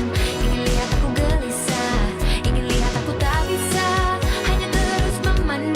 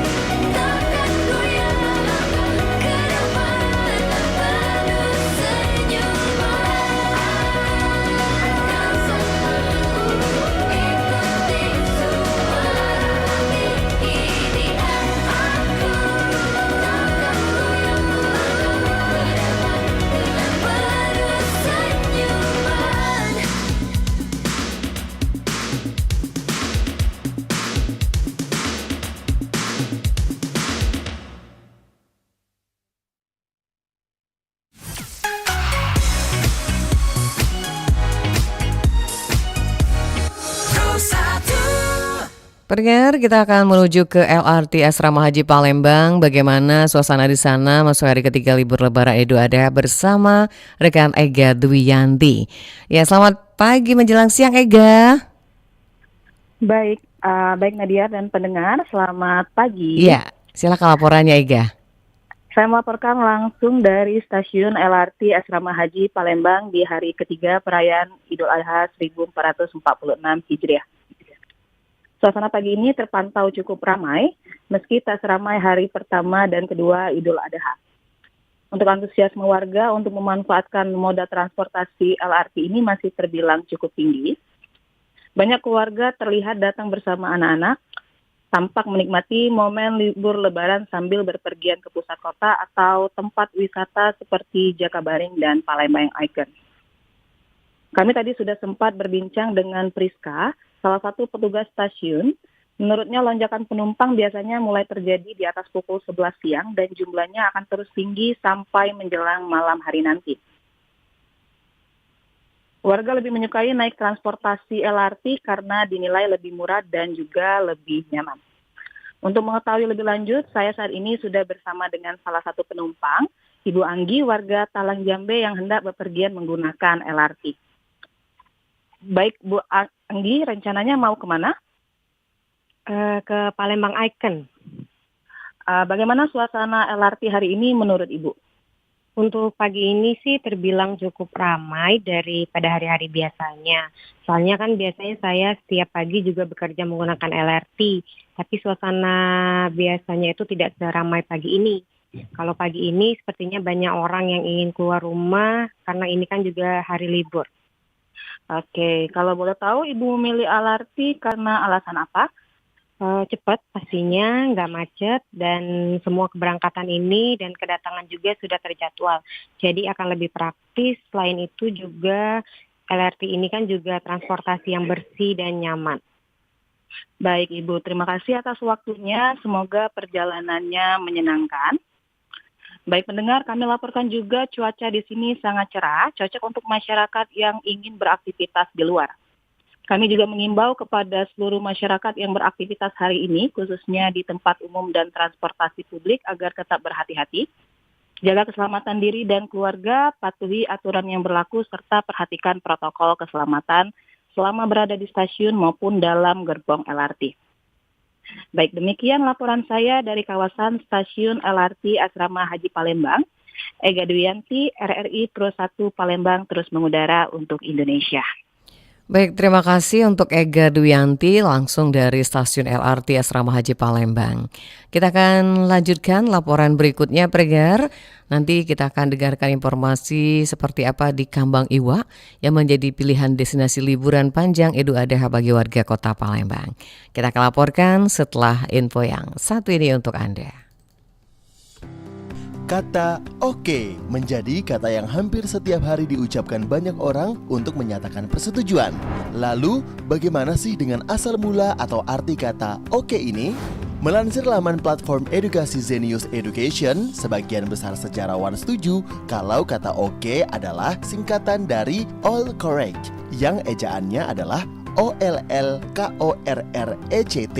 Bentuk kesalahan ejaan yang disengaja untuk all correct. Itulah mengapa kata oke sering dipakai untuk menyatakan persetujuan atau untuk mengekspresikan kalau semua baik-baik saja.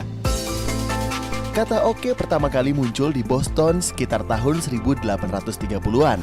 Saat itu, penggunaan singkatan dari kesalahan ejaan yang disengaja cukup populer digunakan dalam percakapan sehari-hari atau menjadi bahasa gaul pada saat itu.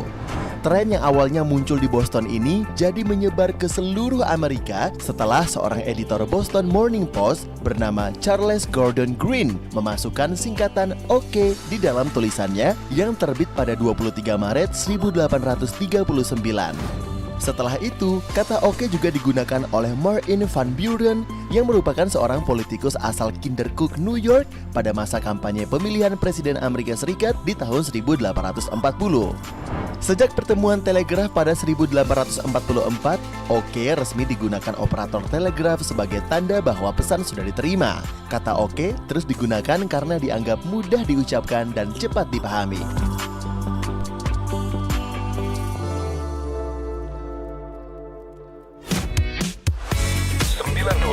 FM. Pro 1 RRI Palembang, kanal informasi dan inspirasi. Baik pendengar, sekarang kita menuju ke Kambang Iwa. Ada apa informasinya di sana? Bagaimana Kambang Iwa menjadi pilihan destinasi liburan panjang Idul Adha bagi warga Palembang? Selamat pagi Nora. Ya. Halo? Iya, terputus sepertinya. Nanti kita akan coba menghubungi kembali rekan Nora Zinanya. Ini informasi akan disampaikan langsung dari Kambang Iwa yang menjadi pilihan destinasi liburan panjang Idul Adha. Nah pendengar, seperti kita ketahui bersama bahwa namanya Kambang Iwa itu dari dulu memang sudah menjadi pilihan wisata lokal bagi warga Palembang ya. Karena kalau hari Minggu pagi ini dari pukul 6 pagi sampai dengan sore bahkan itu sangat padat dan bahkan itu menjadi rel atau area bagi dulu kalau namanya itu Car Free Day ya. Tidak diperbolehkan mobil untuk masuk ke wilayah tersebut. Jadi mereka ada berjualan beragam aneka kuliner, kemudian juga beragam pakaian yang bisa dipilih oleh masyarakat Palembang sebagai juga wahana hiburan. Di sana juga bisa melakukan olahraga ringan seperti lari-lari kecil atau jogging yang ringan. Jadi di Kambang Iwa itu penuh kegiatan masyarakat warga Palembang. Apalagi seperti ini suasana hari Minggu, kemudian juga liburan. Baik, kita akan dengarkan laporannya. Iya, sesaat lagi pendengar masih bersama Pro 1 RRI Palembang, kanal informasi dan inspirasi. Sambil kita menantikan informasi dari Naura, kita ke info dulu pendengar, masih berkaitan dengan Hari Idul Kurban. Bahwa kalau kita berbicara soal keutamaan ibadah kurban, ini adalah ibadah sunnah muakkad bagi yang mampu dan dilaksanakan 1 tahun sekali setiap bulan Zulhijjah antara tanggal 10 sampai dengan 13 Zulhijjah sampai dengan hari ini. Ibadah kurban punya keutamaan seperti diantaranya meladani dan menghidupkan sunnah Nabi Ibrahim dan untuk melatih kerelaan melepas sebagian hak milik kita kepada sebenarnya pemilik yaitu Yang Maha Kuasa. Kemudian pendengar, yang berikutnya adalah merupakan syiar Allah kepada manusia sebagaimana disebutkan bahwa dalam surah Al-Had ayat 36-37 orang yang mengagungkan syiar Allah termasuk takwa dari dalam hatinya. Jadi ini masih suasana Idul Adha 1446 Hijriah dan masih berlangsung proses penyembelihan sampai dengan hari ini. Kita akan harapkan semoga berjalan lancar dan juga penuh keberkahan buat masyarakat yang ada sekitarnya. Baik, kita akan segera dengarkan laporan berikutnya dari rekan Nora. Selamat pagi. Selamat pagi Nadia dan pendengar. Iya, silakan laporannya Nora. Iya, pendengar, saat ini saya sedang berada di Kambang Iwa, Taman Wisata dan Olahraga. Pada minggu pagi ini, Kambang Iwa telah ramai dikunjungi warga Palembang untuk menghabiskan waktu libur panjang Idul Adha ini. Dapat saya sampaikan juga, saat ini warga dari berbagai kalangan usia sedang menikmati kegiatan pagi ini dengan olahraga pagi, berbincang santai, menikmati jajanan, dan juga banyak orang tua yang mengajak anaknya bermain mobil mini dan melukis. Baik, sekarang juga saya sedang bersama dengan Kak Alia, salah satu pengunjung Kambang Iwa. Halo Kak Alia, saya boleh izin wawancara sebentar? Ya, boleh. Baik Kak, kalau boleh tahu, Kakak sudah di Kambang Iwa dari jam berapa Kak? Kayaknya kurang lebih udah dari jam 8 deh. Dari jam 8 ya Kak ya. Biasanya kalau ke sini Kakak ngapain aja Kak? Apakah olahraga, nongkrong, atau sekedar jajan aja nih Kak? Kebetulan hari ini setiap minggu biasanya saya ke sini itu untuk olahraga, kadang juga untuk jalan-jalan. Nah, karena hari ini agak siang bangunnya, jadi lebih ke jajan-jajan aja sih. Oke Kak, kalau gitu selain itu Kakak pilih Kambang Iwa sebagai destinasi libur kali ini karena apa Kak? Karena kebetulan dekat dari rumah juga sih, jadi memilih Kambang Iwa untuk jalan-jalan pagi sebagai jajan-jajan. Oke, baik. Kalau dari Kakak sendiri, apakah Kambang Iwa sudah menyediakan fasilitas yang nyaman untuk Kakak menghabiskan waktu di sini? Atau Kakak ada saran agar Kambang Iwa bisa menjadi destinasi yang lebih nyaman lagi ke depannya? Kalau untuk sekarang udah sedikit nyaman ya. Mungkin sarannya untuk orang yang jualan-jualan di pinggirannya itu agar lebih teratur. Jadi untuk olahraga paginya lebih maksimal, nggak mengganggu pejalan kaki pagi atau pelari ataupun yang ibu-ibu yang senam sih. Oke Kak, terakhir nih Kak ya, sekarang kan masih momen liburan Kak. Kalau dari Kakak ada nggak sih saran tempat yang wajib dikunjungi di Palembang selain Kambang Iwa? Mungkin BKB ya, karena BKB juga bisa jadi tempat car free day, sekalian kita lihat di Palembang langsung ke Jembatan Ampera. Oke Kak. Terima kasih ya Kak atas waktunya. Selamat beraktivitas kembali dan selamat menikmati liburannya. Baik, Nadia, sekian laporan dari saya dari kawasan Tambang Iwa, Palembang. Naura RRI Pro 1 terus mengudara untuk Indonesia. Terima kasih Naura Zinaya dengan informasinya. Bagaimana warga juga terutama anak-anak yang menggunakan sarana di seputar Kambang Iwa untuk jadi pilihan destinasi liburan sepanjang libur Idul Adha sampai dengan hari ini di hari Minggu. Baik pendengar, kita akan lanjutkan kembali kebersamaan kita melalui Pro 1 RRI Palembang. Hei, ada yang sadar tidak? Nyamuk kalau siang kemana dan lalat kalau malam kemana? Kamu pasti nanya juga kan? Apakah karena dimarahin bapak ibunya? Karena jarang tuh kita lihat nyamuk di siang hari atau lalat di malam hari. Apakah mereka orang yang sama? Atau mereka lagi bagi tugas shift-shiftan begitu secara bergantian? Nah kita bahas nyamuk dulu nih. Nyamuk adanya pas malam karena saat siang hari adanya terik mentari yang bikin nyamuk jadi kering atau dehidrasi. Makanya pada pas siang hari mereka akan bersembunyi di tempat lembab dan gelap. Tapi ada juga nih nyamuk yang aktif di siang hari, yaitu nyamuk Aedes aegypti. Nyamuk demam berdarah itu dia aktifnya di siang hari, mungkin karena dia jagoan kali ya. Yang pastinya nyamuk yang aktif di siang atau di malam tergantung dengan jenisnya. Kalau lalat, mereka itu serangga yang visual banget. Tentunya sangat membutuhkan cahaya yang terpolarisasi untuk membimbing mereka secara visual untuk beraktivitas. Jadi, kalau malam dan gelap,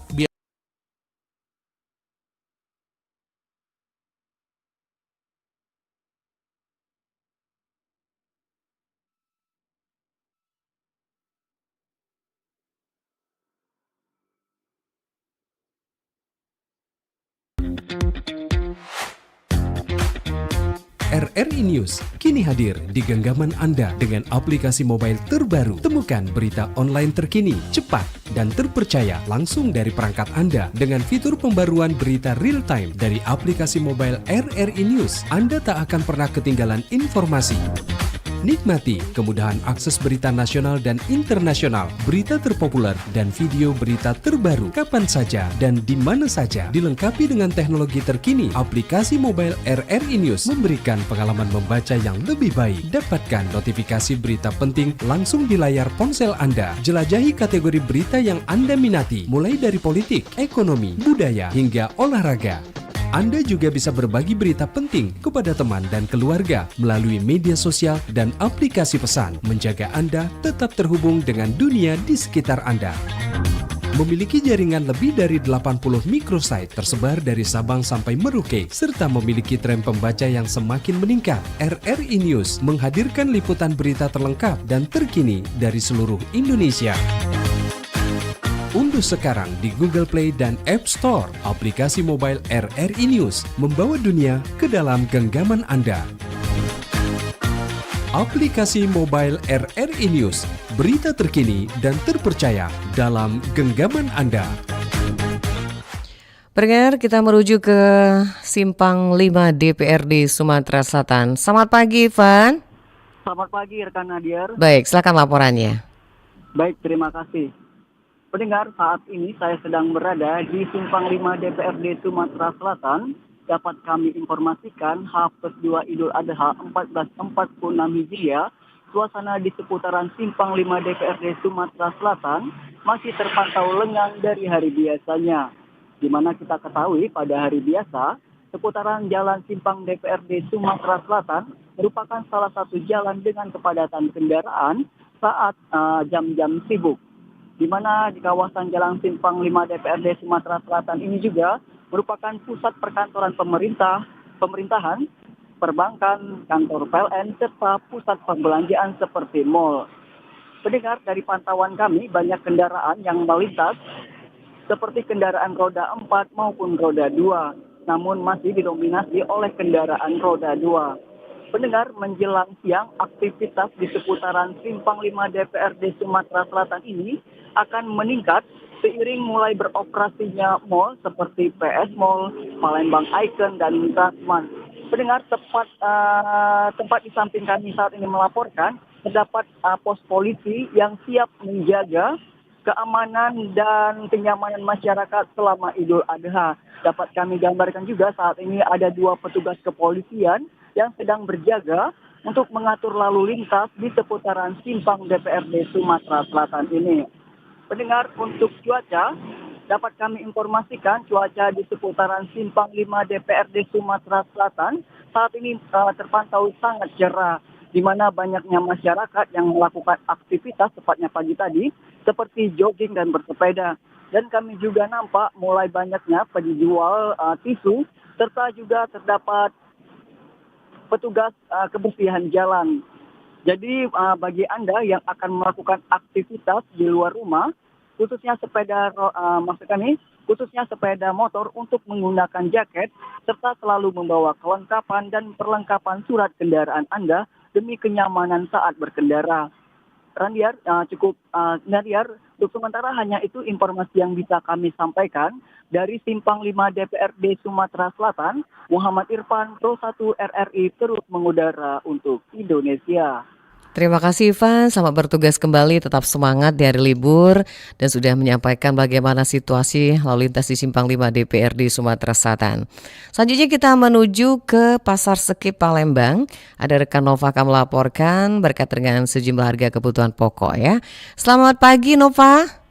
Selamat pagi Nadia. Baik, silakan laporannya Nova. Ya Nadia, Pasar Sekip Palembang merupakan salah satu sentra pasar tradisional yang ada di kota Palembang dari 8 pasar tradisional yang ada di kota ini. Nah, di Pasar Sekip Palembang ini sendiri, ini para pengunjung atau konsumen ini sudah mulai memadati atau datang ke Pasar Sekip Palembang sejak pukul 6 pagi. Meski biasanya pasar ini ramai pada pukul 7 hingga pukul 11 waktu Indonesia Barat. Namun hari ini terpantau pasar ini sudah mulai ramai pada pukul 6 pagi, di mana sejumlah konsumen untuk membeli kebutuhan barang pokok di momen libur Lebaran Idul Adha 1446 Hijriah ini sendiri. Adapun sejumlah kios pedagang ini sudah mulai ramai, sudah mulai buka satu sama lain dibandingkan dengan pada saat Lebaran Idul Adha hanya beberapa kios yang buka seperti kios penjual sayuran, bagian penjual sayuran ataupun bagian toko-toko barang kelontong seperti itu Nadia. Nah, sementara untuk seperti penjual ikan, penjual daging, hari ini baru mulai beroperasi setelah 2 hari lalu sebagian dari mereka tutup karena libur Lebaran Idul Adha. Ada yang menarik Nadia, meski harga kebutuhan barang pokok cukup stabil di Pasar Sekip Palembang ini sendiri, namun harga seperti bumbu-bumbu di Pasar Sekip ini mengalami kenaikan yang cukup signifikan, seperti harga lauk dan lengkuas yang ini sekitar 15.000 per kilogramnya, ini mencapai 30.000 per kilogram. Termasuk juga dengan harga seperti kunyit, harga kunyit yang biasanya 10.000 dan serai pun yang biasanya 10.000 ini naik hingga 15.000 rupiah per kilogram. Harga kebutuhan bumbu-bumbu masakan ini sendiri ini sudah meningkat atau naik ini diperkirakan sejak 1 minggu terakhir menjelang Hari Raya Idul Adha 1446 Hijriah. Pun ada penjual bumbu-bumbu ini mengaku masih ada stok yang kosong seperti bahan-bahan yang sudah siap atau bahan-bahan yang sudah siap digunakan, bahan-bahan campuran bumbu-bumbu masakan yang sudah siap, ini terpantau kosong di salah satu pedagang yang menjual bumbu masakan di Pasar Sekip Palembang ini sendiri, Nadia. Nah, sementara itu Nadia, suasana di Pasar Sekip Palembang ini cukup ramai dan terpantau aman, kendaraan juga terpantau parkir dengan tertib, baik kendaraan roda 2 maupun kendaraan roda 4 di Pasar Sekip Palembang ini sendiri. Mungkin itu yang dapat dilaporkan dari Pasar Sekip Palembang. Kita kembali bersama Nadiar di Pro 1 RRI Palembang. Nova Ariana melaporkan, terus mengudara untuk Indonesia. Terima kasih Nova, laporan Anda langsung dari Pasar Sekip berkaitan dengan harga sejumlah kebutuhan pokok yang terpantau masih sepi, tetapi bumbu-bumbu masakan sudah mulai berjualan ya, walaupun harganya naik. Kita beralih kali ini ke TPU Sako, bagaimana laporannya? Selamat pagi Erlin. Selamat pagi Nadia. Baik, silakan laporannya Erlin.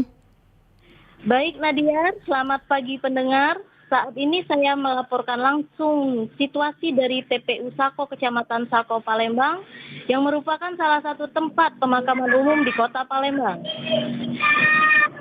Dari pantauan saya hari ini, tampak tidak terlalu ramai oleh para penziarah yang datang ke TPU Sako. Hanya saling silih berganti berkunjung ke makam keluarga. Untuk para penziarah di sini yang datang didominasi menggunakan kendaraan roda 2. Sejak pagi tadi, para penziarah mengunjungi pemakaman untuk mendoakan keluarga maupun kerabat mereka yang telah berpulang. Para penziarah terlihat membawa bunga tabur dan juga air siraman.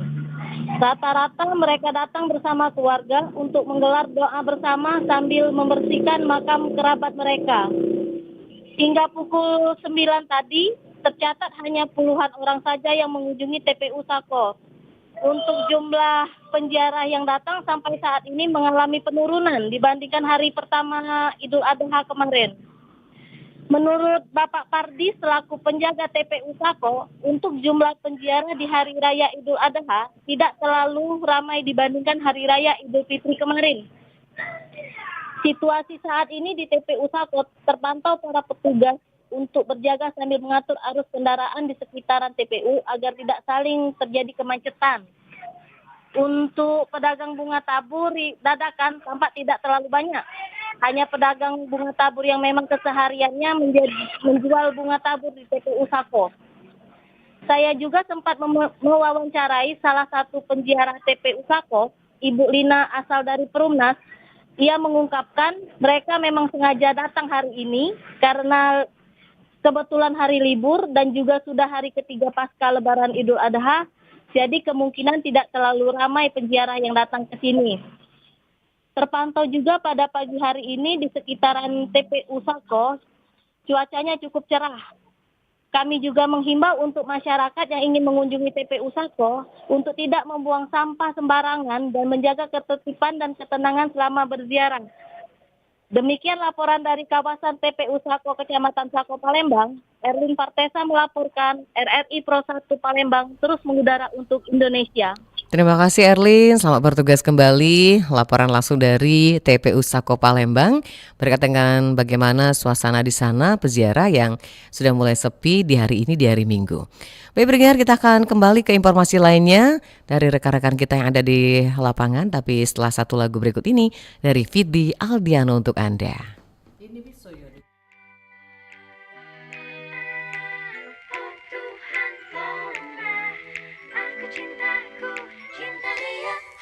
Di saat kau berjalan di muka rumahku, penuhkah ia tersita pandanganku, hingga ku terpesona. Siapakah dirimu? Hati pun ingin tahu segera. Di manakah rumahmu? Siapakah namamu? Sebutkanlah, ku ingin berkenalan. Terimalah salamku. Gayamu dan wajahmu terbawa dalam mimpi diriku, di mabuk asmara. Hati yang bertenang pada pandangan pertama.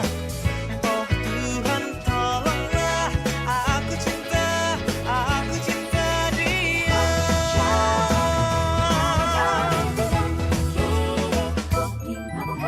Di saat kau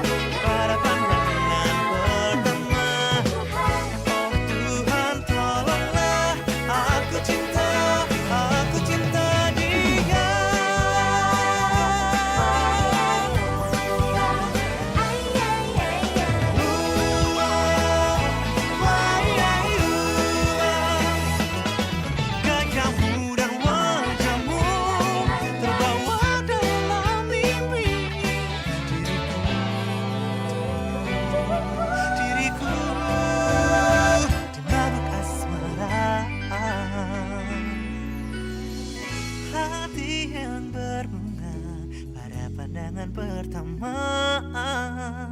Oh Tuhan, tolonglah aku cinta. Aku cinta.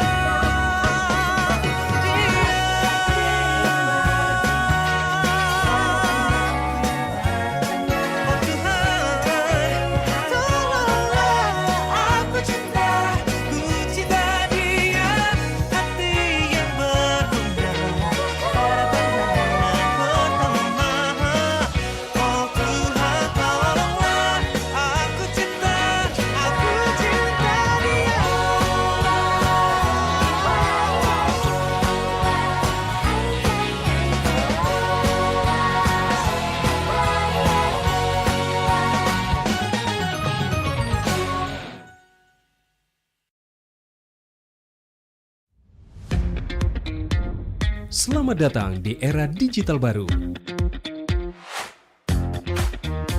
RRI News kini hadir di genggaman Anda dengan aplikasi mobile terbaru. Temukan berita online terkini, cepat, dan terpercaya langsung dari perangkat Anda dengan fitur pembaruan berita real time dari aplikasi mobile RRI News. Anda tak akan pernah ketinggalan informasi. Nikmati kemudahan akses berita nasional dan internasional, berita terpopuler, dan video berita terbaru kapan saja dan di mana saja. Dilengkapi dengan teknologi terkini, aplikasi mobile RRI News memberikan pengalaman membaca yang lebih baik. Dapatkan notifikasi berita penting langsung di layar ponsel Anda. Jelajahi kategori berita yang Anda minati, mulai dari politik, ekonomi, budaya, hingga olahraga. Anda juga bisa berbagi berita penting kepada teman dan keluarga melalui media sosial dan aplikasi pesan, menjaga Anda tetap terhubung dengan dunia di sekitar Anda. Memiliki jaringan lebih dari 80 microsite tersebar dari Sabang sampai Merauke, serta memiliki tren pembaca yang semakin meningkat. RRI News menghadirkan liputan berita terlengkap dan terkini dari seluruh Indonesia. Unduh sekarang di Google Play dan App Store aplikasi mobile RRI News, membawa dunia ke dalam genggaman Anda.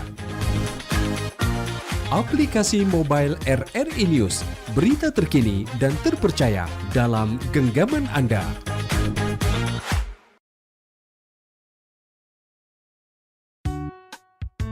Kakak, adek mau minum. Kakak ambilkan ya. Jangan banyak-banyak, sedikit saja ya. Mama bilang hemat air. Pinternya adekku.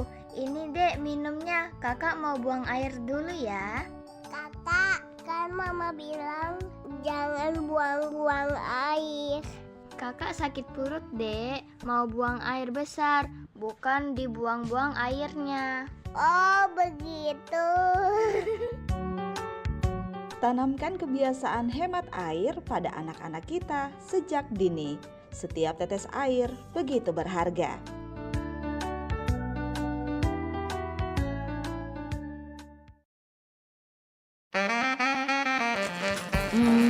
Beras udah, mentega juga udah, snack, deterjen, apalagi ya?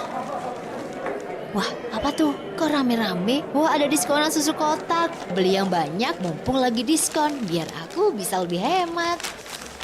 Udah deh belanjanya. Udah dong kak, tinggal bayarin ya kak. Giliran bayar, aku yang disuruh maju. Sesampainya di rumah setelah menata barang. Dek, bikin mie dong. Sekalian susu tadi, hujan-hujan gini enak kali makan yang anget-anget. Oke, sebentar kak. Loh kak, sini. Kak, ini kenapa nih? Kenapa? Kok susunya berjamur gini ya kak? Padahal kan aku pingin campur sama minyak, kayaknya enak kan? Aduh, mana aromanya juga gak enak. Aduh, mual banget nih kak perut aku. Mana susu yang kamu beli tadi? Coba kak cek deh. Oh alah dek, kamu tuh kalau belanja gimana sih? Asal ambil aja. Coba cek dulu, cari tahu dulu. Lihat nih barangnya udah kadaluarsa apa belum. Makanya jangan tergiur barang murah. Cek dulu tanggal kadaluarsanya. Ingat itu. Kanal informasi dan inspirasi 92,4 FM Pro 1 RRI Palembang.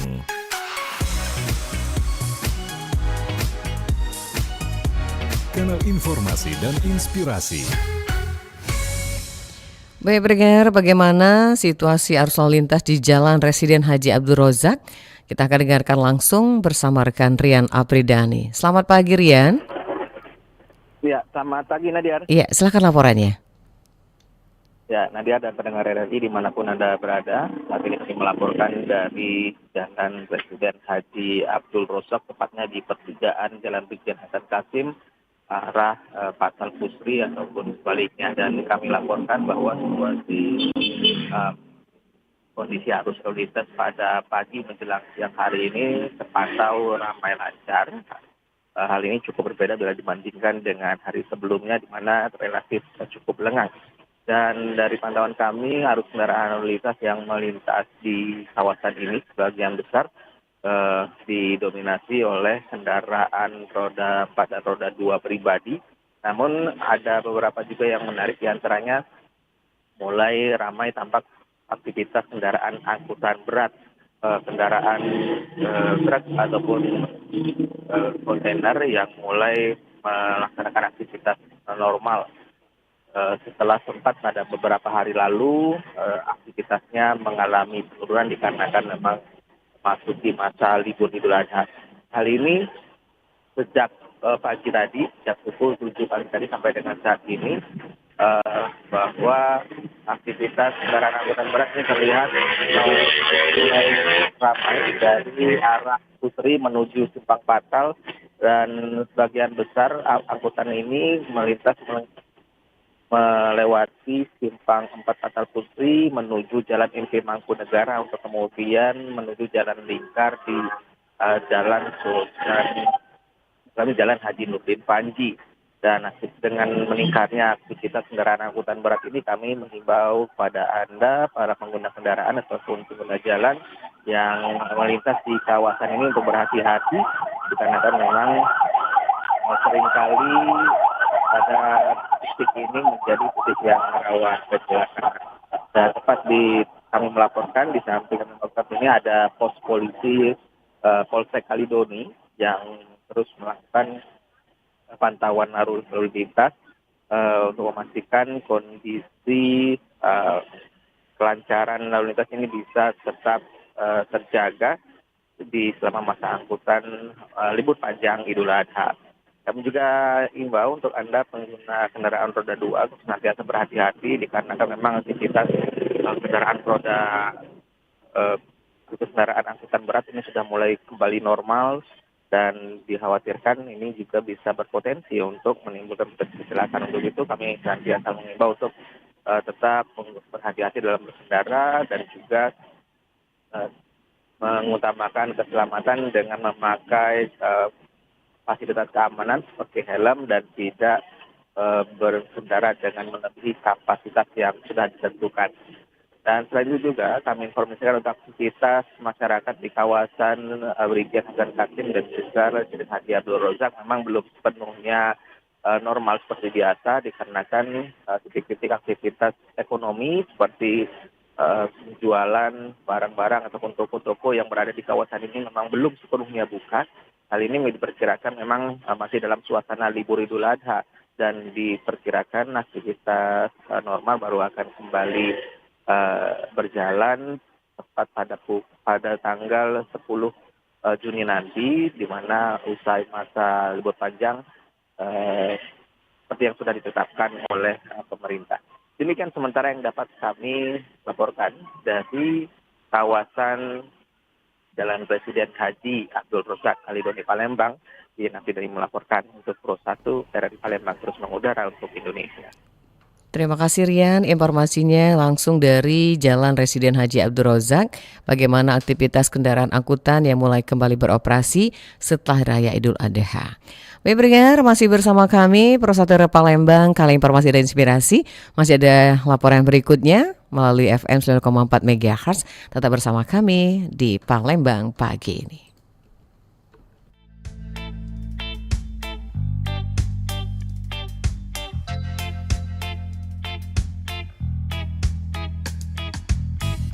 Bagai pungguk rindukan bulan, aku mengejar cintamu. Setiap malam sebut namamu dalam doa dan harapku. Baik pendengar, kita hentikan dulu ada band Percuma Bilang Cinta karena kita sudah terhubung dengan Alvina Damayanti akan melaporkan bagaimana situasi di kawasan Simpang 5 DPRD pasca Lebaran Idul Adha. Selamat pagi Alvina. Baik, selamat pagi pendengar. Silakan laporannya. Saya melaporkan langsung dari kawasan Simpang 5 DPRD dan juga area kantor Gubernur Palembang. Untuk situasi saat ini, arus lalu lintas di jalan sekitar kantor Gubernur Palembang terlihat lancar. Dan sejak tadi saya belum melihat adanya kepadatan lalu lintas ataupun penumpukan di kawasan ini. Dan pendengar, di sekeliling jalan area kantor Gubernur Palembang, biasanya di hari Minggu dipadati oleh masyarakat yang melakukan lari pagi ataupun jogging serta bersepeda. Tetapi pada hari ini, pasca Lebaran Idul Adha, jalanan tidak terlalu dipenuhi oleh para pelari ataupun masyarakat yang melakukan aktivitas di sekitar sini. Pendengar, saya juga sekarang bersama salah satu masyarakat yang melakukan lari pagi di kawasan kantor Gubernur. Selamat pagi Ibu Nurlela. Selamat pagi. Baik Ibu, izin bertanya, menurut Ibu sendiri, suasana di sekitar pagi ini lebih ramai atau lenggang mengingat saat ini tengah libur Idul Adha? Ya biasanya sih kalau hari-hari biasa ramai, tapi kan hari ini kayaknya agak sepi, mungkin akibat mungkin mana weekend, Lebaran juga kali kena dampaknya kali ya. Oke, baik. Ibu biasa melakukan lari pagi setiap minggu di sini, Bu? Ya biasanya sih ya hari Minggu, tapi kan hari ini kayaknya nggak ada gitu. Untuk orang-orang pada lari pagi, pada sepi lah. Biasanya sih rame. Oke, baik Ibu. Mungkin tanggapannya Ibu untuk jalanan pada hari ini, biasanya kan jalanan diramaikan oleh para pelari dan juga pengendara. Apakah terganggu Ibu untuk pelari sendiri? Enggak sih, nggak merasa terganggu. Baik, mungkin itu saja Ibu. Ya, terima kasih. Sehat selalu, selamat beraktivitas Ibu. Ya, sama-sama Mbak. Baik, pendengar, dapat saya informasikan juga untuk cuaca di kawasan kantor Gubernur Palembang pagi ini tampak cerah dengan sinar matahari yang cukup hangat. Dari pantauan saya, para masyarakat masih melakukan aktivitas seperti lari pagi ataupun jogging serta bersepeda. Untuk lalu lintas juga terpantau lancar tanpa hambatan. Baik, pendengar, demikian laporan saya dari area kantor Gubernur Palembang. Alvina Damayanti, RRI Pro 1, terus mengudara untuk Indonesia. Terima kasih Alvina Damayanti. Selamat bertugas kembali ya, tetap semangat dengan laporannya untuk Pro 1 RRI Palembang. Baik pendengar, kita akan jelang pukul 10 waktu Indonesia Barat, di mana nanti pukul 10 berakhir sudah Palembang pagi ini menemani Anda, saya Nadiar, juga rekan Rama. Nanti akan ada rekan Tata Edins melanjutkan kebersamaan kita di Palembang siang hingga sore nanti. Kita dengarkan kembali dulu ada band Percuma Bilang Cinta untuk Anda pagi ini.